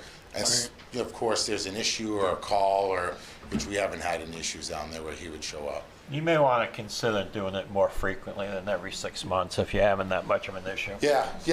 Maybe the type of food you serve, I agree. If you go to a bar, you're not going to get the healthiest food. Yeah, that's true. So you may want to think about cleaning that more often. Let's see that, or change that maintenance cycle so that it occurs closer to when the inspection. Yeah, so what we were doing is kind of going off the state recommendations, but now that we're into it and we have a little bit more experience in the building and what we're doing, we're definitely looking forward to that. And then we're going to switch our companies. Like I said, I've already paid, so Wayne hopefully will come down tomorrow. I can call Wayne, and I'm going to see if he'll swing in after these guys are done and make sure it's done the right way, because I'm just as upset about it because it makes me look bad. I hired this outside company. This is the second time it's happened to me. I've had to call them back. So I'm looking for the right solution too. I'm not looking to drag this out. We're not looking to be cheap or save money anywhere. It's just this company has not been great to work with. Okay, have a seat. Thank you. All right, so you heard my thoughts. What's everybody else's thoughts? I agree with you. Teresa? I'm just listening to your thoughts. Rolf? Yeah, I'm on board with that. Yeah. Okay. All right, so can I have a motion to table? Move to table. Second. All those in favor? Okay, so this will be tabled until September 20th, the next selectmen meeting. Okay? Thank you, John. Get it cleaned up, okay? You got it. I appreciate it. All right. Are you all here for the same thing? Because I know this is like live TV right here. This is fascinating, isn't it? So are you all here to public comment? Yes. Is that what you want to address? I'm going to go right to public comment so you don't have to sit here all night. All right? So whoever wants to step up. I don't want to step up because this doesn't make me comfortable. But anyway, my name is Sylvia Sullivan, Able Bates, and we live at 55 Stark Cove Road in Raymond. And thank you for letting us speak. We're here tonight to express our concern for the town of Raymond over for the destruction of the 500 feet of frontage on Raymond Cape on the West Shore. As you know, Sebago Lake is an important resource, natural resource. It belongs to all of us, and we all have an obligation to take care of it. And with this in mind, we started a petition and a brief letter of support for the town of Raymond that has been signed by over 273 people in the last couple of weeks. They're users of the lake, and several of them are here tonight. Great. Wow. Second fiddle. I'm Able Bates, and I'd just like to read what this letter of support says that the 273 people have signed. We, the undersigned, would like to express our support for the town of Raymond in its effort to make sure that the waterfront land on Sebago Lake that was significantly altered without permit is restored to its former state. We also support the town of Raymond in its attempt to recover all costs of litigation associated with such efforts and to legally impose a fine to discourage future abuses.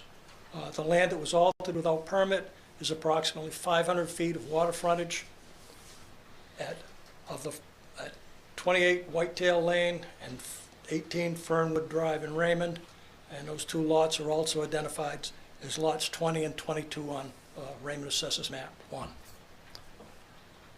That's it, and we just are here to support you in your efforts. So, thank you. Have any questions of us? Great. Thank you. Anybody else? Go ahead,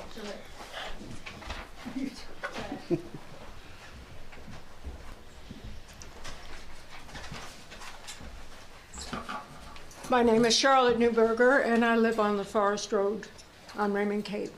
Just like to give a little background. We purchased our land in the late 60s, built our house and moved in 1971. We cherished every moment of the process and the joy we felt in the magnificent place to live and to bring up our children. Now, just a short background. I remember when Mrs. Riley came to such a meeting in the evening and influenced the selectmen not to consider the use of DDT. That was quite a few years ago. She was recognized and read and read and read again from The Silent Spring by Rachel Carson to help make them aware of the destruction of DDT and and what the pesticides could rot on the lake.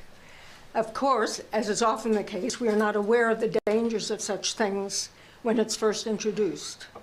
We know now, and she knew then, and relentlessly read until they became aware of what it could do, and they listened.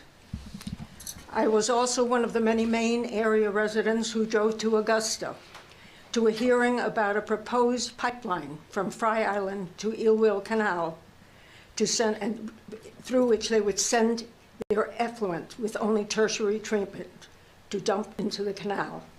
More recently, there was the pipeline to tar sands. Each time, those who care for this magnificent area came together to save it from destruction.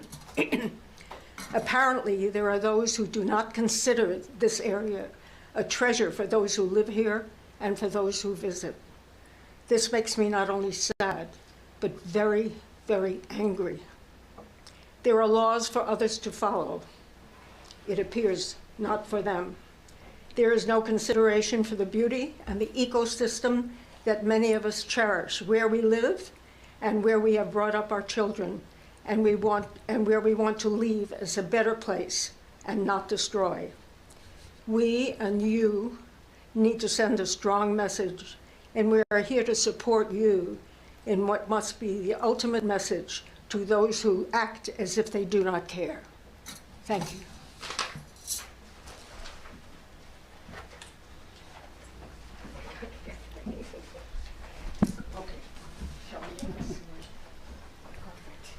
Good evening. I'm Sarah Cusson, Sylvia and Abel's daughter and stepdaughter. I think everybody's on the same position, but I'm not going to assume. This is crime. It's ridiculous that people, and I'm going to say that think they have money, it's entitled behavior, it's disrespectful, it's rude, it's against the law. And I'm not mad at anybody here. I'm mad about the situation, and I want to help. I want to do something. I want to be heard. My parents, they have a tree in their yard that they think might be dead. They call someone in to see, is it okay? Should we take it down? Shouldn't we take it down? I drive by this monstrosity of a place that this gentleman, Donald Buteau, who hides behind an LLC, what he's done to his property, and I look at all these other people who won't move a rock because they're not supposed to, they need a permit, won't pull up a shrub, won't take down maybe a dead tree, won't do anything. Yet this man did it all in the cover of darkness over the winter when nobody's out in the lake to see it. And all of a sudden now it's spring, and what the heck happened over the winter?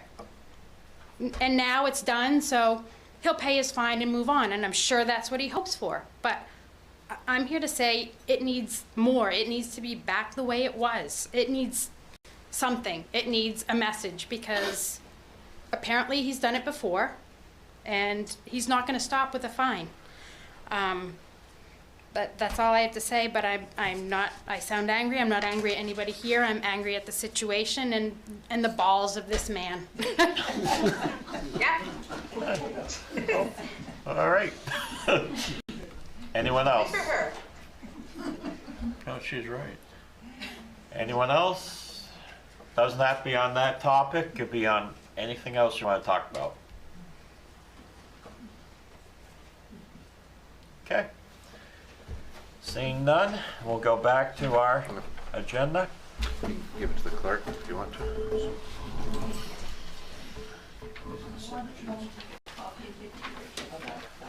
Mr. Bruno, what can we say, what is the status of it? What is anybody doing? If you look at our agenda, there's an executive session later. On that same. And we can't talk about it in public. If you want to see a public statement, you can watch Channel 13. Go to WGME and take a look. I would assure you, at the staff level, the elected official level, we're taking good care of this, and we understand the importance of it, the environmental impacts, and rest assured we're doing what we need to do. Yeah, and we can't really talk too much about it. But thank you for the petition and the signatures. We do appreciate that. Yes, very much. And I will also say that, it's not a fight we're fighting alone. We have also gotten the support of the local senators, the local Congress, the local representatives and whatnot that are on board with what they're seeing and things like that. So it's not being taken lightly. The LEA, the Portland Water District. So there are a number of entities that are in this with us in support, and so we appreciate your support very much. I spoke with Abel, and I knew he was doing this, and I think that's an amazing amount of signatures in a short time. But we're not One more thing. we're not supposed to talk about it. I just want to say that there's 273 signatures we got. There wasn't a single person who was opposed to this. And if we had more time, we could have got 90% of the citizens of Raymond, plus all the people that are using the lake.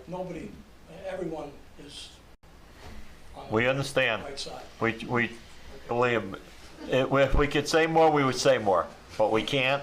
So Is there more that the regular citizens could be doing? I mean, you can write a letter to DEP probably, and express your dissatisfaction. And it certainly would not be out of line to write to Your state rep, your state senator. representatives, because they are aware of it, but the more they hear it from other people, the more it drives it home to them as well. You could also contact the LEA and I did contact Colin Hume and see what he has to say about, I'm sure they've had fights like this in other places. He probably could give you some advice. Is the Corps of Engineers involved? They are, but only, can you speak to that, Eric? Oh, we can't. Can't do that, can't do that, can't do that, can't do that, can't do that. They're involved, they're involved. I keep telling you, we're working on this, but we can't speak about it. Okay? We've been speaking about it for about the last 15 minutes. Well, we're not really speaking about it. Speaking around it, not Sam about under it. the table. Yeah. So you're welcome to stay, or you can take off. I mean, unless you're finding this exciting, have a seat. Yeah. Thanks, Abel.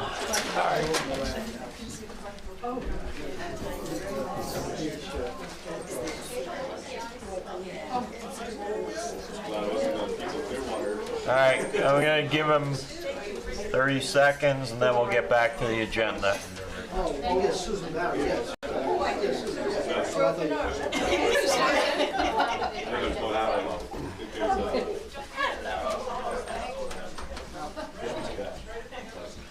All right, consideration of Fisherman's Catch liquor license extension. Wayne, any violations here? No. Okay. The only question I had was, are they up to date on the personal tax? As far as I know, they are. Okay. Okay. In that case, I would move to approve. Second. Been moved and seconded. Any discussion? All in Yeah, I fa- want to know if we're considered politicians who are bottom feeders. Like the lobsters that he sells over at Fisherman's No, Catch? it was put on his sign last year. Oh, Yeah, all politicians are bottom feeders. So I wonder if he considers. well, so are lobsters. So are lobsters, and he sells plenty of those. All right, all in favor? Unanimous.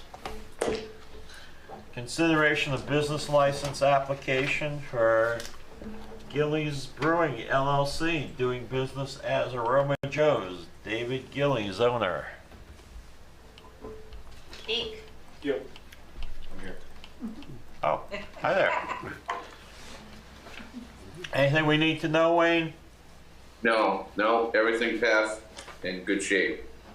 Okay. Just Move out to of, approve the license. well, just one question I have prior to, is if they're already operating, how are they operating without a license? Because their license inadvertently got paperclipped to the back of Kyle's license. Yes. Okay, So we missed last meeting to get them okay, off the so agenda. is that our error, not That's his? my error. Okay, An error. Yep. okay, in that case, yeah, Go ahead. I'll second Sam's motion. Okay. Mr. Gillies, do you own all the Aroma Joe's? Just Gray. Just Gray and Gray and Raymond? Yep. Okay. I've never How'd been it go, to an Mindy? Aroma Joe's. But Do you have like just regular coffee? absolutely. I mean, Yeah. I have these young people that work for me and they love it and they go get these wacky drinks. I'm like, can you just get me coffee? So Mondays Yeah. we have free coffee all day. Come down, iced coffee, regular coffee. Seriously? Yep. Every Monday? We're doing this Monday. We're doing This our grand Monday. opening this next Monday. Okay. I'm saying that again at the mic because Yeah. it's not Yeah. picking up. No, so I was just saying, Good just advertising. is this next week we're doing our grand opening. We normally do it 6 to 8 weeks after we Okay. open. We're having different giveaways every day of the week, and on the Friday we give 10% of our proceeds. We picked a local nonprofit, which is the Waterways, to Yep. donate to. Okay. So, Do you serve food? yeah. Well, when we can get it. We're having a little bit of supply chain issue, just like everyone else Yeah. right now. So we're out of some of our breakfast sandwiches. Okay. Great. And they're Well, good breakfast. Nice to meet you. Welcome meet to you. Raymond. No, I live right down the street. So Good. a little plumber drive. Great. Great. All right, and moved and seconded. Any discussion? All in favor? Unanimous? All right. You're good to go? Thank you very much. How come this says Teresa Sadak? This says Teresa Sadak Chair. because it was done, it was supposed to have been approved before, well, she started. Oh, are our feelings hurt a little bit there, Joe? I'm upset. He printed the form Off the online. website, yeah. Before you got elected. All right, consideration of business license application for Performance Motorsports. Is this the one next to the car wash? Auto Works? I don't know. Auto Works, yes, it is. Is it? Wayne, Yeah. is that where it is? Performance Motorsports. It's in that building. It's only one of the spaces in that building. Okay. It's the first space on the, Actually, it's the middle space. So you have to go around behind it? Or is Yeah, it in but- front? You go to the front. you go to the front, the garage is in behind it. back. Yeah. All right. The garage is not part of this business. It's just the office space out front that's part of this business. And that's what, that's what, we inspected. Okay. Any issues there, Wayne? I'm sorry? Are we concerned about some of the stuff in the building, or? So I added it to the report because there's three different addresses in this building, and there is 1253 front, which is being leased. There's 1253 rear, which is an automotive repair area that's controlled by Automotive Everything. Yeah. So, you know, there were some issues that we'd like to have addressed. But as far as this particular applicant, his space is in real good shape. So why isn't it broken down to then, instead of 1253, why isn't it broken down to exactly where he's at? The license application. Well, that may be his address. He might know, you know, addressing issues. When he made application, he was renting 1253, but there's really front and rear, and he might not have known that. All right, and another question, Joe, if I can. So you're saying that there might be some issues in the other parts of the buildings, but because one of my questions is like, I know, like if you have one business and you got to have that wall in there so it doesn't go into another business, we've run into that on several different occasions. So what's different here that we're not having those specs? So he does have a door that leads into the rear area, but for the number of people that he's going to have in that front office area, he's only required to have that front entrance exit. And, you know, I looked at the rear just to make sure if worst case scenario somebody had to use the rear exit, just make sure that they could use it, they can. The biggest thing that I had for an issue at the rear was there are some ATVs stored up by the heating unit up top. And they don't have any gasoline in them. The tanks are all dry, but they're a little closer than they should be. So that's an easy fix for the owner of Automotive Everything next door to take care of for us. But it really, I need to work with that owner versus the owner for this application. Okay, Joe, one more question. Yep. I know we had an issue with the other used car dealer over a little ways. Do they have so many cars that they're allowed to have out there? I mean, is there a limit on that? Or maybe Alex might know? That might be an Alex question. We don't have like a local ordinance that restricts the number. No, not a local ordinance. We did with that one car dealership, though. Remember? Yeah, the one across the old Raymond Auto Care across Yeah. the street. Yeah. They actually, you're thinking of the one that had the limitation of like 25 cars or Yeah, something. and Ray's Barber there, yes. They actually set that number themselves. So when they applied for the license, they said it would be for 25. So when it was approved, it was conditioned that it would be up to 25. So they kind of set that for themselves. Okay. And this one there's not. Yeah, correct. All right. Can I have a motion? Move to approve. Second. All those in favor? Unanimous? Thanks, Wayne. You're welcome. All right. All right, Wayne, I think you're all done. Hey, all right. All right. Well, have a good night. You too. You too, thanks. Is Kurt LaBelle with us? He isn't. He is camping just now, and didn't realize he was on the agenda this evening. Oh. I can tell you what he sent to me so far, but if you want me to run over what little bit we know. Yeah, I mean, the website is pretty thorough. self-explanatory of what needs to be done. All right. So, anyone 65 and over, please take a look at the, what are they calling it anyway? It's called the Property Tax Stabilization Program. Right. The deadline is December 1st. Right. Applications need to be in by December 1st. You need to be 65 and over.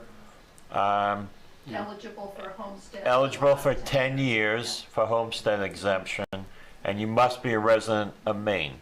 Yes. And it doesn't have to be 10 years In the same house. town. In- It could be, right, different towns. It could be different towns or different houses within the same. Do you have to apply for it annually? You have to Annually. apply It's for an it. annual application. Yeah, and if you don't, then. Then the taxes it go would- up. It would potentially go up. Right. If the taxes ever go down, it It- stays at that down Right. rate. But you don't hear that. No, that's probably not gonna happen. That doesn't happen often. Um, The other piece, though, that we're letting folks know is that because the deadline is December 1st, the assessing agent isn't going to really review them until December 1st. The system, all of this came to be quite quickly. There aren't systems in place. There aren't a lot of things in place. We're not Right. really sure how physically we're going to deal with them. So if anyone calls, we won't have any answers for that. This will be interesting for us going into a reval, because typically in a reval, and this may not be a typical reval because of what's happened in the market all across the board, you've seen, significant increases, but generally a third go down, a third are about the same, and a third go up. And so if you're in the category of go up, apparently it won't go up.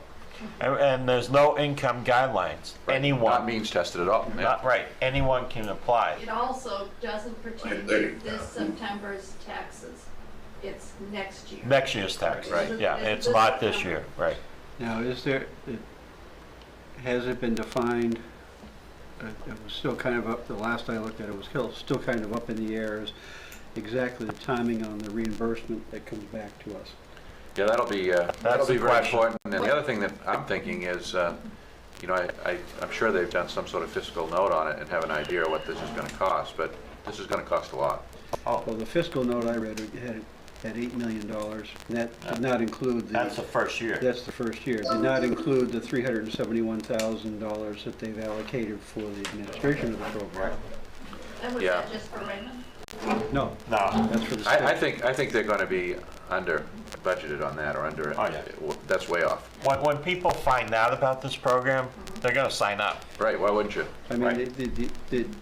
the only thing that, where my concern is are we going to Take a be hit. potentially in a spot where we're going to have some fiscal issues come the end of the year, the end of that year, because we're not going to get reimbursed quick enough? And right now, they have a deadline of the towns, being what we are asking for reimbursement to them by November 1st. So, We actually but won't how know long about the is it? administration of this Right. and how well it's going to work until we do it, but it's a valid question and concern. I don't have an answer. I don't think anyone has an answer for that. Because, I mean, in a worst case, in that situation, we may be in a situation where we have to go to a tin in order to get us through, which means we then have a cost associated with the savings. Yes. You can rely on the state screwing this one up. So, yeah, we're gonna have to keep an eye on it and see how it And I acts. wonder what happens if, if this thing catches on like wildfire, which it should and will. Yep. And so then if the resources aren't adequate from the state, normally, This will get squeezed. you know what happens. And then, another concern I have about it though is that if it does have to come down, or even if it comes from state monies, since it's not means tested, it's an issue where some people are going to probably not need this and be able to get it. And then there are people who would be struggling to pay their taxes who wouldn't be of the age range and other qualifications who would, be paying into that fund. And so, I mean, I get it, and I think it's a great thing, but I wonder why it wasn't means tested. Well, it's going to be a large amount of money. Yes, it is. But I guess while it happens, sign up. Yeah, and the applications are online. Yeah. We get them right from our website. You have them on our website too? And we have them printed in the town office, and we're printing the application along with the information sheet that the state gave for citizens. Yep. So that they'll have that. Yeah. Okay. Okay. Thank you, Sue, for stepping in. So anyone 65 and over, or if you're listening and your parents are 65 and over, just notify them of this program. It's on our website. You can pull down the application and turn it into the town office by December 1st. All right, we have a quick claim deed. Sue, you Yes, gonna take I'm that sorry. one? That was Kurt had just gotten back to me again. James Floyd has come in, he sold his property and paid the $21,000, almost $22,000 in taxes that he's owed. Nice. So he's ready to have a quick claim deed so he can finish the sale. Okay. Can I have a motion? Let's see, we have to move on to this, yeah. There you go. Oh, okay, there we go. Move for a quick claim deed filed against map 008, lot 093A in the name of Floyd James E. in the Registry of Deeds, book 32517, page 100, book 35064, page 304, book 38553, page 64, book 33358, book 286, or page 286, excuse me, book 35913, page 190, book 34141, page 04, book 37080, page 32. Second. All in favor? Unanimous? All right.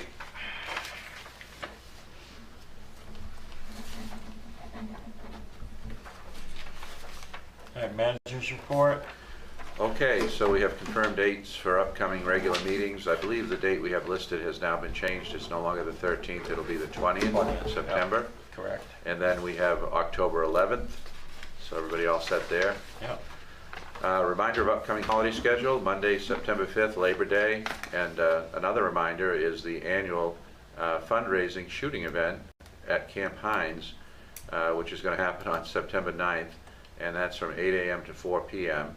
So I want people to be aware of that. That normally generates some complaints. We have provided them with a butter list, and they're doing notifications. I think we put it on our website, and we may assist in other ways to try to get the word out so that people aren't alarmed by that. But if anyone's been in residence for any period of time, for instance, Sam probably knows all about it, and it's something they do every year. So that's coming around again. Other things I want to tell you about, the Main Street Sidewalk Walk project is on schedule. It should be completed in 2 weeks. Looks good. Interestingly, I haven't got a single complaint that has come to my level. I know Nathan's had some de minimis complaints, but Nathan and the crew have done a great job. The engineering firm, the contractor, Sebago engineering firm, and Glidden Paving doing the work. I think it looks spectacular. I think it's going to be a super improvement for the town. The only question I've gotten, and I've gotten it from a half a dozen people now, is are we getting streetlights? The answer is no, not now. but it's something that could be considered, you know, in the future, but that's not part of the program. But so I've not had a single person say that they are unhappy about it, which is good news. We're seeking a full-time human resource officer, finance assistant, and that advertisement's posted on the website. It's posted in the local weekly papers. And so Rita Terrio, who's been with us for a long time, I think about maybe 18 years or so, is retiring. So good for her, and we're looking for someone to come into that position. So if you're interested, please apply. The town report finally is available. It's finally available, and it has an audit report in it, right? So that's a good thing. And I forgot to bring the select board. You had to bring them, but that's okay. We'll get them in their boxes. So Kevin tells me that he's working with the library, some things that are happening there. They're going to get the full complement of town technology. They got only a partial one now because Kevin's done it on a volunteer basis for years, but they're getting their automatic locks, new phones. They're getting video security and all that entails. And this one you'll really like. We're getting a fiber link between the town office and the fire station that's going in, and apparently it's going in tonight, which is why we don't have the connection to the outside world on television, because they're splicing the connection, and apparently they cut our fiber connection tonight. So that will be fixed, and we'll be broadcasting live next time. We have an RFP, and because Rolf's on the CoLab group, and so the RFP for broadband is, I'm told by Kevin, they're making a few minor changes, and it's going out next week or the week after, so we'll start to see proposals back, town-specific, on what it might take to install broadband infrastructure by town. So that's very exciting, and that's all. Great. Selectman comment. Do you need me to come in and sign those quitclaim deeds, or are you guys good? No, you got a quorum, we're all set. All right. I just want to thank Kathy Goslin and Raymond Rescue.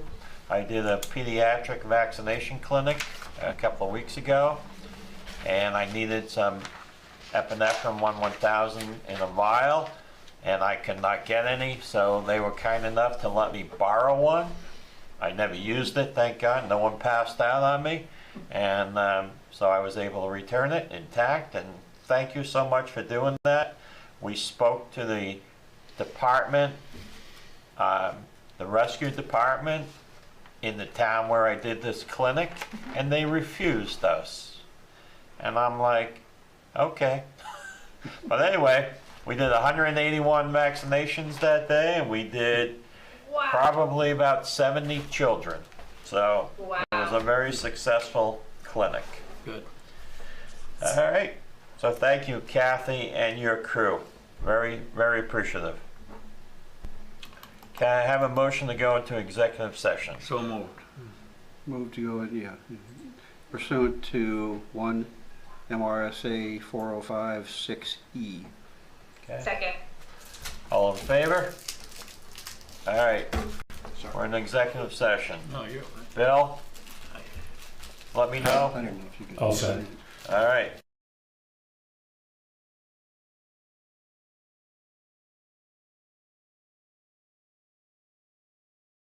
Move to come out of executive session. I have a second.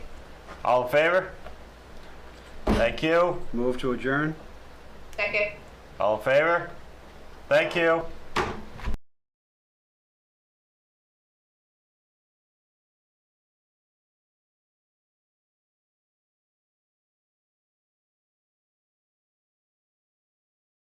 Okay, so welcome to the first organizational meeting of the Comprehensive Plan Committee. The first order of business has just been happened. We've called the meeting to order. The members that are present have been sworn in. I would like to tell the committee, for one, you'll have name tags next time as soon as Deputy Mason finds where they are. And one member of the committee, Bill Frazier, has already resigned. He'll still see him on things to sign tonight because the selectmen haven't accepted his resignation as yet, but he had some health concerns, so, and not, just, I'll leave it at that. So he's not going to be able to do the committee. I did send out just a standard type of agenda to all the committee members just to get us started. The first order of business is election of officers. And is there any nomination for chair? You know what, just in the interest of getting to know one another, I'd like to move to table that until maybe another meeting or two, just so we can get to know one another, work with one another, because the leadership of this organization is going to guide it for the next 2 years here. Is there a second to that motion? Second. Any discussion? Okay. I have one thing that I will say, and if that is the case, the committee is going to have to set the agenda before this meeting ends, so that we'll know what to do next, because that's part of the purpose of the chair, is so that I can bounce an agenda off the chair.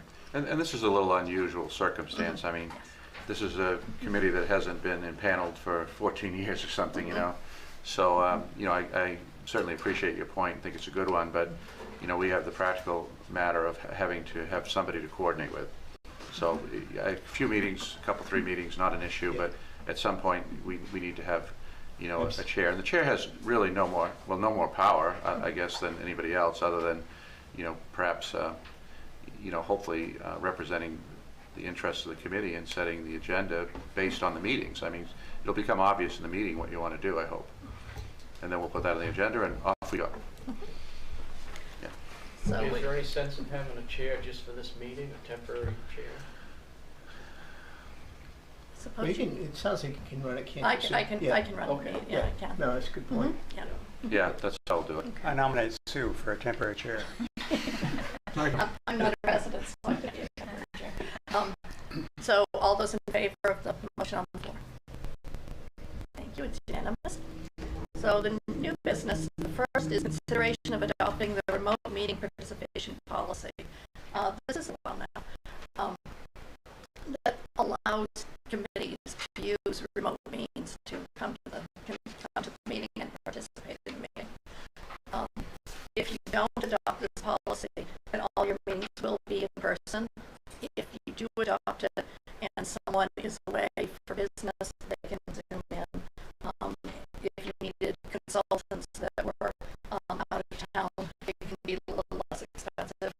So I'm not trying to advocate for the policy. I just want you all to know that there are some benefits, there are some downsides. Sometimes the technology has some interesting things, especially if Spectrum decides to go south for anything.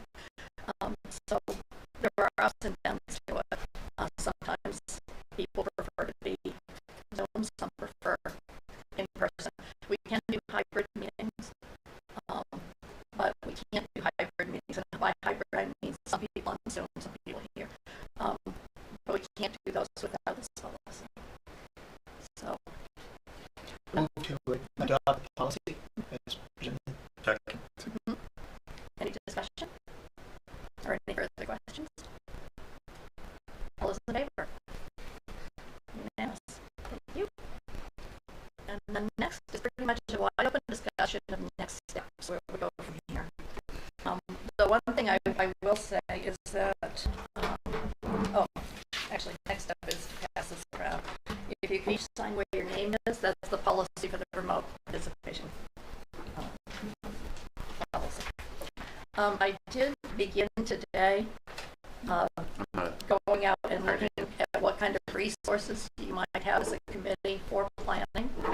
I'm not saying you're going to do that, but I wanted to start finding out what's out there, and I can email out the list that I've come up with. It was just this afternoon, so there wasn't time to get it to you before the meeting. I've also started collecting some sample RFPs if you decide you need to go to RFP. I've gotten one from Gray, Kennebunk, Saco, South Portland, and York. So, yeah, no, well, an RFP to go out for to find planners, yes.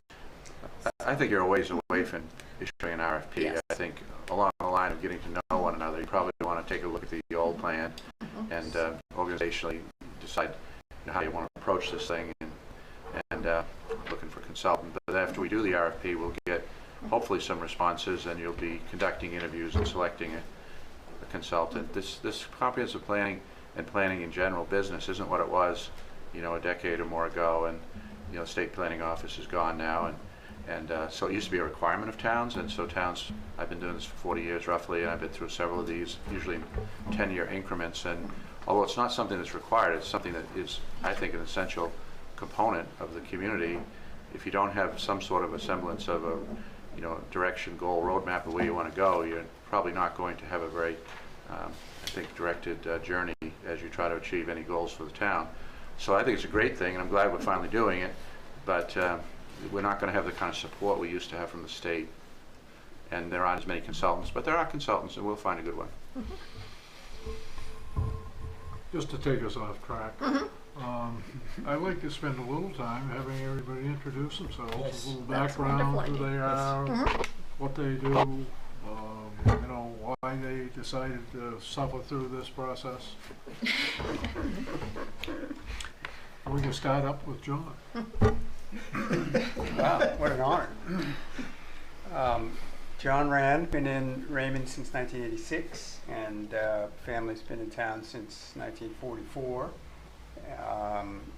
Wife and I raised our two kiddos here. They're all went through the schools, and they're working in Portland now. Involved with Brad's 2004 plan, and was also involved in Raymond Waterways and Raymond Conservation Commission for a decade and a half or so, and believe in the process. And that's what I'm seeing all around the table here, and look forward to with this big group and working with a planner, and I trust we can find a good one to help us stay on track. Years now. I have 3 kids who are starting to go through the system. They're 6 and under. So I am an attorney downtown in Portland. I started working with the town on some cases that I'd been doing, and I just enjoyed being a part of the town that I was living in. So I was looking for an opportunity to get more involved, and thought that this was probably the best option, even if it wasn't. What firm are you with? I'm with Drummond and Drummond. Alan McEwen. No, Yeah. Alan? I've heard the name. Yeah. Yeah. Very good. Oh, Drummond and Drummond. Not Drummond and Woodson. Horace. Horace, yeah. Yes. Yeah. I'm Brad McCurtain. I've had property here in Raymond since 1980, and I think I moved here in 86 or 87. And grew up in Portland, 4th generation Maine, but I haven't been here in Raymond as long as John's family has been. John and I and Greg Foster were on the committee. I think that's it. Back, when did we start? 2001, I think. Late 2001 is when we started it. And I was really pleased to see both John and Greg back on. It's a great committee, but as I've looked at the resumes of this one, I think this one can be an even better committee here. I've been involved in a lot of nonprofit organizations over my career. I won't bother going into them, but I love getting involved, whether it's at the community level or just nonprofits, and have been involved in a lot of strategic plans, including co-chairing this one when we did it, last updated it a few years ago. So I'm excited about this. I love the community here, and Sue, I haven't gotten to know you very well yet, but I think we will over the course of this. I was a big fan of Louise Lester and whose shoes you have filled here. So I'm looking forward to this committee getting a lot done, and I think maybe the most important thing we need to do is make sure that we get out and spend time identifying first and then meeting with all the stakeholders. There are an awful lot of stakeholders whose input we should really get to sell this plan. I think that's one thing Greg taught me on the last plan is we really need to get out into, here's one of our people, really need to get out into the community and talk to people and get, shouldn't really be our, shouldn't be our plan, it should be the community's plan. So, thank you. I'm John Clark. I'm pretty new to Raymond, moved up here November 2020, so almost 2 years. And I work in real estate development. I'm from home, so I'm spent a lot of time in Raymond right now. But part of my day-to-day intersects with kind of, private financing and, kind of the public process of you know, real estate, and I thought that this would be a really interesting endeavor to do and understand, you know, how it all fits together.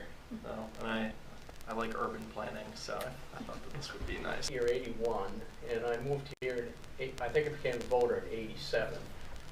I've been here in Raymond ever since. And by trade, I'm a professional forester. I offer my services to private landowners who manage their forest property. I've done quite a bit of work in the town of Raymond for forest landowners. And John's not one of them, one of my competitors, who was a very good forester, does his work, Reddy Noel. I did do the town of Raymond's forest management plan for the 2 parcels I own, and we executed a timber sale on one of them.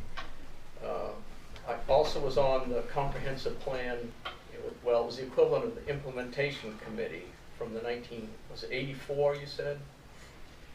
Comprehensive 2004? plan?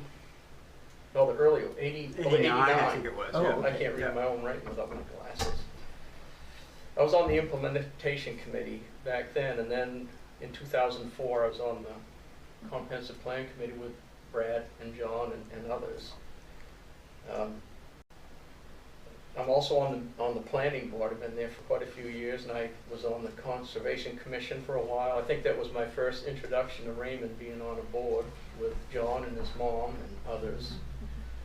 With that, I do have a lot of interest in forest, of owning their land and being able to use it and that sort of thing. And I hope I can offer some of that understanding when we work on this comprehensive plan. So with that, it's Frank. My name's Frank McDermott. I came to Raymond in 1968 as the teaching principal at Jordan Small School. Evolved through those chairs from teaching principal to supervising principal, back to teaching principal, depending on the school budget. Ended up being a superintendent principal here. I was here for 21 years, left here, went to Bonnie Eagles, assistant superintendent, finished my career over there as superintendent. My wife has been on just about every committee there is in town. She served 9 years and Raymond has evolved into a bedroom community that people have a desirability to live here. But I think we can even move beyond that. I think we could become one of the leading communities in the Lake region, and that's what I'd like to see us do. And there are many different ways of doing that, and I'm going to be interested in seeing what ideas pop up here and see if we can come to some kind of conclusion as to where we should be heading. Because the town does have the resources to do anything it wants to do. Don, you said what? It's going to be probably $1 billion, $1.2 billion, $1.3 billion in valuation on the next Yeah, and that's round? you know, we're going to see our mill rate, you know, probably halve, and we're going to see our valuation, you know, half again larger. So it's going to be, interestingly, the valuation of the town, even though it's a very rural, you know, town, tracks with you know, some of the smaller cities in Maine and some other communities. You might be surprised. You know, there's a lot of value here with the lakefront real estate and in general real estate these days, but it's going to be completely different. Frank's right. We have the resources. I used to say that all the time, but it's what you want to do. You know, it's one of the values of the town, though, has been low taxes. That's been a very primary value. That's starting to change a little bit, but we always pay attention to it. So your job is going to be to try to set some of those priorities and figure out what we should do. Yeah, Peter Levitt, excuse me. Moved here with both very successful. The oldest one just recently, last year, we built a house for her on the nice. As far as professionally, I was a hospital administrator, ran a number of different hospital services for 30 years. And if you want absolutely no political aspirations, get on the zoning board of appeals and continually tell your neighbors what they can and can't do with their property. So I am looking forward to working with all of you and trying to chart a course for Raymond in the challenging years ahead. I'm Sean McKillop. I'm fairly new to Maine. I moved here about 3 years ago. I met my wife, and it was just the right decision to move to Maine instead of having her move to New Jersey. So kind of joined the organization. And I'm on the board for my church, so I have some experience with finances and really just, how do we support the community and how do we let the community know that we're a real estate agent here. Office is in Wyndham, but we go everywhere from Harpswell to even Bethel, so my spread's a little big. Needs without becoming Wyndham is kind of my idea. I'm Kayla Gonzalez. I've lived in Raymond for, I think it's approximately 7 years now. I currently work for the City of Portland, and I'm a former town employee. I was kind of coerced into being here, but I'm also happy to be here. I really am invested in this town. I believe in volunteerism, and I would really like to help Raymond face all of the challenges that it's going to in the upcoming years of a changing society. Last but not least, Jack. Hi, first of all, I apologize for my tardiness. I thought the meeting was online and it was not. So I apparently didn't do all my reading and homework I was supposed to. So programs helping to coach. And I work as a real estate agent. My office is Meservier and Associates. We're based out of Auburn, which is where I formerly lived, but we've got a Sebago office as well. So being here in Raymond is kind of a nice middle point for me. And I grew up in Yarmouth, which had a really kind of things grow here in Raymond. Get people outside and enjoying life around here. $1,000 for this year, and that will be adequate because by the time you get around to deciding what you want to do and putting together an RFP, soliciting proposals, interviewing, hiring somebody, I have a term of art I use, coined I guess, all to be planning on more money, and you'll need to put together a budget, to be reviewed by the Budget Finance Committee, Board of Selectmen, and then off to town meeting. So you'll have money enough to do what you need to do this year, I think, but you'll need to be thinking about next year and beyond. This is, by the way, this is a 3-year commitment anyway, probably. So you have money, enough money. Well, I think we just swore that we'd be through by June 30th, 2022. Planning and development in general. You'll see our department heads as we hit each area of the comp plan that directly relates to them. They may get really excited and come to every meeting, but probably they'll be here when it's their thing. So that's. What about minutes of the meetings? Sue takes minutes. So you'll be at every meeting then? Yes. Okay. And if she's unable to be here, we record them electronically, or we have a substitute secretary. And of course, in the town, the digital record is the official record of the town. Subject that you asked me to do. Yeah, and that's an important point too. That on this meeting, of course, you may know, may not know that it's being live broadcast, and then it will be streamed on YouTube and off the website as well. So there are multiple platforms that people can. That was not how things went, but now everything is done that way. So where's the camera? There are multiple cameras. There's one right here. There's one right there. And they pick up on whoever. Yeah, and of course, and when we do the hybrid, the people will appear on the television screens and so forth. Behind that wall is everything. It puts it out to YouTube right on the front. The system, not the electronic piece of it, but the system itself, kind of reminds me of the server locations of the town office and also the public safety building. But yeah, it'd be worth taking a look, see what's behind the curtain. As far as we kind of started off by making motions, seconding, and voting. So, is that something we need to vote? You can vote to adopt Robert's Rules of Order. All right, then I'd make that motion that we use generally.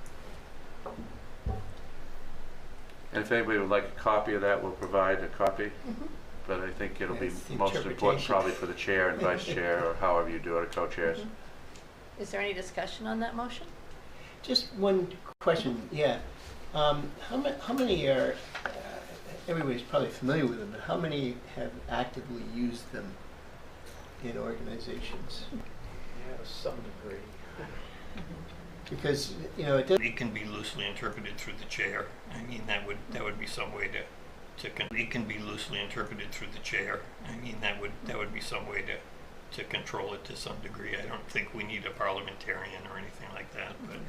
I think those are called the Bobby rules. Yeah.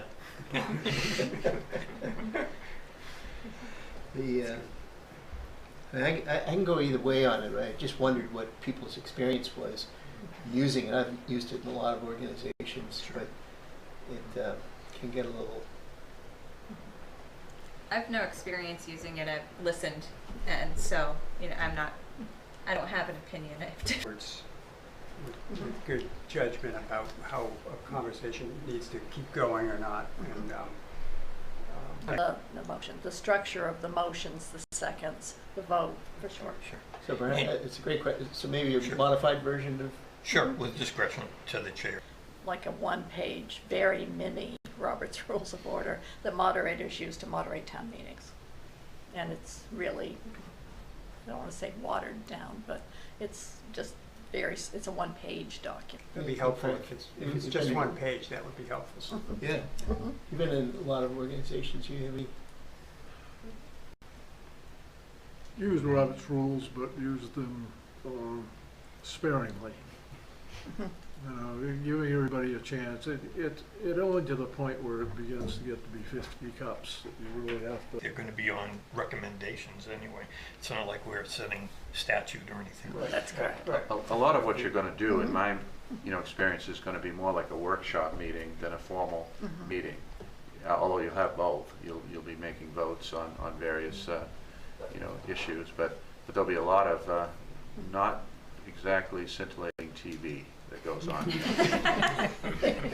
Yeah, and most of the time you'll probably come to consensus as opposed to Right. coming to a vote. But for instance, at the beginning of each meeting, I'll have you approve the minutes of the last meeting, and that I would prefer a vote on. If we have to get into, wait a sec, that's non-debatable, oh no, let me check, it is non-debatable. But, it's not going to be fun. And I think this really future, I think, so. Sort of, none of that. No, I think we did formal votes, but I don't think we ever got into Robert's rules at all. I mean, we took votes from people, and we had a planner named Rich Rothy. I thought was very good. I don't know about you guys, but I thought he was really good, but long. And that surprised me a little bit. I found that, we weren't going to go back and revisit something other than, we discussed it, we researched it, discussed it, and then we voted on it, and we didn't go back. Years. It's more like 18 years, I guess, since we did this last, and so I don't know as it'll be the way it was then. Yeah. And I mean, a lot of it will be how you want to do it and what the consultant thinks is the way to do it these days. Yeah. And I agree. Rich was good, though. Yeah. Yeah. I do remember that much. I'd like to get some input on during the pandemic, and I still embrace it. I happen to like video meetings, but what's everybody's feelings on? Before we go to that, yes. We do have a motion that's been seconded on the table. Oh, on Robert's rules, sorry. Yes. Thank you. So, is there any more discussion on that topic? It's maybe a hybrid of, not hybrid, but a loose. And did Peter, do you and Greg both agree with that interpretation? Yes. All those in favor? Opposed? Thank you.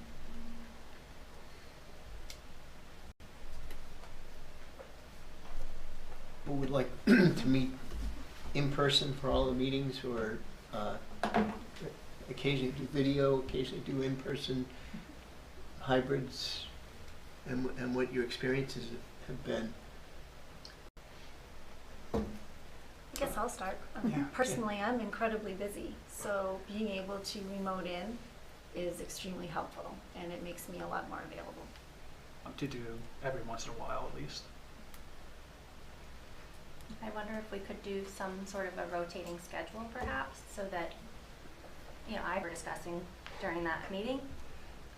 I would be open to kind of either a rotating sort of a schedule, or maybe every other month sort of, hybrid and in person or something like that. Frank? I may have a problem if we go with that kind of a setup, because I go away for the winter. I leave in December and come back in probably the end of April. But I'm available to Zoom anytime.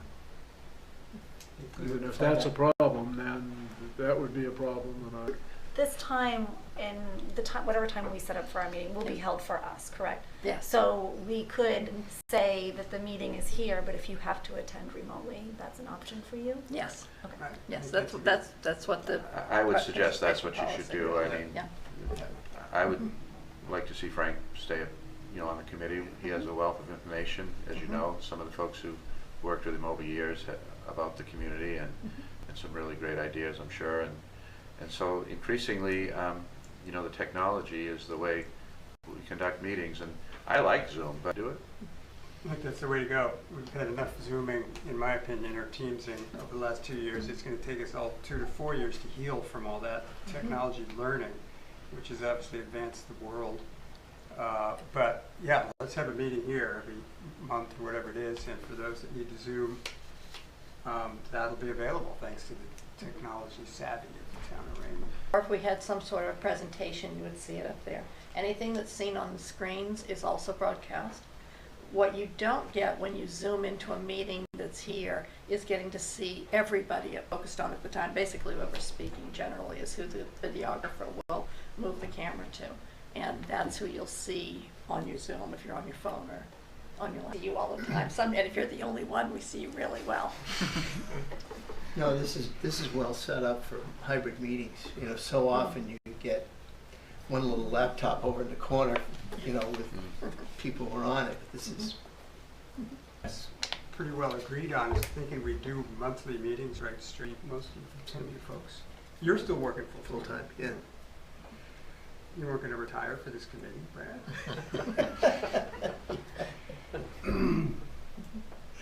Killer day. Lock it in. And lock it in. Yeah.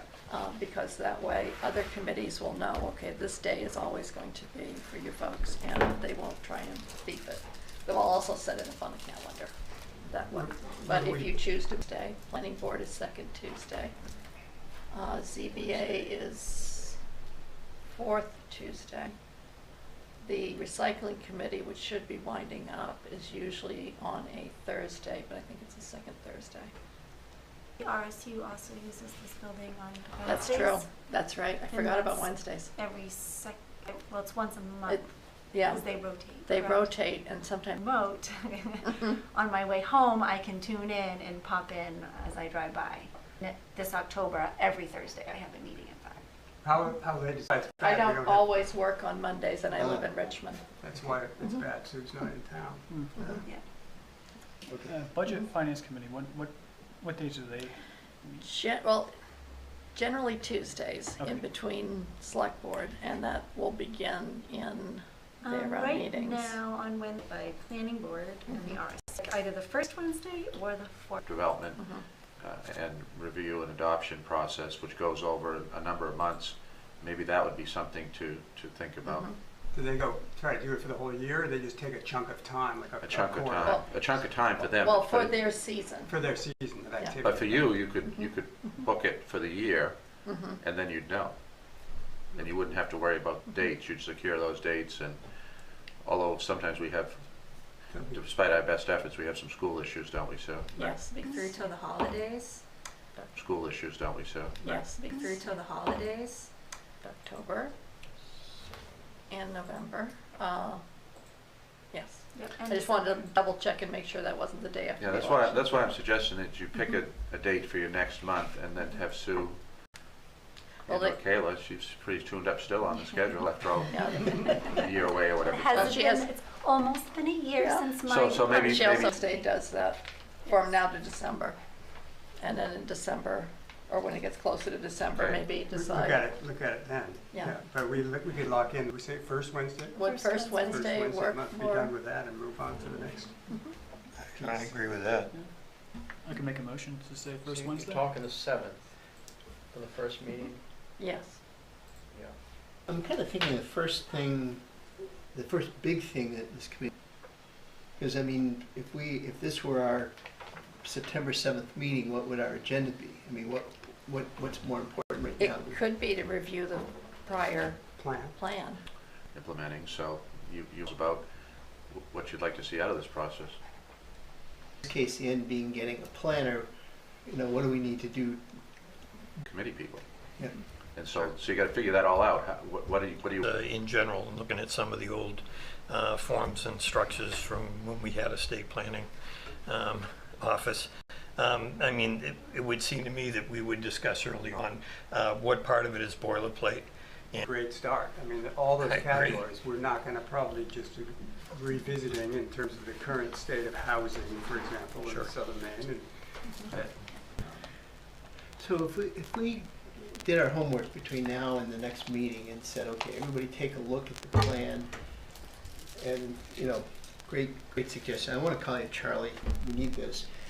And what sort of agenda items, we don't have to have a first meeting certainly, but what should we be adding, like PFAS as an example? And then, you know, where do we go on a planner? I think he really... Well, typically the consultant would probably put together the final report, Yeah. but what I'm talking about is a lot of the gathering of data, analysis of data, reaching out to other communities if that's useful, or agencies and so forth. There's a lot of moving pieces in this thing, and if you have that consultant do all of that, which I don't think is typical in any way. I don't know any town that's ever, you know, you'll present it in pieces and so forth, or you know, maybe in some other way. I don't know. We'll have to decide all that once you get somebody. Yeah.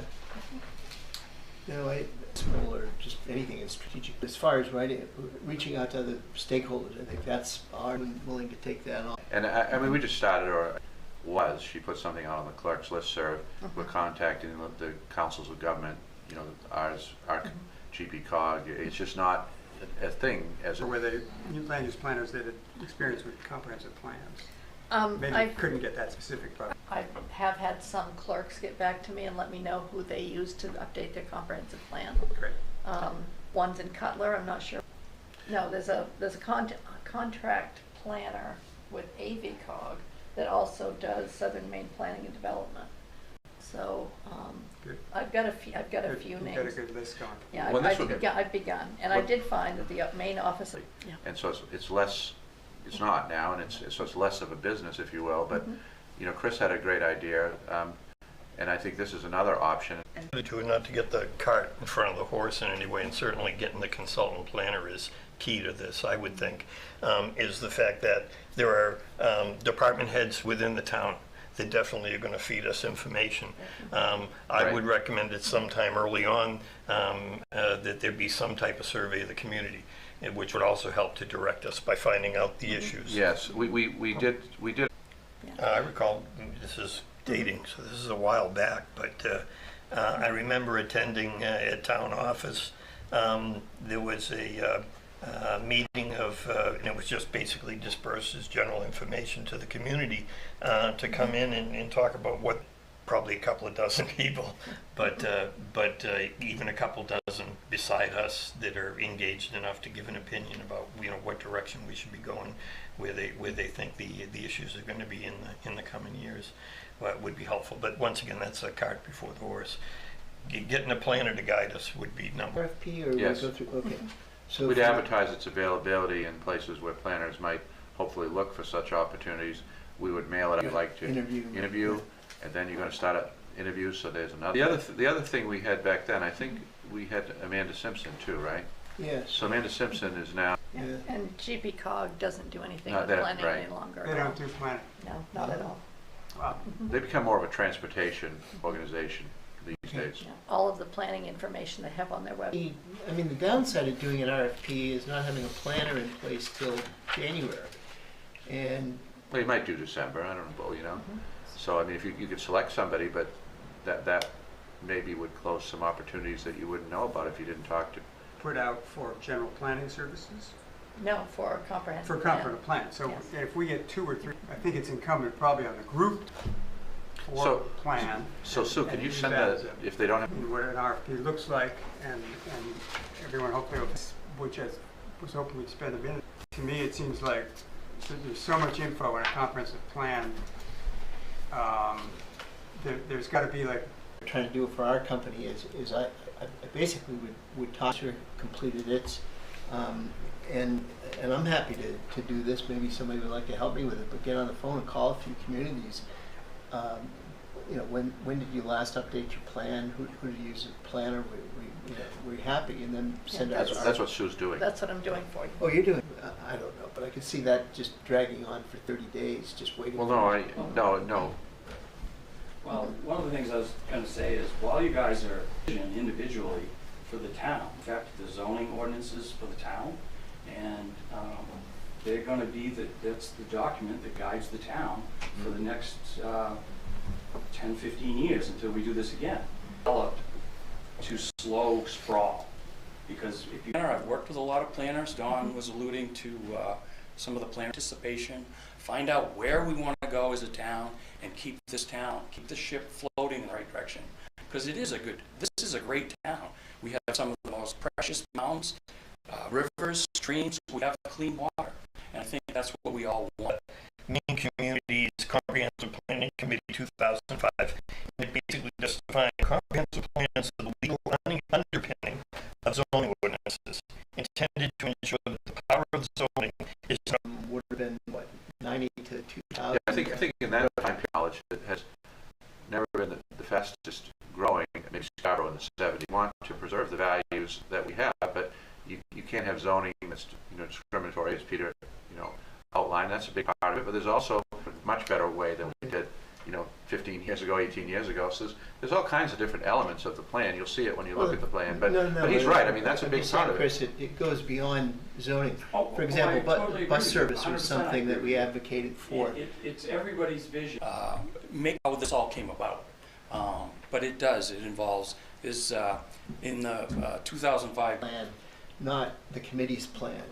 And if it's seen as, I think that's a good point. I think we're going to want to see and a compromise and compromise. Yeah, compromise.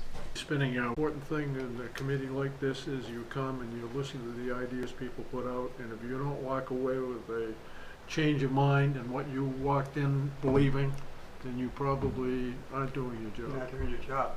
And the planner's great, but we're hiring her or him a pretty focused scope of work.